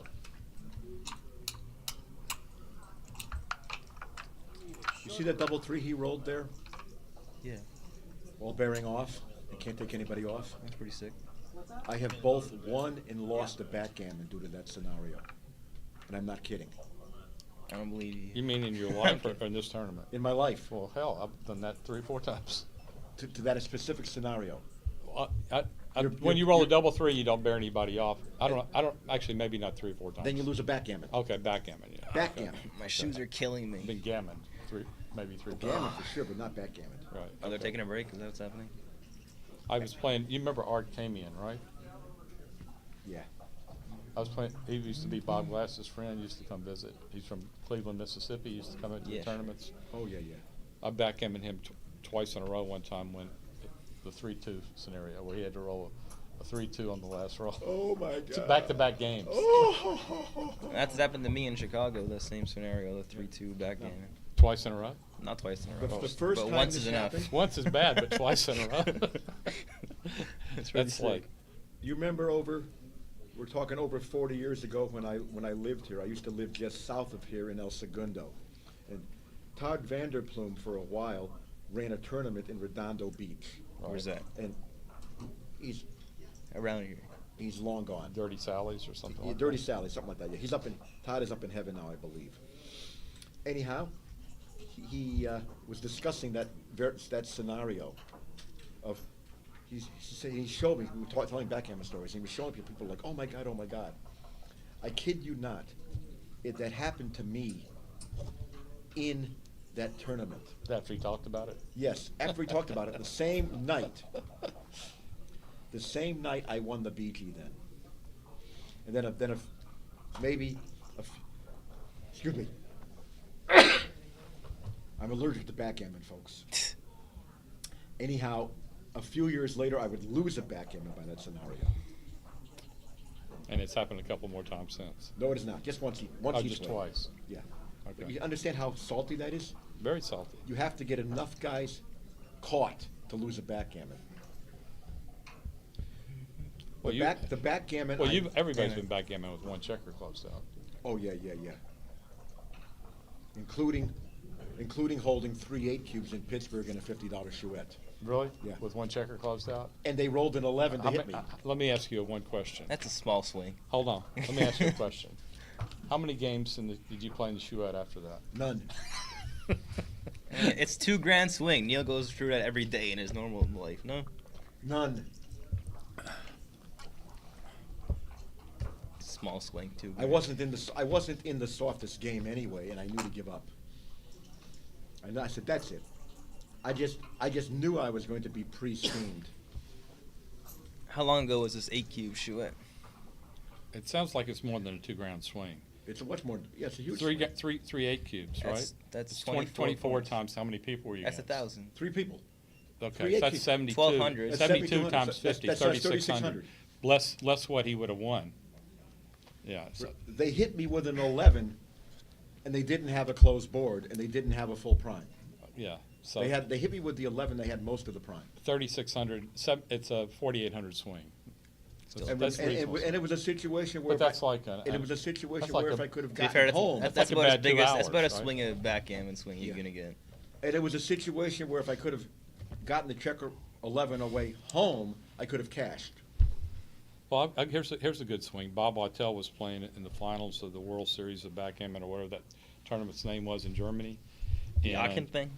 And this was like 20 years ago. Okay. And he was in the finals, and they had some weird prize structure where it was like 100,000 for first place, 150,000 for first place or something. That's more than the main. And in like Monte Carlo. yeah, this was like a $10,000 entry fee type Holy thing. shit. It was like 150,000 for first place and like 30,000 for second.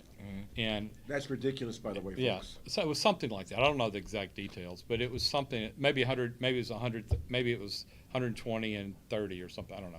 But it was some huge spread between first and second, and everybody, for some reason, everybody left. And the guy he was playing was a guy from Argentina who was like a big sports bet or something. Didn't want to hedge, and Bob was the better player, but the guy didn't want to hedge anyway. Okay.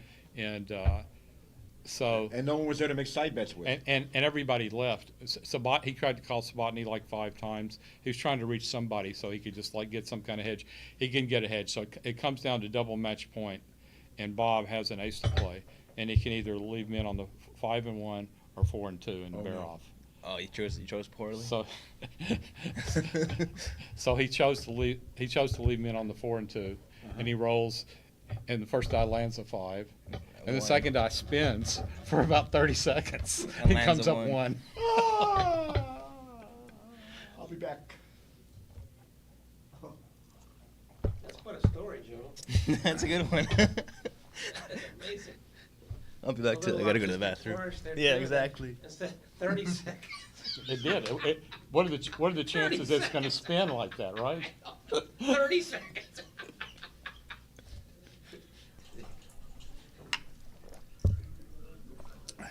You're not playing the tournament? No, I had some stuff to do this morning, but I won, but I played Patrick Keene. You know him? yeah, Orange County. Yeah. And It's about 8. yeah, and I But they can in a match anything can happen. yeah, I was up 3-2, and he owned a 4 cube, and I had 2 men left on the deuce. I rolled an ace. So now I'm down 6-3. But anyway, I won 11-8 or something like that. Yeah. Well. Good. So now you're. You want to do some commentary here with me? Sure. What do you want me to do? Who's Just playing? sit over here until they come back. When they come back, you'll have to get up. Okay, no problem. This is Tom Kiesler, who's a pretty strong player. He's from L.A. He wants to join our Chouette. Okay. He wants to join our online Chouette, so we may let him play something. Sure. I don't know if he's much action though. I don't think he is. Well, he can't be much worse than Walktail, can he? No. Locktail's actually some action sometimes. Very little. Well, from what I've seen, but you could be right. No. I mean, Yeah, well, he's a super he's player. the gold standard. Yeah. Yeah. Well, when I mean action, I mean make a play that's not perfect once in a Oh, while, no, and take no. a cube that's not perfect once in a Well, while. Bob will do that once in a while, but he's certainly not. He's certainly going to play as well as anyone can play. Pretty much. Yeah. What's the score? 6-2. Yeah, it's 6-2. Going to 11. So I would just play 18 and 11 here. You?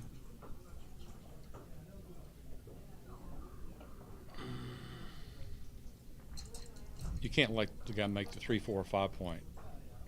Just play 18. Yeah, that's a play.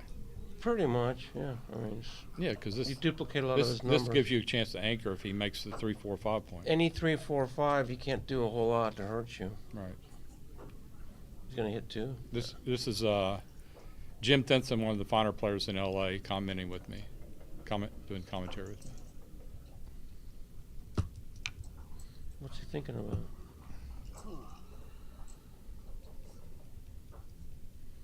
Oh, he's thinking about doubling. That's spread 11-point match, right? Yep. Yes. A little optimistic, right? But not, it's a score. I don't think it. You certainly don't want to. I think it's reasonable to score. It might be, but boy, he's got a long way to go. Yeah. Here they come. Sorry. Yeah, no worries. Isn't that a lot?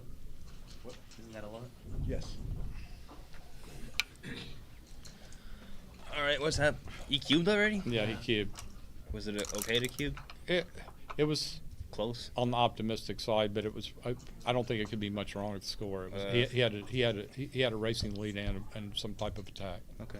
Okay. Does 4 come in or come down? Probably come in. I think I come in. He'd like to nail that. What's the roll? He'd like to nail that- 6-3? Yeah. Are you supposed to come out here? I don't think you are. How about just make the 5 point? You can't do that. That's right. That would be my play. Yeah. I think against that stripped out field, and I think you make the 5 point. I agree. I mean, I should run a couple of plays. This could be close. This could be close. I mean, but he's not. He's Could be right just to clear the 11 too. What do you want to do? Make the 5? No, I think make the 5, don't you? Yeah, I would. Yeah. It'll loop some of his 2. I would Exactly. go That's what I'm 5. saying. He's not in. He's not at a panic. I must say the gammon score. Right. His gammon cost here is only going to be fractionally higher than the. What is the race? I'd say. He's ahead by 30 I'd say the pips. 2 plays are break the 11 and make the 5. I think Well, I'd make the 5. the other guy is. I make the 5. Blues ahead by 30. Yeah. Another reason not to come out, right? I make the 5. No, you shouldn't. You should not come Clearly out. not Definitely come not. out. can't be right to break the 11 and give him a 2-shot. 11's probably not that worse than making the 5, but I would make the 5. That 5 point is nice to have. Agreed. Good play. He chose his R plays, which is, if we all agree, is probably the right play. 5-2? Gets hit. Makes the yeah, or he makes the hit 11. 2. What about not hitting anything and just making the 11 point? No, hitting 2 wasn't an option with the score? Score hardly You got matters. 6 threes to roll.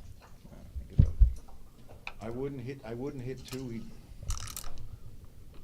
not so easy to blitz. You would sure wish to hit 2.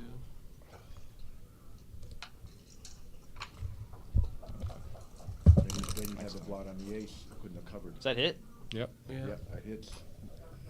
Which he must do because he's going to get pounded on the 4 point if he doesn't hit.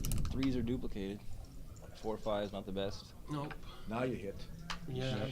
that's for sure. Are you sure? Maybe you just Yeah. come out. No, I hit. I guess he's trailing you. I'm delighted to hit there. Now you come out. Coming out's a clear play now.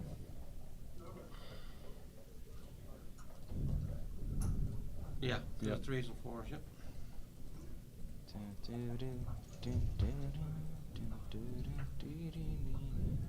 think you got to come out. Cut down the blocks. Don't get hit with the 5. That would have hit out there. Yeah. Another reason to come out, right? You don't give him a good 5. Exactly. That was one of the main reasons to come out. I agree. No, there's only one play here. Can't break your structure. Exactly. Just come out. Don't get attacked either. That's terrible roll. What is it? 5-1. He just has to hit that guy though. Yeah, it's not real good, is it? I make my 3 point and I play 6 to 5. You don't hit? Are you crazy? I do. I'm with Neil. I agree with Neil, but not that it matters what I say. You're hitting, Ryan? I think so. Hitting's wrong. Wrong, right? Hitting is wrong. Oh wait, no, I got it wrong. I would have bet. I would have Probably bet still that wrong. wrong. I would have bet against hitting. Yeah, hitting is a big mistake actually. You need the board. You need the builder. All right, I can see. If you get hit in the outfield with a 3, it breaks the midpoint. You would have convinced me if you played doubles there. Is hitting a blunder? Hitting's a very big one. Yeah.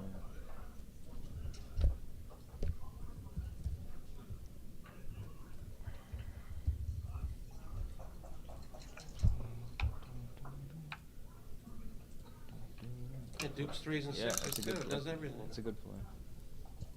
6-5 just Good hits roll. and comes in. Yeah, see, he duplicated 6-5. Yeah, but now he can't run. But Exactly. he has to. But if he ran, he would be a blot anyway. But still. Right. Uh-oh. Uh-oh. Now Hagen wants that 4 point. 2-1 steps up. You want to put a dilly builder in the No, 3? no, you just step up I don't all the think way. so. I come up all the way. I want to get out of there. Yeah, 2s and 1s. Duplicated. I don't want him to come in and hit me loose, but still, I want that guy out of there. Dancing again. Ooh. Okay, See you well, later. yeah. Now he needs to hit, or he's in trouble. 2-5, probably hangs out, plays 18 to 13. Hang out? I think so, yeah. A little risky. It is a little risky, but you can't really win the game by coming out. Why? You can You win the holding can game. if he doesn't. You can win the holding game, but against this stripped structure with no extra builder on the 6 point, I'm going to play. This is I play risky. this. He's going to go after you now with a sharp stick. 18's better only because you want to save the gammon. All right. I can believe that. I can believe that. How much better was it? Like 40. Okay. Yeah, see? Wow, what a shot. What is it? Double aces. Oh my God. Makes a 17 and plays 6-5 though. It's not. What a It's joke. not as good as it would be if you had one more ace to play. What a joker. Yeah, it was a good shot. It's his best. Wow. And a dance. Redouble. No, I'm kidding. Scores are reversed for redouble, maybe. I don't think so. Not even the scores are reversed? No. What do you roll? Sixes. Boxes. I think I'll make the 1 point. That's tricky, because you also bring 3 down and come out. You want to keep at 17 point for now. That's for sure. 17 point stays. I think you just make the 1 point. I make the 1 point. Give him more danger. If you pull 3 down and come out, there's so many shots. Virtually, the numbers that come in with a 5 don't hit you. There's a lot of shots. I make the 1 point and I try to win a gammon holding the cube. And That checker back there is not in a ton of danger. He also doesn't really want to hit you with a 4-1, even though he will. Like he has to break the midpoint to hit. Yeah, 1 point. Or he hit you with a 2-1 and leaves a bunch of blots. 1 point's got to be Seems pretty clear to make the ace. It does seem clear to make the ace. I bet this isn't close. No, That's a that's mistake. that's got to be wrong. That's garbage because it doesn't even help him. No, you just alleviate That's like all a big, contact. I think that's like a big blunder. It is a big blunder. It's 138. Even though actually the best play was out and a 3 down. How bad was making the ace point Like, if it out and 2 down? 30. Okay. This was a howler. Wow. 3-1. But big blunder to break the 17 point. Make the 10 maybe. Yep. I make the 10. That helped him. That aims at a prime. 4-2. Got to attack. Yeah. And probably play. Probably make the ace point. No. I No, don't think so. 13-11. Making the ace point is actually reasonable. It looks ugly though, doesn't it? I'm making the ace point. It may be right, but it looks ugly. I would make the ace. I think Neil's right on this one because that way You need good 6s and 2s. you don't have to expose You need any. more cover Yeah, numbers. you don't You expose need any two more fewer blots. It's not a priming game. It could be. Could be, but I make the ace point anyway. Maybe not What's so the computer ugly. say? His play is right. Who? His play is 13-11. good. How close was it? Like 15. 15? Yeah, the ace point. Okay, I don't care about 15. Double 5. Maybe Wow, I what a should. Do roll you care that about is. double fives? What a shake. Now we covered the ace. There you go. It's Gammon Central. Huh? Unbelievable. Wow, John, this is going to be this is If he hits it, yeah. Was he this is going to going to hit be it? a tied. Got him. This is probably going to be a tied match. Wow. What a swing at double 5 was. That's why he should have come out, right? When? At The that double one 6. point. With a 6. Yeah. Well, you can't get off double 6s, so you can by playing 5-1, but that's a mistake. No, we're talking about on the double 6. He should have come out. Yeah. 3 down with 3 and Yeah, out. that was the best. Yeah. His play was a That- blunder. Or should have made the ace point. Breaking the Right. 17 point made it so easy to get attacked if things went wrong. Exactly. And you Why weren't would you shooting break at the the seven- second You block. should have. at the That's what I end. said. Yeah. First thing Yeah. you shouldn't It do didn't is break look- the 17. What kind of a blunder was it like? 140. Yeah. It's not. Wasn't close. I play for the gammon. I don't worry about double 6s. Which Where's is everybody going to dinner tonight? upstairs. Besides Carl's Jr. I would go to the. There's Denny's, John. It's got your name written all over it. I wouldn't do this because now double 6 leaves a shot. You just go to the 11 and the 7 point. Yeah, you pay off double 6s, but you want to get a gammon. Yeah, but it's not like you lose any less gammon by doing Is it this worth play. it? Probably a small amount. Not much. Probably very close. It's very, Even if you do roll it's double like 6. it's basically tied. I think for These me, are very I'm more close like because- Burger King material. Perfect roll. Yeah, it's a good Yep. roll. That's right where you want him. Isn't the 3-point technically better? No. No. Close. Takes it off. That's called the Persian princess position. So which is better, Burger Shah's King or daughter. Carl's Jr.? Or Persian princess. Same thing. Yes. 6-3. This is extremely gammonish now. He managed to bear off clean. It's 84% gammon. Yeah. That's a good roll, actually. Where's that? There's only 6 bad numbers, and then he's quite safe if he doesn't get one. Nice roll. Perfect. Perfect. Gammon. Backgammon City. central. No No backgammon. backgammon Okay. now. This is reliable. He needs a big double. Almost. He needs a couple of big doubles. Is he It's One. gin. It should be gin. 2. not Bring gin. two. Bring 2 in, I guess. I think you have to make the crossovers. Yeah, it gives you double. You roll 6. small. If you roll small and fail the crossover, you're getting gammoned anyway. You need big doubles anyway. Yeah, I you do. make the Double 5 crossovers. now plays for you. And double 4s plays. I make the crossovers. Doo-doo-doo. Well, Don't now he's down to 84%, right? 91 still. That wastes the crossover. That's life. 5 in to the 7 point.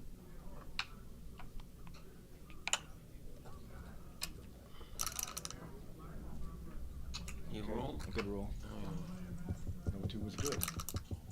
And it's close to gin. Doesn't matter. And you can't get double 3s. It's only 4s, 5s, and 6s after the 2. There's no way to get double 3s. There is no way to get double 3s. So don't waste time. Good. That's it. John Eshaghian ties up the match, playing very well in that game. With a little help from his friend, right? 5 away, 5 away. Wait, what? Yeah, there we go. So this is an interesting score because in non-gammonless positions, you want to be very careful before sending the cube. Like the take point in a race is like 18%. If you didn't know that. You just potent redoubles. Well, it's maybe 18% when you take factor in the redouble, compared to 21.5, 22 normally. But obviously, you also can double more aggressively. Yeah, in gammons you can double more aggressively. So 5, I think you should just flex here instead of split. When I say flex, I mean 6 to 5. 6 It's good to know those aces. I don't know enough of them. I can see one. 6-5 is better by 12. I can believe it. 5-2 makes the 4 point, obviously. That 5-2 is a nice roll. 6-1 makes the bar is a point. beautiful number. And the cube can be coming here on some Can be bad coming shapes. 6-5 is a double. Eshaghian rolls poorly. 2-1's a good roll. That's not poorly. Very few rolls will bring a cube in. Yes, you got to roll something garbage. 6-5 would have been a double. 3-1 steps up to 20 and 6 to 5. You can also go to 10 and 6 No, to you have to 5. come up now. I agree. 20 and Step 6-5. up. Yeah, you duplicate aces, yeah. It's not about that. Get you in it's great just about shot. trying to make the best anchor when you have Right. them outboarded. Right. You want Before he brings Builder In in. addition, you get hit and you need hit to back, get- it gives you you a need to very get potent moving. position. He's thinking about 13-10. No. Yes, he is. 13-10 right. is wrong. Yeah. By how much? I don't know, let's find out. Probably 05 or It's something. only 20. Okay. 4-2 will probably hit. He got paid off for this. Maybe hit. Does this instead. What do you mean he got paid off? Well, 4-2's bad anyway, yeah. This duplicates. He'd rather some be on the numbers. 20 if he's This is gonna not roll right 4-2. though. The best play was to hit. This is a wrong. hideous This is wrong shake. by 20. It's a hideous shake.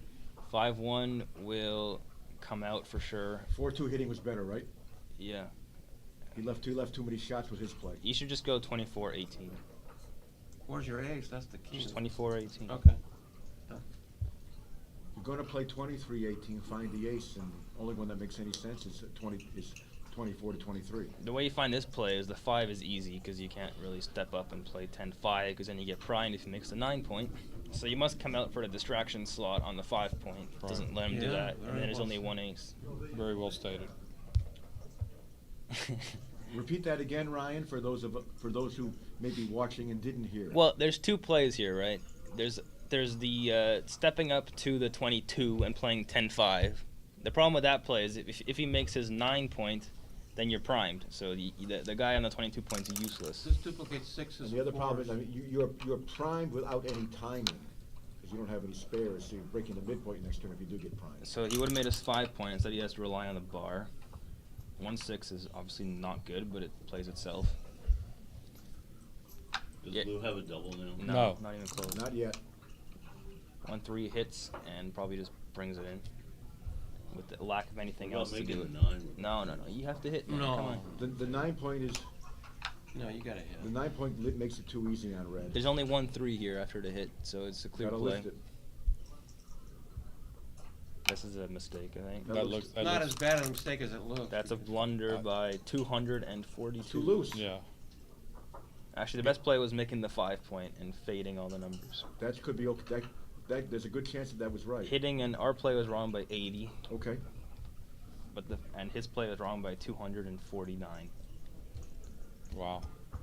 Yeah, but His sure. play looked like a It 200 really error. turned the thermostat It did, down. that's what I'm saying. It's too hot in here. And now it's a cube. Now you have to cube this. What was the right 4? Do you step up? That's a cube too, huh? Stepping up is too many numbers. 24-20 was better. I think so. It would have been my play. He's gonna miss his cube. I Why, you think. think it's too good?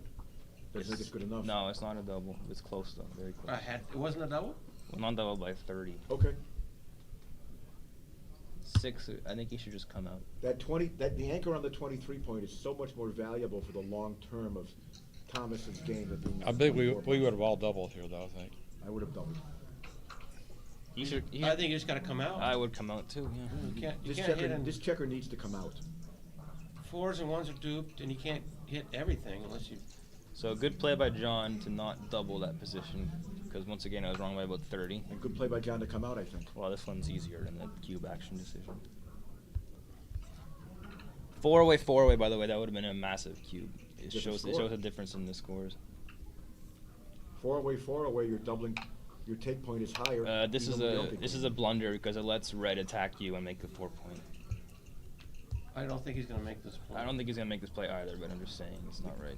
When you come out, if he comes out, the midpoint is stripped. I think there's a good chance he will make this play, and I like the other play. I don't think this is right, but I think there's a good chance Why he's do you going to think make. so? Because this is the play that he's looking at. He's looking for a while. You shouldn't be looking anymore. It's actually not that wrong. It's only wrong by about 25. Okay. So it's not a big mistake. Well, if a guy rolls 6s and 5, you can't do too much. Okay. Everything's duplicated this way. Look. Right. Including things like 3-4. That's what I mean. Everything's duplicated. And 3-5 Double and 3-5. fours All is kinds a of stuff is nightmare. duplicated.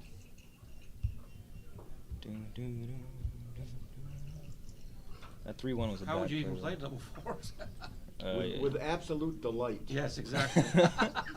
2 checkers get hit. How would you play 3-4? You hit and you make the. No, I don't know. That's a good question. I think you have to make the 4 and hit. Yes. Yeah, this isn't wrong by much actually.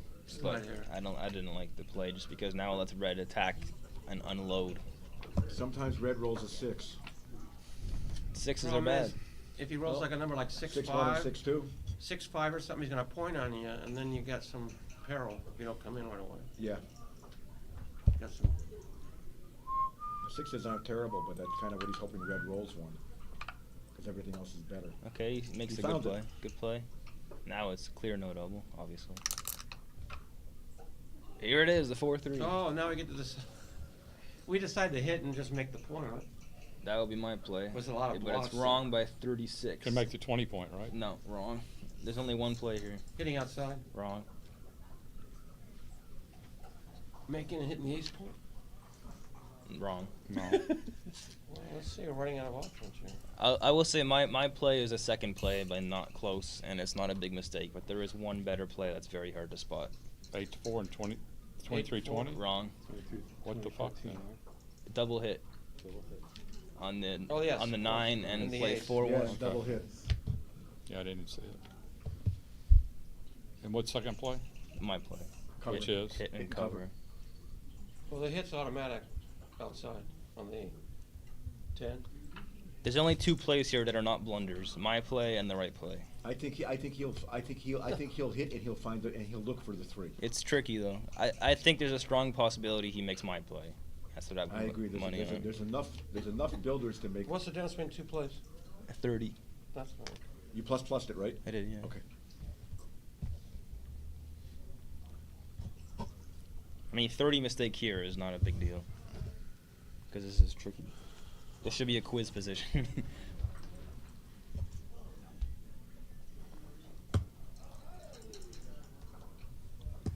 This is by hitting 2 checkers, you really stop O'Hagan from doing much of anything with this roll at least. If you only hit 1, he may come in and hit you back in a good spot, or come in and consolidate in the outfield. And then he consolidating this outer board, and he's pulling. This is a big blunder. That is not the right That idea. is That's terrible. a massive blunder by, let's find out, 327. It looked ugly. Ryan, you played your match with Frank Friegel last night. Yeah, I got him good. So 5, we'll duplicate the 4s and play it 13-8. Clean up some blot somewhere. This is the only play here. You can't hit. No. And you can't. And if you play 16 to 11, you've got nice builders. The problem is you're going to be on the bar. Yeah. Too So often. the last position, there's only 2 plays that were not 250 blunders. I believe Look it. at this play. Wow. What do you do? Spread his legs. Yeah. Now his legs get hit. They would have got hit anyway. That's another blunder. That's 177. Oh boy, this is blunder central. This is fun. What we're seeing here is how difficult these tactical positions can be to play for human beings. Right. Especially when there's a lot of blots and a lot of options. 3-4. That's an easy one. That hits the outside guy. Yeah. Failure to not do this play is a big mistake. He's looking at anchoring, No, you can't. but I would hit. I'd be happy Anchoring consolidates too much. Anchoring also lets him attack him. Look what happens after a hit and a fan. The 25% fans. It's like too good. Then you have to hit to justify making your ace point. Hit and a fan is probably too good. Yeah, right. Hitting a fan, I think, is too good. Probably. So an undoubled gammon is not extremely valuable at this score. Yeah, Still maybe before too left. good. It's He's not certainly really gonna be thinking a of making the huge 5 cash. point, is he? No, he's not. I don't think so. He's just going through it all. He's also starting to get low on time. Yeah, he is. It could matter. It's still a 5-point match though, so that's well over Galaxy time. Yeah, it's not too bad. My mantra is as long as I'm over Galaxy speed time, I'm good to go. Which is Sound like a Star Wars movie. light speed. He hits. Of course he hits. It's a clear play. Failure to hit is a 260 blunder. Double 2 is a joker. Hits and Best makes number. the 5-point. It is probably. About the best number. I think it's the best. Double Double fours. four was devastating as Yeah, well. second best I'd number. rather roll double fours. 2-5 makes the 8. Nice but- roll. Yeah, but you're in bad shape. Yeah. You could be a lot worse shape with most rolls. Here comes the cube. I'm doubling for I sure. double also. You can't take it, can you? I think you can. I think it's a take. You think it's a take? Yeah. It's a big take. This is a huge double because of the numbers that make it. It's actually not that big of a cube. It's a much bigger take than a pass. Or than a cube. How much is the cube buy? Probably 20. What do you do at 3-1? You hit and Did you you look make or the not? 9. Make It's the a nice 9 roll. I'm happy to roll Is that a 3-1. trick question? Yeah, it is. I mean, he said he might pass. I wouldn't pass. No, it's impossible. It's hard to pass this, but that goes to show. It might No, be you wouldn't pass. There might be some bluff value in sending the cube.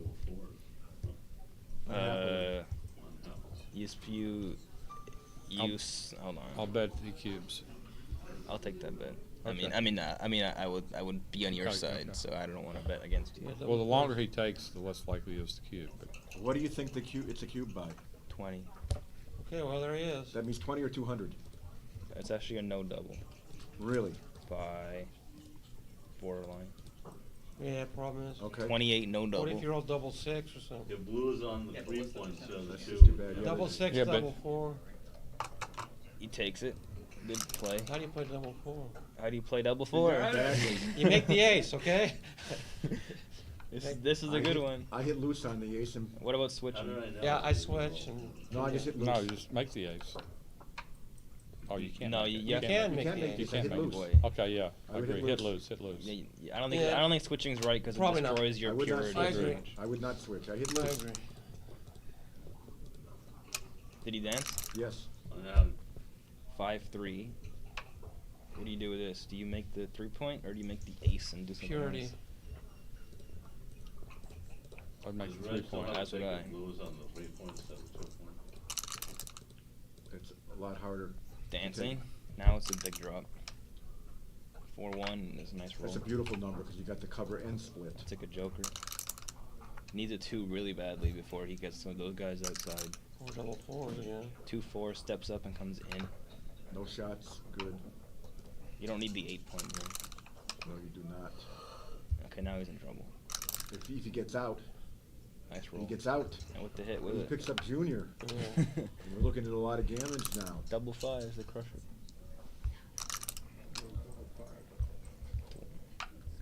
He Wrong, picks out too. wrong roller.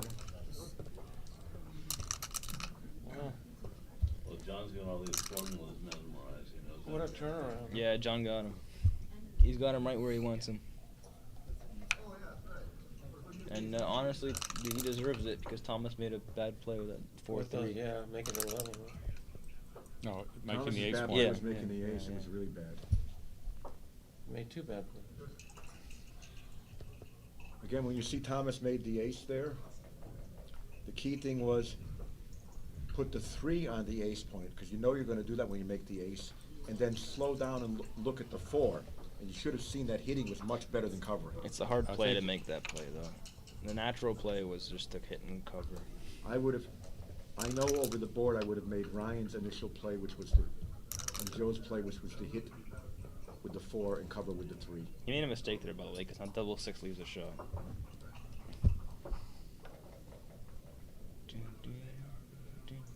Double 5 leaves a shot from there. Yeah.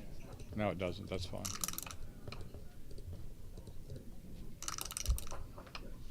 4-1 comes in, probably. Comes in. Or play 6-5. 6-5 was the best, by a lot, actually. Yeah, clear that point. No, Yeah, Yeah, you that's a good point. you play four- 6-5, the you can squeeze. pre-strip it, right? Right. You're in the Yeah. That's about the 4 squeeze. And then Four then there's some squeeze, options exactly. if he dances Double with 5 twice. doesn't hurt you that bad. Yeah. Double 2. Yeah. I'm going to slot my 4 point. Of course, you Nothing gammoned else. anyway.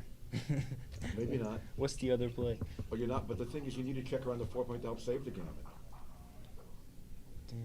And it's conceivable you don't get out of there, and then you make a better board. There's no other play in slotting the 4 point from the 8. And then 6-4. Just play 8-4.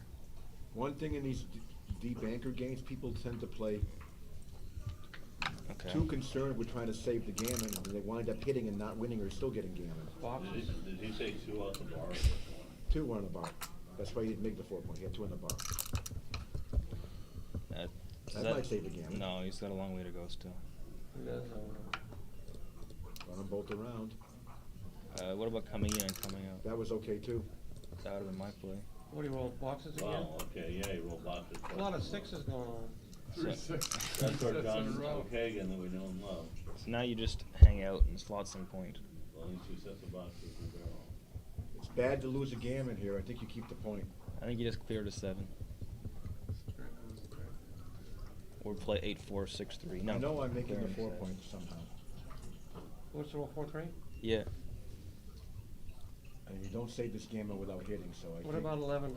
So I think I play 11 to 4. It's all, I like clearing the 7 because it starts the next point. I don't like this. Neither do I. It doesn't pay off too much.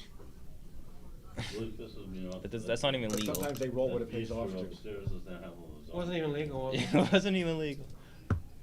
And it's also a blunder. And nobody noticed. Blunder? Well, 91, yeah. That's you bad, have yeah. to stay. Yeah, you get to stay.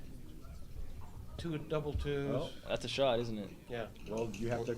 Would have been a better shot the other way, though. Well, now you have to clear the 4 point. It's the only play. Yeah, but now he's a lot And now worse. he wishes he had his board. You bet. You wish he would have stayed. Sniped him? Nope. No, Gammon City, no. Gammon, that's it. He was playing so well. He made a lot of mistakes this game. He's gonna make the PR play and then not get backgammon. That's it. That's what people do. Dunzo. Well, it's just, they don't have that He's- lasagna. He's ginned out. Gammon City, population Thomas Kiesler, son of Chrysler car maker.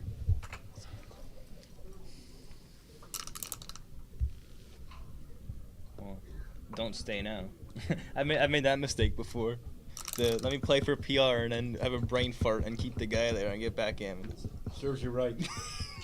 Couldn't happen to a more deserving guy. You gotta dodge your head. You gotta give him some. He lives in Toronto. So. Montreal. Well, I'm sorry. He's a Dodger fan now. They don't have a team in Montreal. As soon as the tournament's over, I'm gonna go spend a few days in Toronto. Well, we got the Blue Jays. And? That was Going to watch any Leafs games in Toronto? Yeah. Good. The Leafs are actually very good this year. Yes, they are. They have good goaltender tandem for the first time in my life, basically. That helps. Dodgers are 7-2 to repeat.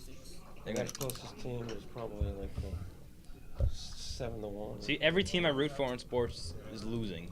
Bills. So stay away from the Dodgers. you gotta support the Dodgers. At least one The winning Bills team. aren't losing. They're playing great. Yeah, but we always lose to the Chiefs.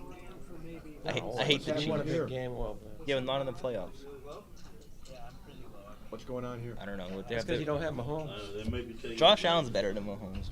Well, on Just paper sitting there, he is. was there some discussion about the clock not being stopped, maybe? But we got Maybe the clock ran. You're a Chiefs fan? But the cube was still turned. Bandwagon They centered Chiefs the fan? cube. Yeah, because Yeah. For 4 years, that's pretty good bandwagon. Yeah, I know. Josh Allen would have won like Super Bowls on the Chiefs for sure. Mahomes has got the hardware, but Josh Allen is more our natural talent. What's the discussion here, I wonder? I don't know. They're complaining about he misplayed that 4-3. All he knew was hit the center button. Yeah, I forgot. Oh, the clock might have been screwed up or something. Well, I'm going to take the opportunity Go to the restroom. Sorry. Eventually, you'll just have practice. Just tell it what you want and it'll do it. Where you live, Joe? LA? I live in Memphis, like Can I say here? Memphis, 6 or 7 months a year. Memphis, Tennessee? Yeah, and here like 4 or 5 months a year. Does it snow in Tennessee at all? Yeah. Feels much cooler. Can I say here? Sure. They must have turned the heat on. Cooler now. I wonder if there's like a yard. His clock was running, I guess, for some reason or another. Whatever, they're not running out of time. Okay, so Red has 5-2. That's not right, is it? Oh, after after it is 6-5. after 6-5. Yeah. You always played to 22 points or 5-2. Not after 6-5. No, not after 6-5. Actually, it is right. Sometimes it split anyway on trailing or leading scores. 5-4 is not a good roll. No. You have to hit. John's right. Rarely there. is in the opening. Let's come up the ball. Double 4. That just brings 3 guys down. Yep. Good unstacking roll. It's a great roll. Yeah, it's an excellent roll. Wouldn't throw that one back. 6-1 snipes that guy. You have to snipe. You do, but boy, his peril is. You don't care about losing gammon, so it's all good. 1-6 hits, comes down probably. I would come down. Agreed. Mm-hmm. Coming out is not terrible Maybe either. 10. 15, you mean? 15. If you needed a gammon, even double hitting would be reasonable, but not at this useless I don't think score. 15 is bad because now if he makes the 4 or 5 point, you're working on the. No, on the 8 15's point. pretty good. Yeah, 18's reasonable too. The 15 may be the play. I don't think this is it. No, you not like I said. Not even need a gammon. The right play. They're all close. Down, out. Which one? As long as they don't do this one. Gammon doesn't do any good. Double 2 hits and makes the ace probably. It's hard to see anything else. Yeah. You chosen your path by hitting on the ace point. Might as well follow it up. Blitz.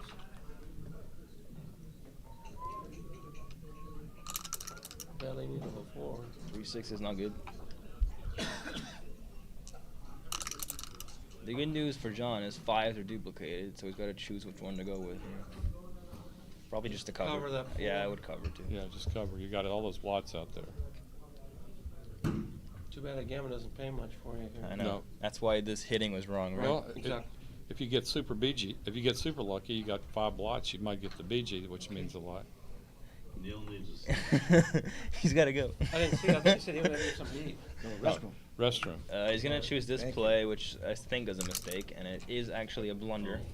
I didn't see it. You can. You're invited to do the next match. No. You're good. Next match, I won't be here. 4-3 covers. A break after this match. And do you even need that anchor? I don't think you do. You get more. I would not do this. I would come out. Doesn't seem right. Double 4 is just a screwy roll now. They're all close.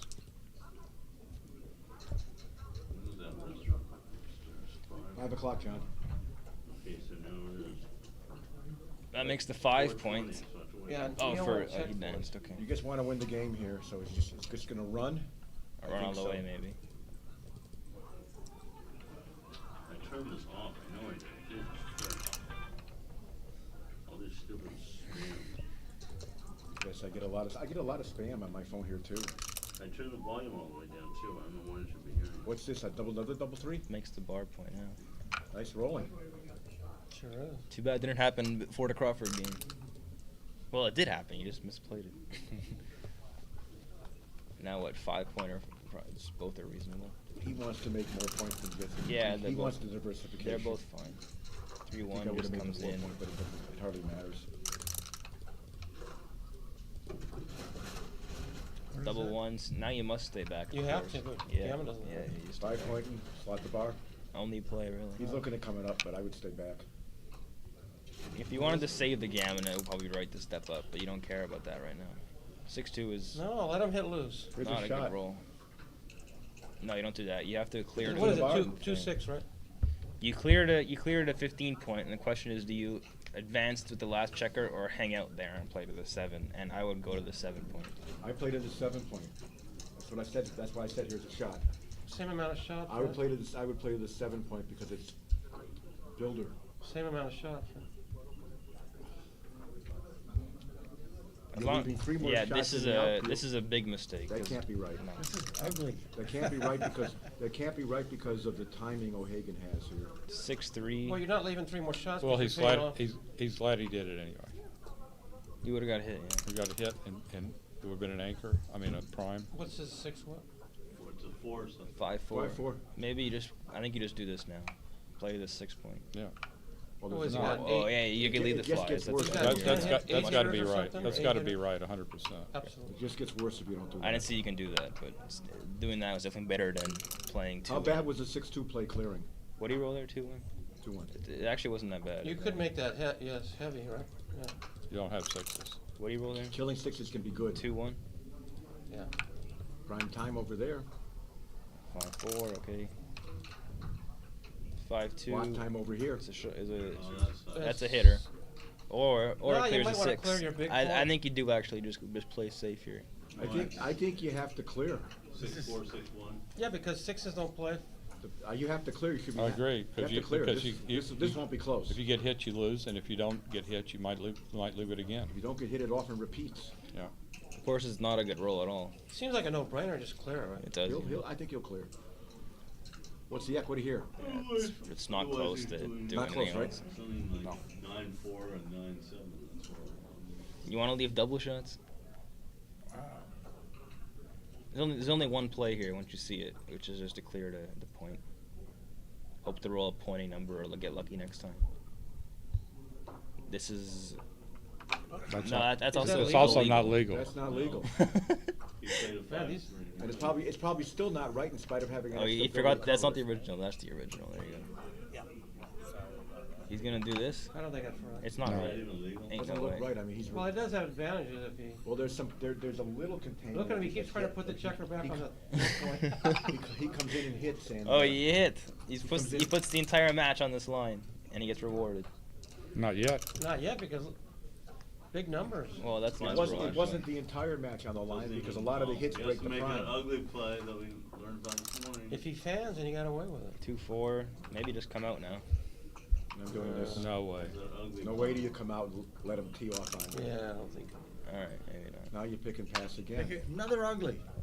Well, it's not a beauty contest, and the other guy is a perfect 5 prime. It's called not getting hit contest. I'll play 1-6. Oops. Yeah, 1-6 would be funny.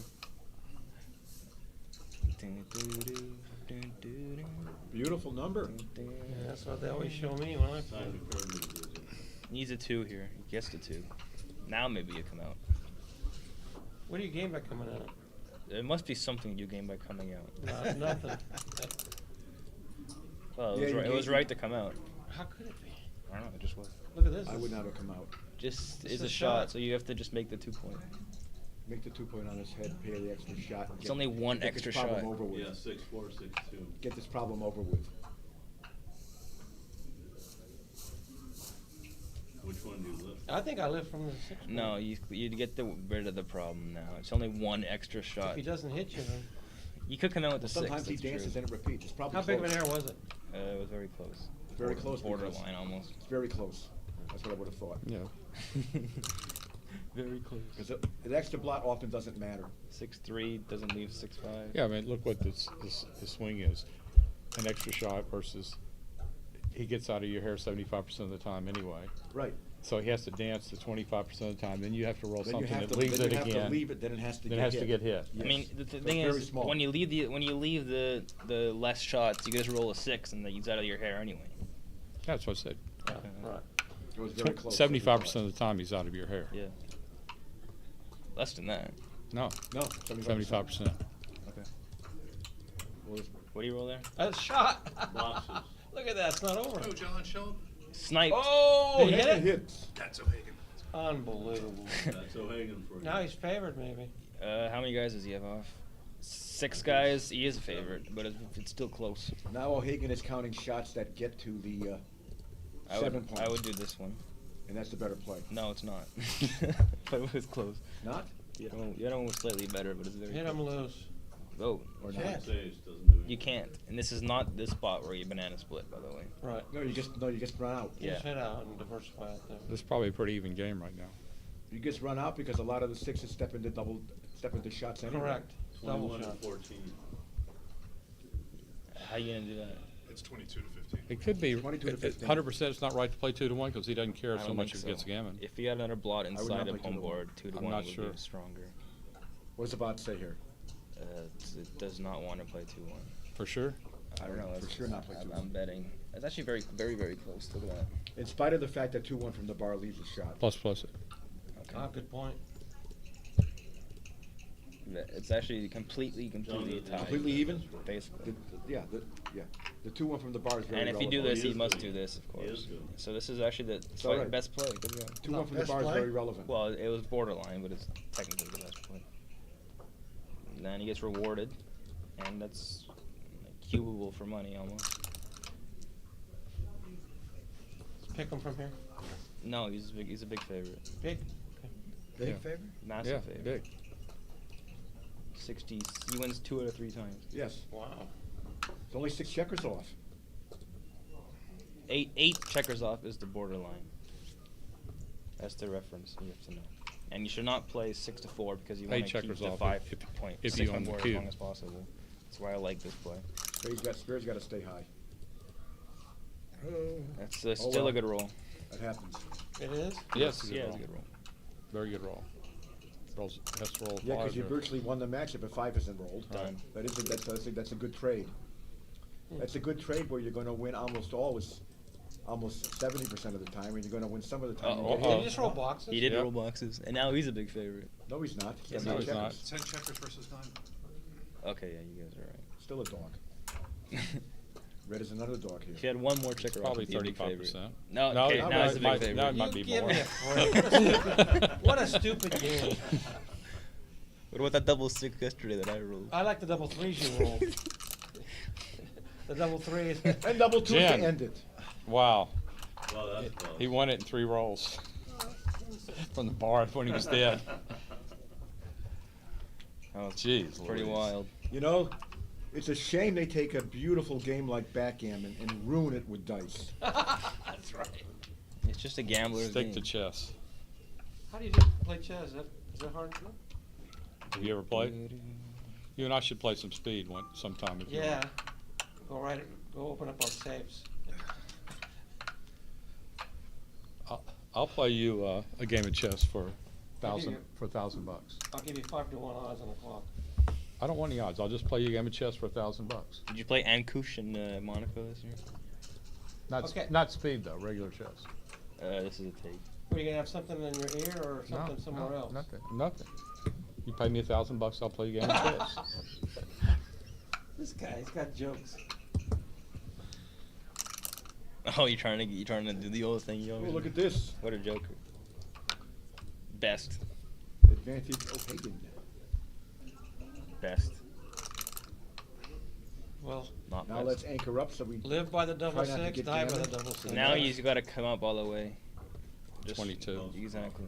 So red should be doubling, Chris. He already Red, did. red doubled on the open Red- roll, I see of it. I course. didn't see it. It was double take. Of course, this just goes to the 22. Go to the 22 here. Yep. You can't make the 23. No, That's just you You want to make an ankle. If you're going to make an ankle, you want to see daylight. You also want to see daylight to snipe at blots in the outfield. But if you roll 2-1 next time, you're not supposed to make the anchor. You're supposed to come up. Like 2-1 now would be 24-21. No, it wouldn't. Not with the man on the 10 point. You sure about that? Pretty sure. I think it'd be pretty close. Anchor come down. Do you really want that anchor though? No, it was not right to do 6-3. What was the right play with the 6-2? Might just slot the 24-16. What? 24-16. Okay. It's often right to come out in those positions, I know.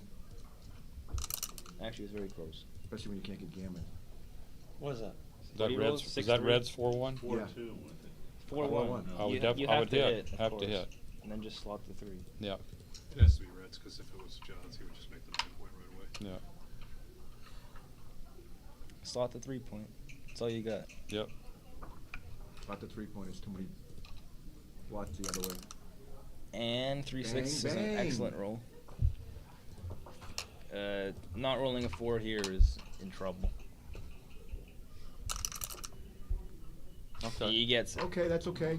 And double 3 was okay. Hit and splits. That's a Spread joke. them out, baby. Spread them out, baby. Make that anchor. So now it's See what like, it's probably 35% or 40%. You got more than that, I think. 40 maybe. I go for the 40. Yeah. Maybe, yeah. Probably 40. 3-5.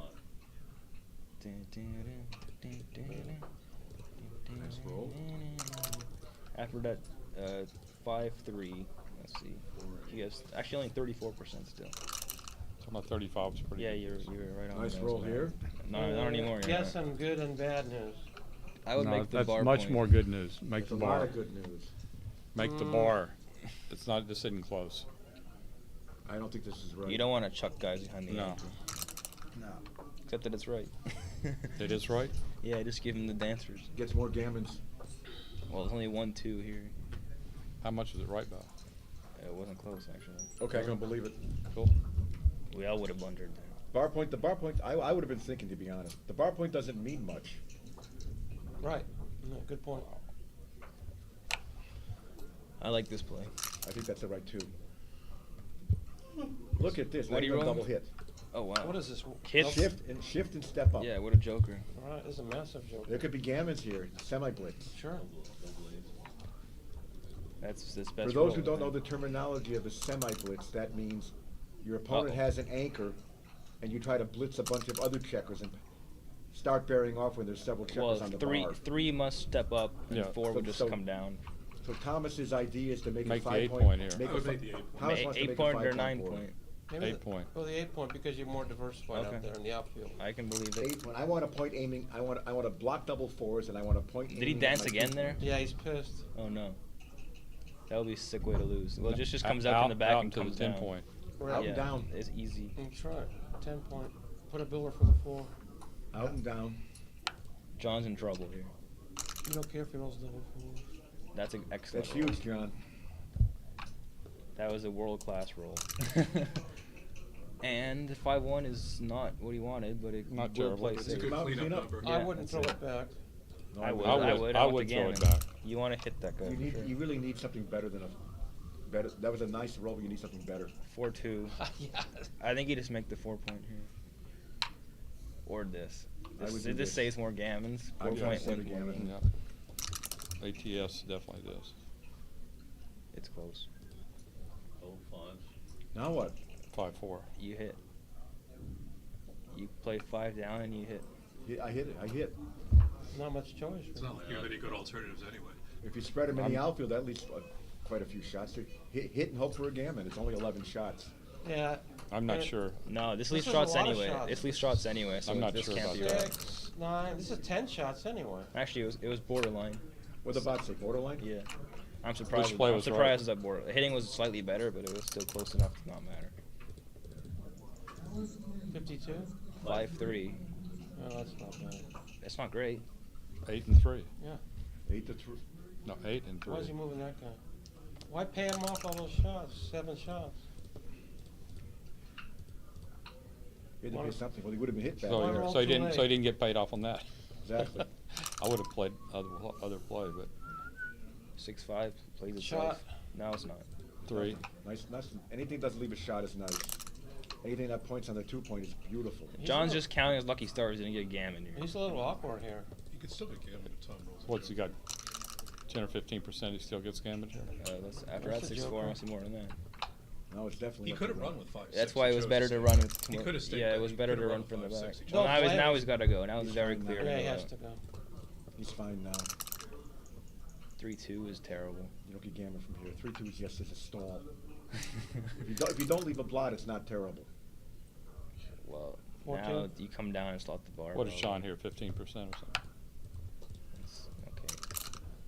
Yeah, it's about right. 4-3 is the now. shot. A lot more now. That's a shot for sure. This is the worst. This is a terrible number. It's Might- worse. Just leave the 12 numbers. Yes, you're right. That's right. John coming a 4. Where are you, John? No, not this No. time. Likely to be DMP now. John has a substantial PR lead, which could have been predicted. But How do you know? I mean, John O'Hagan's a very strong player. He's a G2 for a reason.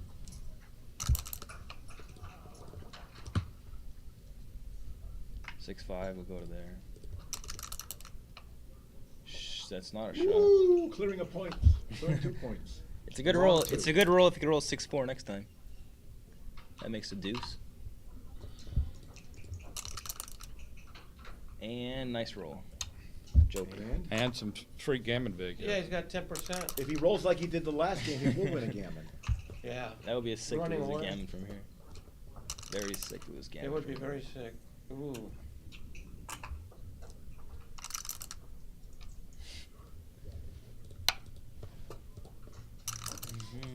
Well, that will make it interesting. Probably needs 2. I think it needs to. You take one, but he needs 2. Doesn't Right. Where is it? That's No, not it's it. not there. Yeah, he's 2%. Okay, John, let's end it now. Yeah, There you go. he did. Next. DMP. Pseudo DMP. Well, you have one half a roll a game in between, maybe. What's the clock? He's down to 29 seconds? Plenty of time. Plenty of time. Is that what he is? 29.3? Yeah. Wow. I don't know where he uses time. I think about those complicated decisions Yeah. earlier. So you 6-5 got and many. 5-3. John would like a nice complicated game now. Yeah, you would. A back game.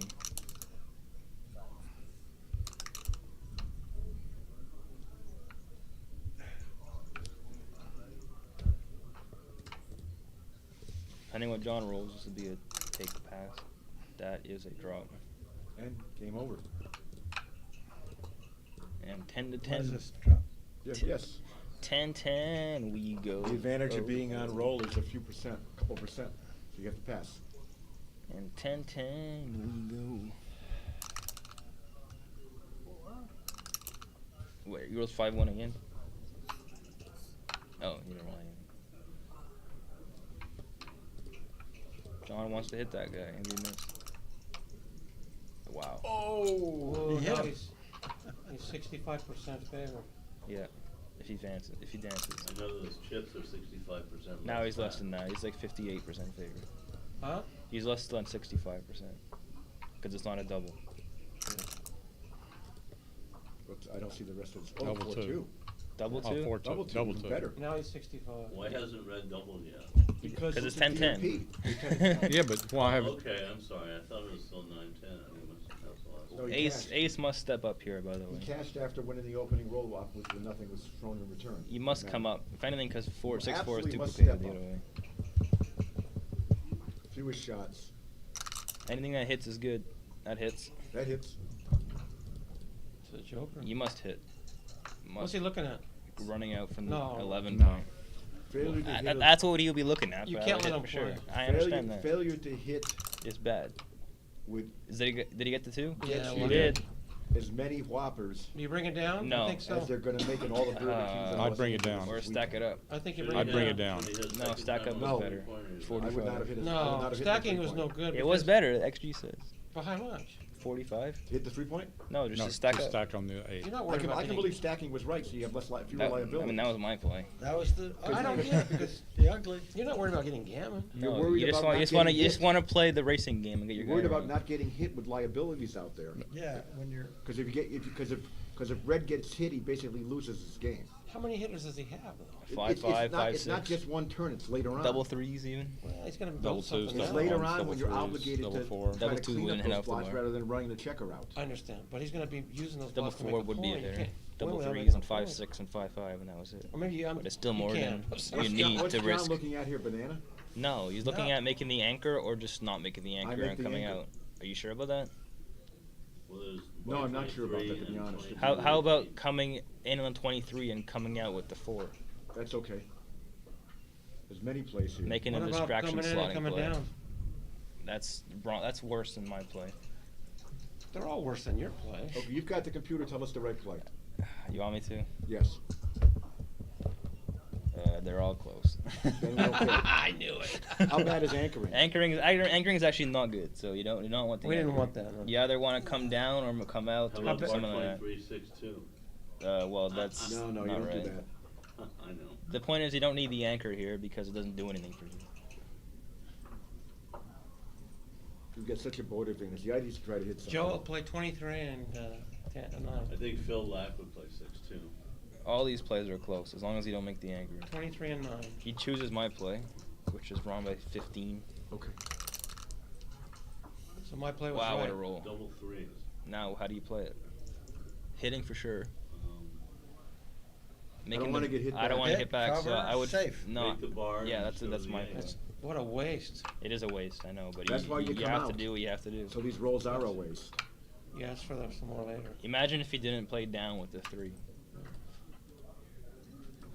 That's right. 4-2. Now you make the anchor. Now you of have to course. anchor. There's too much to come at you. Now he wants to run and he wants to be missed. There's a runner, Has to run away. I hope to be missed. and the game is a lot of the game is decided hope on to this limp roll home. here. This is a 15 huge hitters. swing on this play. Nope, that's not it. So of course you stay and you bring 2 down. Can you get the safety? 4-3 you can. Yeah, great does. shot. He's a big favorite now. That's it. And you get, and you Big get to make favorite? a builder out of it. 2/3 of it. Really? I think you have to come out. I think 2 come out, 2 come down. Yeah, that's what I would do. Race is not out of reach. What is the race? He's still down by 8. What do you roll? 5-3. 2 aces, stays back, and just plays to everybody. The question is, do you want to step up? No, I don't see why you step up. No, you want contact 6-1's a for shot. this reason. That's why you step up. Nah. Why you don't step No, up. that's why you don't. Exactly. No, I You mean don't step step up for up. the I'm being to the facetious. to the 15 point, not from the back. No, you Oh, stay okay. back for contact. And for more chances of landing. on the So bridge. Look lucky. at this. Did he Oh, get him? Hagen. Yeah, you got lucky. Oh, Hagen. Johnny boy. Got a hit. Of course. No choice. Ackerman, hope you got a better game. You got a better game of get hit. Pray anchor. for a Michigan fan. That's good enough. Well, you got a chance. Steps up. You don't want to get primed. Step up. Dupe says 1, 2, 3. You got to step up. You're going to get attacked on the ace point. Then he's 6 and As 5. well. He can't hurt you. It's going to get hit. Needs to attack, and he does. That Right makes the shot. 4. How do we play this? You make the 4 Make the point. 4 Make the pro. 4. Do we take a chance at hit loose? 'Cause No, we need you a make five- you make the we need 4 a- we need point. a You don't prime. want to get hit. You don't want to get hit. I know that, but how close was it? Actually, it's right to make the big play. That's I what I thought thought. so. I I thought would've so made the too. big play. Me too. Yeah. You need it. You need it. Double 2 is a good roll. Wow, I think you have to switch. Agreed. I would switch. Definitely switch. Definitely We need to switch. switch this. Definitely switch. Stop prime numbers. The best way often the best way to get out of an almost prime is to blitz the guy. 3-6. Oh, what a joker. Excellent joker. But it's not over He's yet. 80%. If you can roll an 8, you will. See, what a swing on getting out with 6-3. 4-1. Yeah, you're right. You have to go You had for to it. pay that off. This is looking like It's John's gonna have looking this bad. one. You never know, but I think John's got this one. Here's the prime. There it is. Where's Where's the the 4? four? Just hit loose. Hit loose. You need the prime. That's right. You need the prime. You Come need in the with a prime. deuce, he's You a lot- need the he's prime got some because you shots. have the 2-6 timing on the on roof. You have the timing with the anchor on the 16 point. Even if you get hit, it's going to. Now you That's don't much- hit. You That's don't much- hit. Hope he No, comes you in with don't a hit. 2-4. That's much better than a 2-6. No, you No, don't hit. no, no, no, no, no, It's no. a big blunder. You can't hit that. Oh my God. No. If he rolls It's in with actually- 2-4 or double 2s. What are you hoping for? when you hit that? 2-6 from the bar. See how much better he'd been off if he'd come in on the deuce. Oh boy. Yeah, he's got How big a blunder was that? It was actually not even a blunder. It was only wrong by like 50. Because he's got such a bad game out of the way. Yeah, exactly. That's why it's not a big blunder.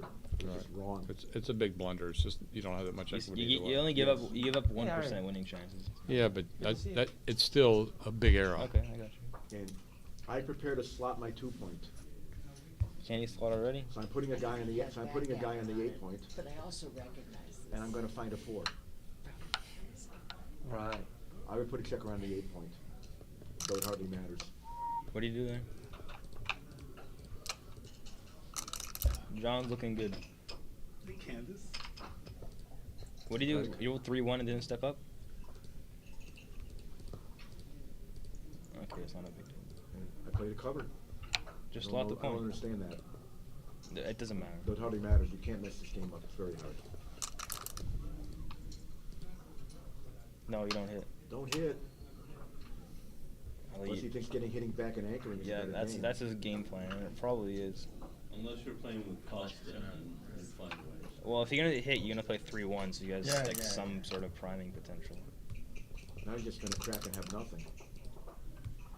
Actually, the best play there is to play hit and play 6-4. That's what I thought. That's how desperate you are to make an anchor. What do you roll there? 4-2. Yeah, now he's just done. It's actually the right play, I think. Wants to get hit. 4-2 plays itself, I guess. He's in trouble.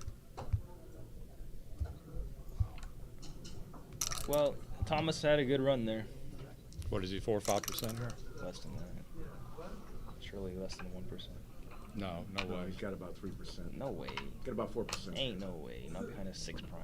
Yes, he isn't closed out yet. I mean, it's still a Look 6 at prime. it. What are the chances of not closing out? No way he's 1%. Enough to make the game All right, let's take a about look. 4 or 5%.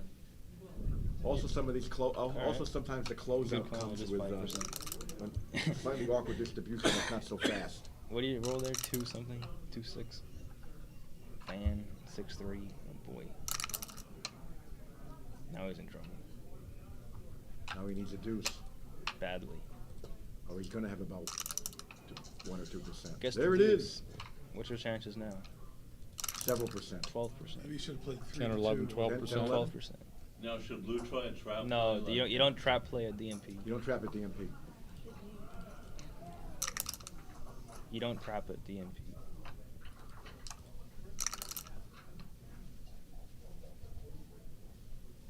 It goes to the 4, I guess.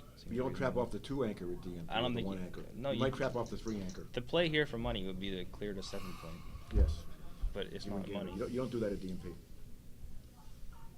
Not against a 3-point board. Yeah, I think against the 3 anchor, you can get positions where they have like a 2-point board when it's right. The 2 anchor is the one to trap off of, for sure. It's sometimes it's 3 anchor you'd be trapping, but not with a 3-point board. That's fine, I guess. Just goes at a 3-point. As long as you don't have a awkward garbage. We don't have filters here. Save that to when he opens the 8-point. So now you want to break your 7-point. Actually, I guess the 4-3 is too nice to break the 8, but you would have ideally wanted to break the 7-point first. He danced on that. 3-1. I'm not breaking the thing. I'd rather go to the ace. I break it right away. I'm going to bear off now. You don't just go to the ace point? No. I come in. I come in. You got the bad 5 squeeze. But like, what if he rolls double 5? Doesn't No, happen going to the anyway. ace is better. What? Ace point is better. Going to the ace is better? How much? 8.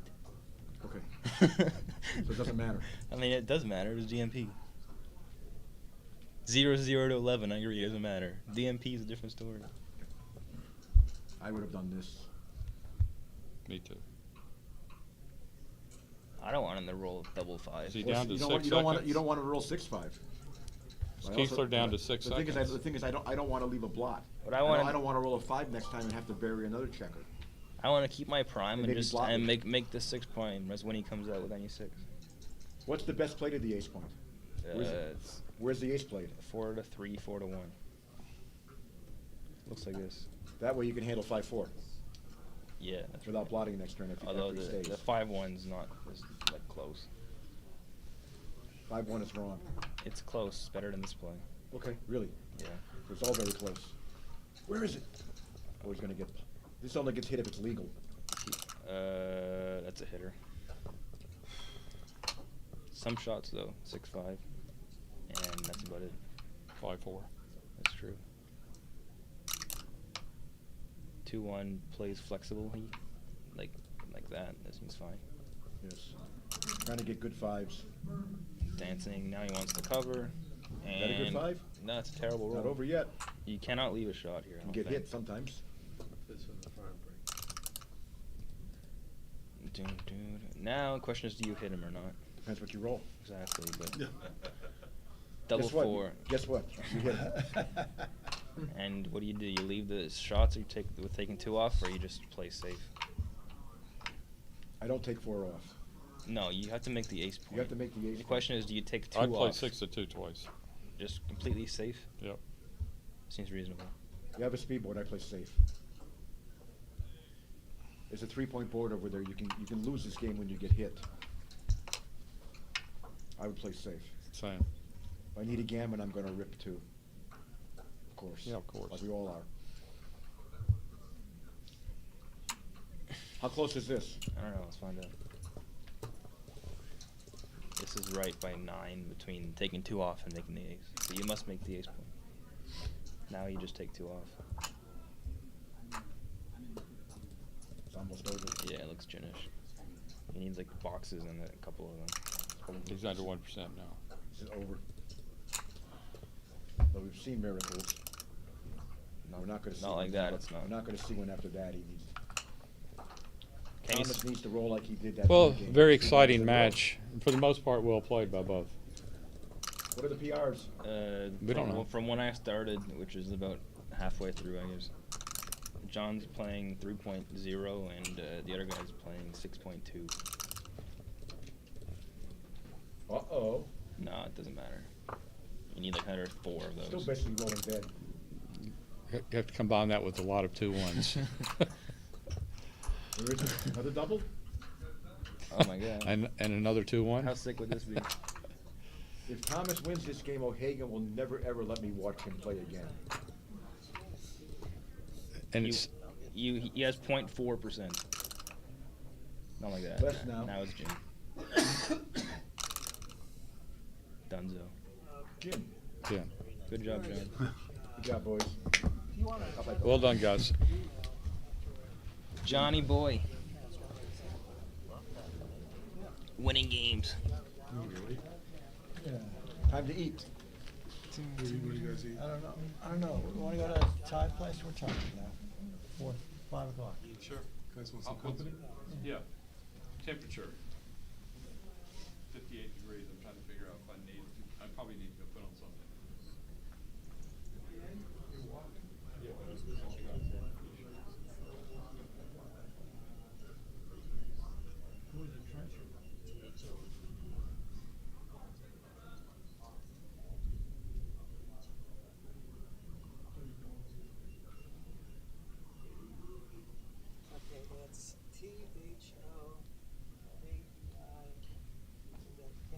Okay, that's THOAI. Thanks, Ryan. That was good. Yeah, that's job. fun.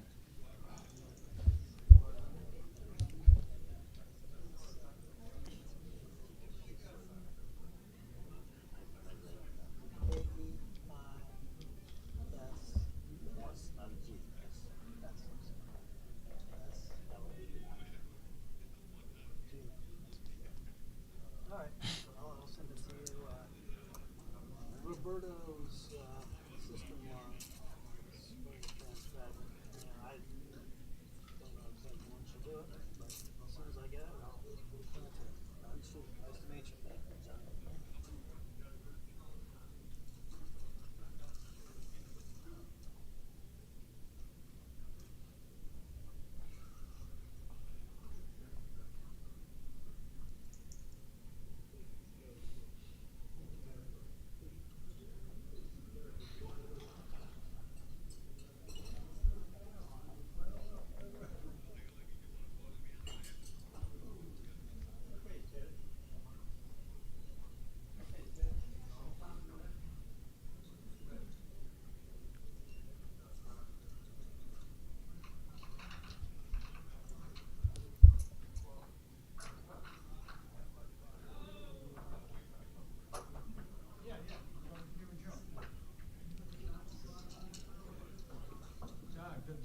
Good job. Hey, that was some batch, yeah.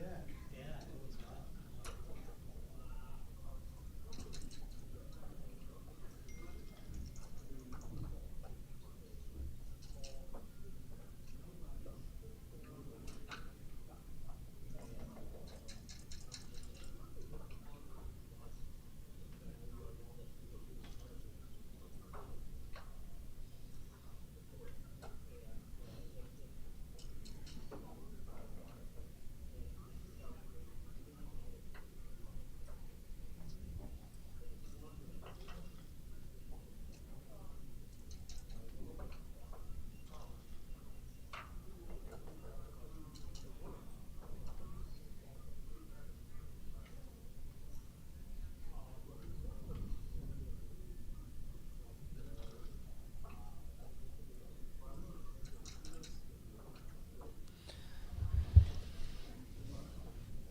Good job, John.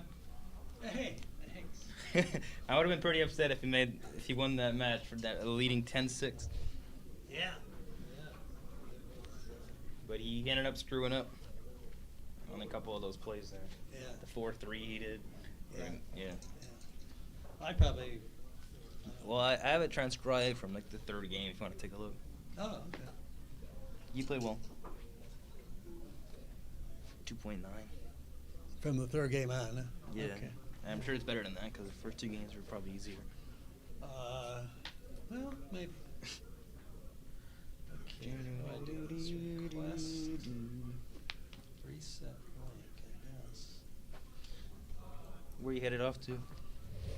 I'm trying to reset my USBGF password. Gotcha.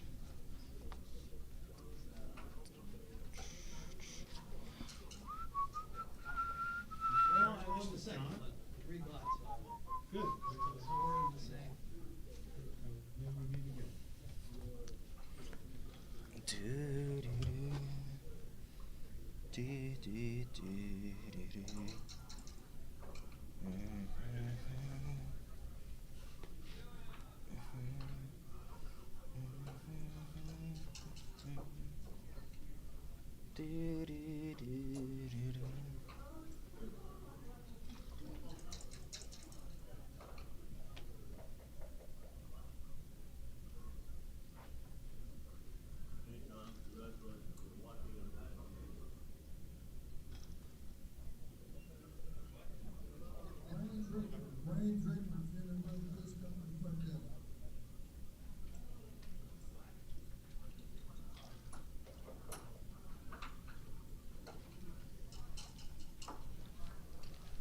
Okay, so that's going to be it until the dinner break for about 2 hours.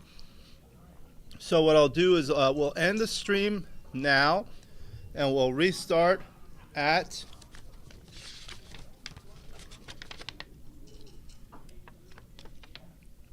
approximately 7:30 p.m.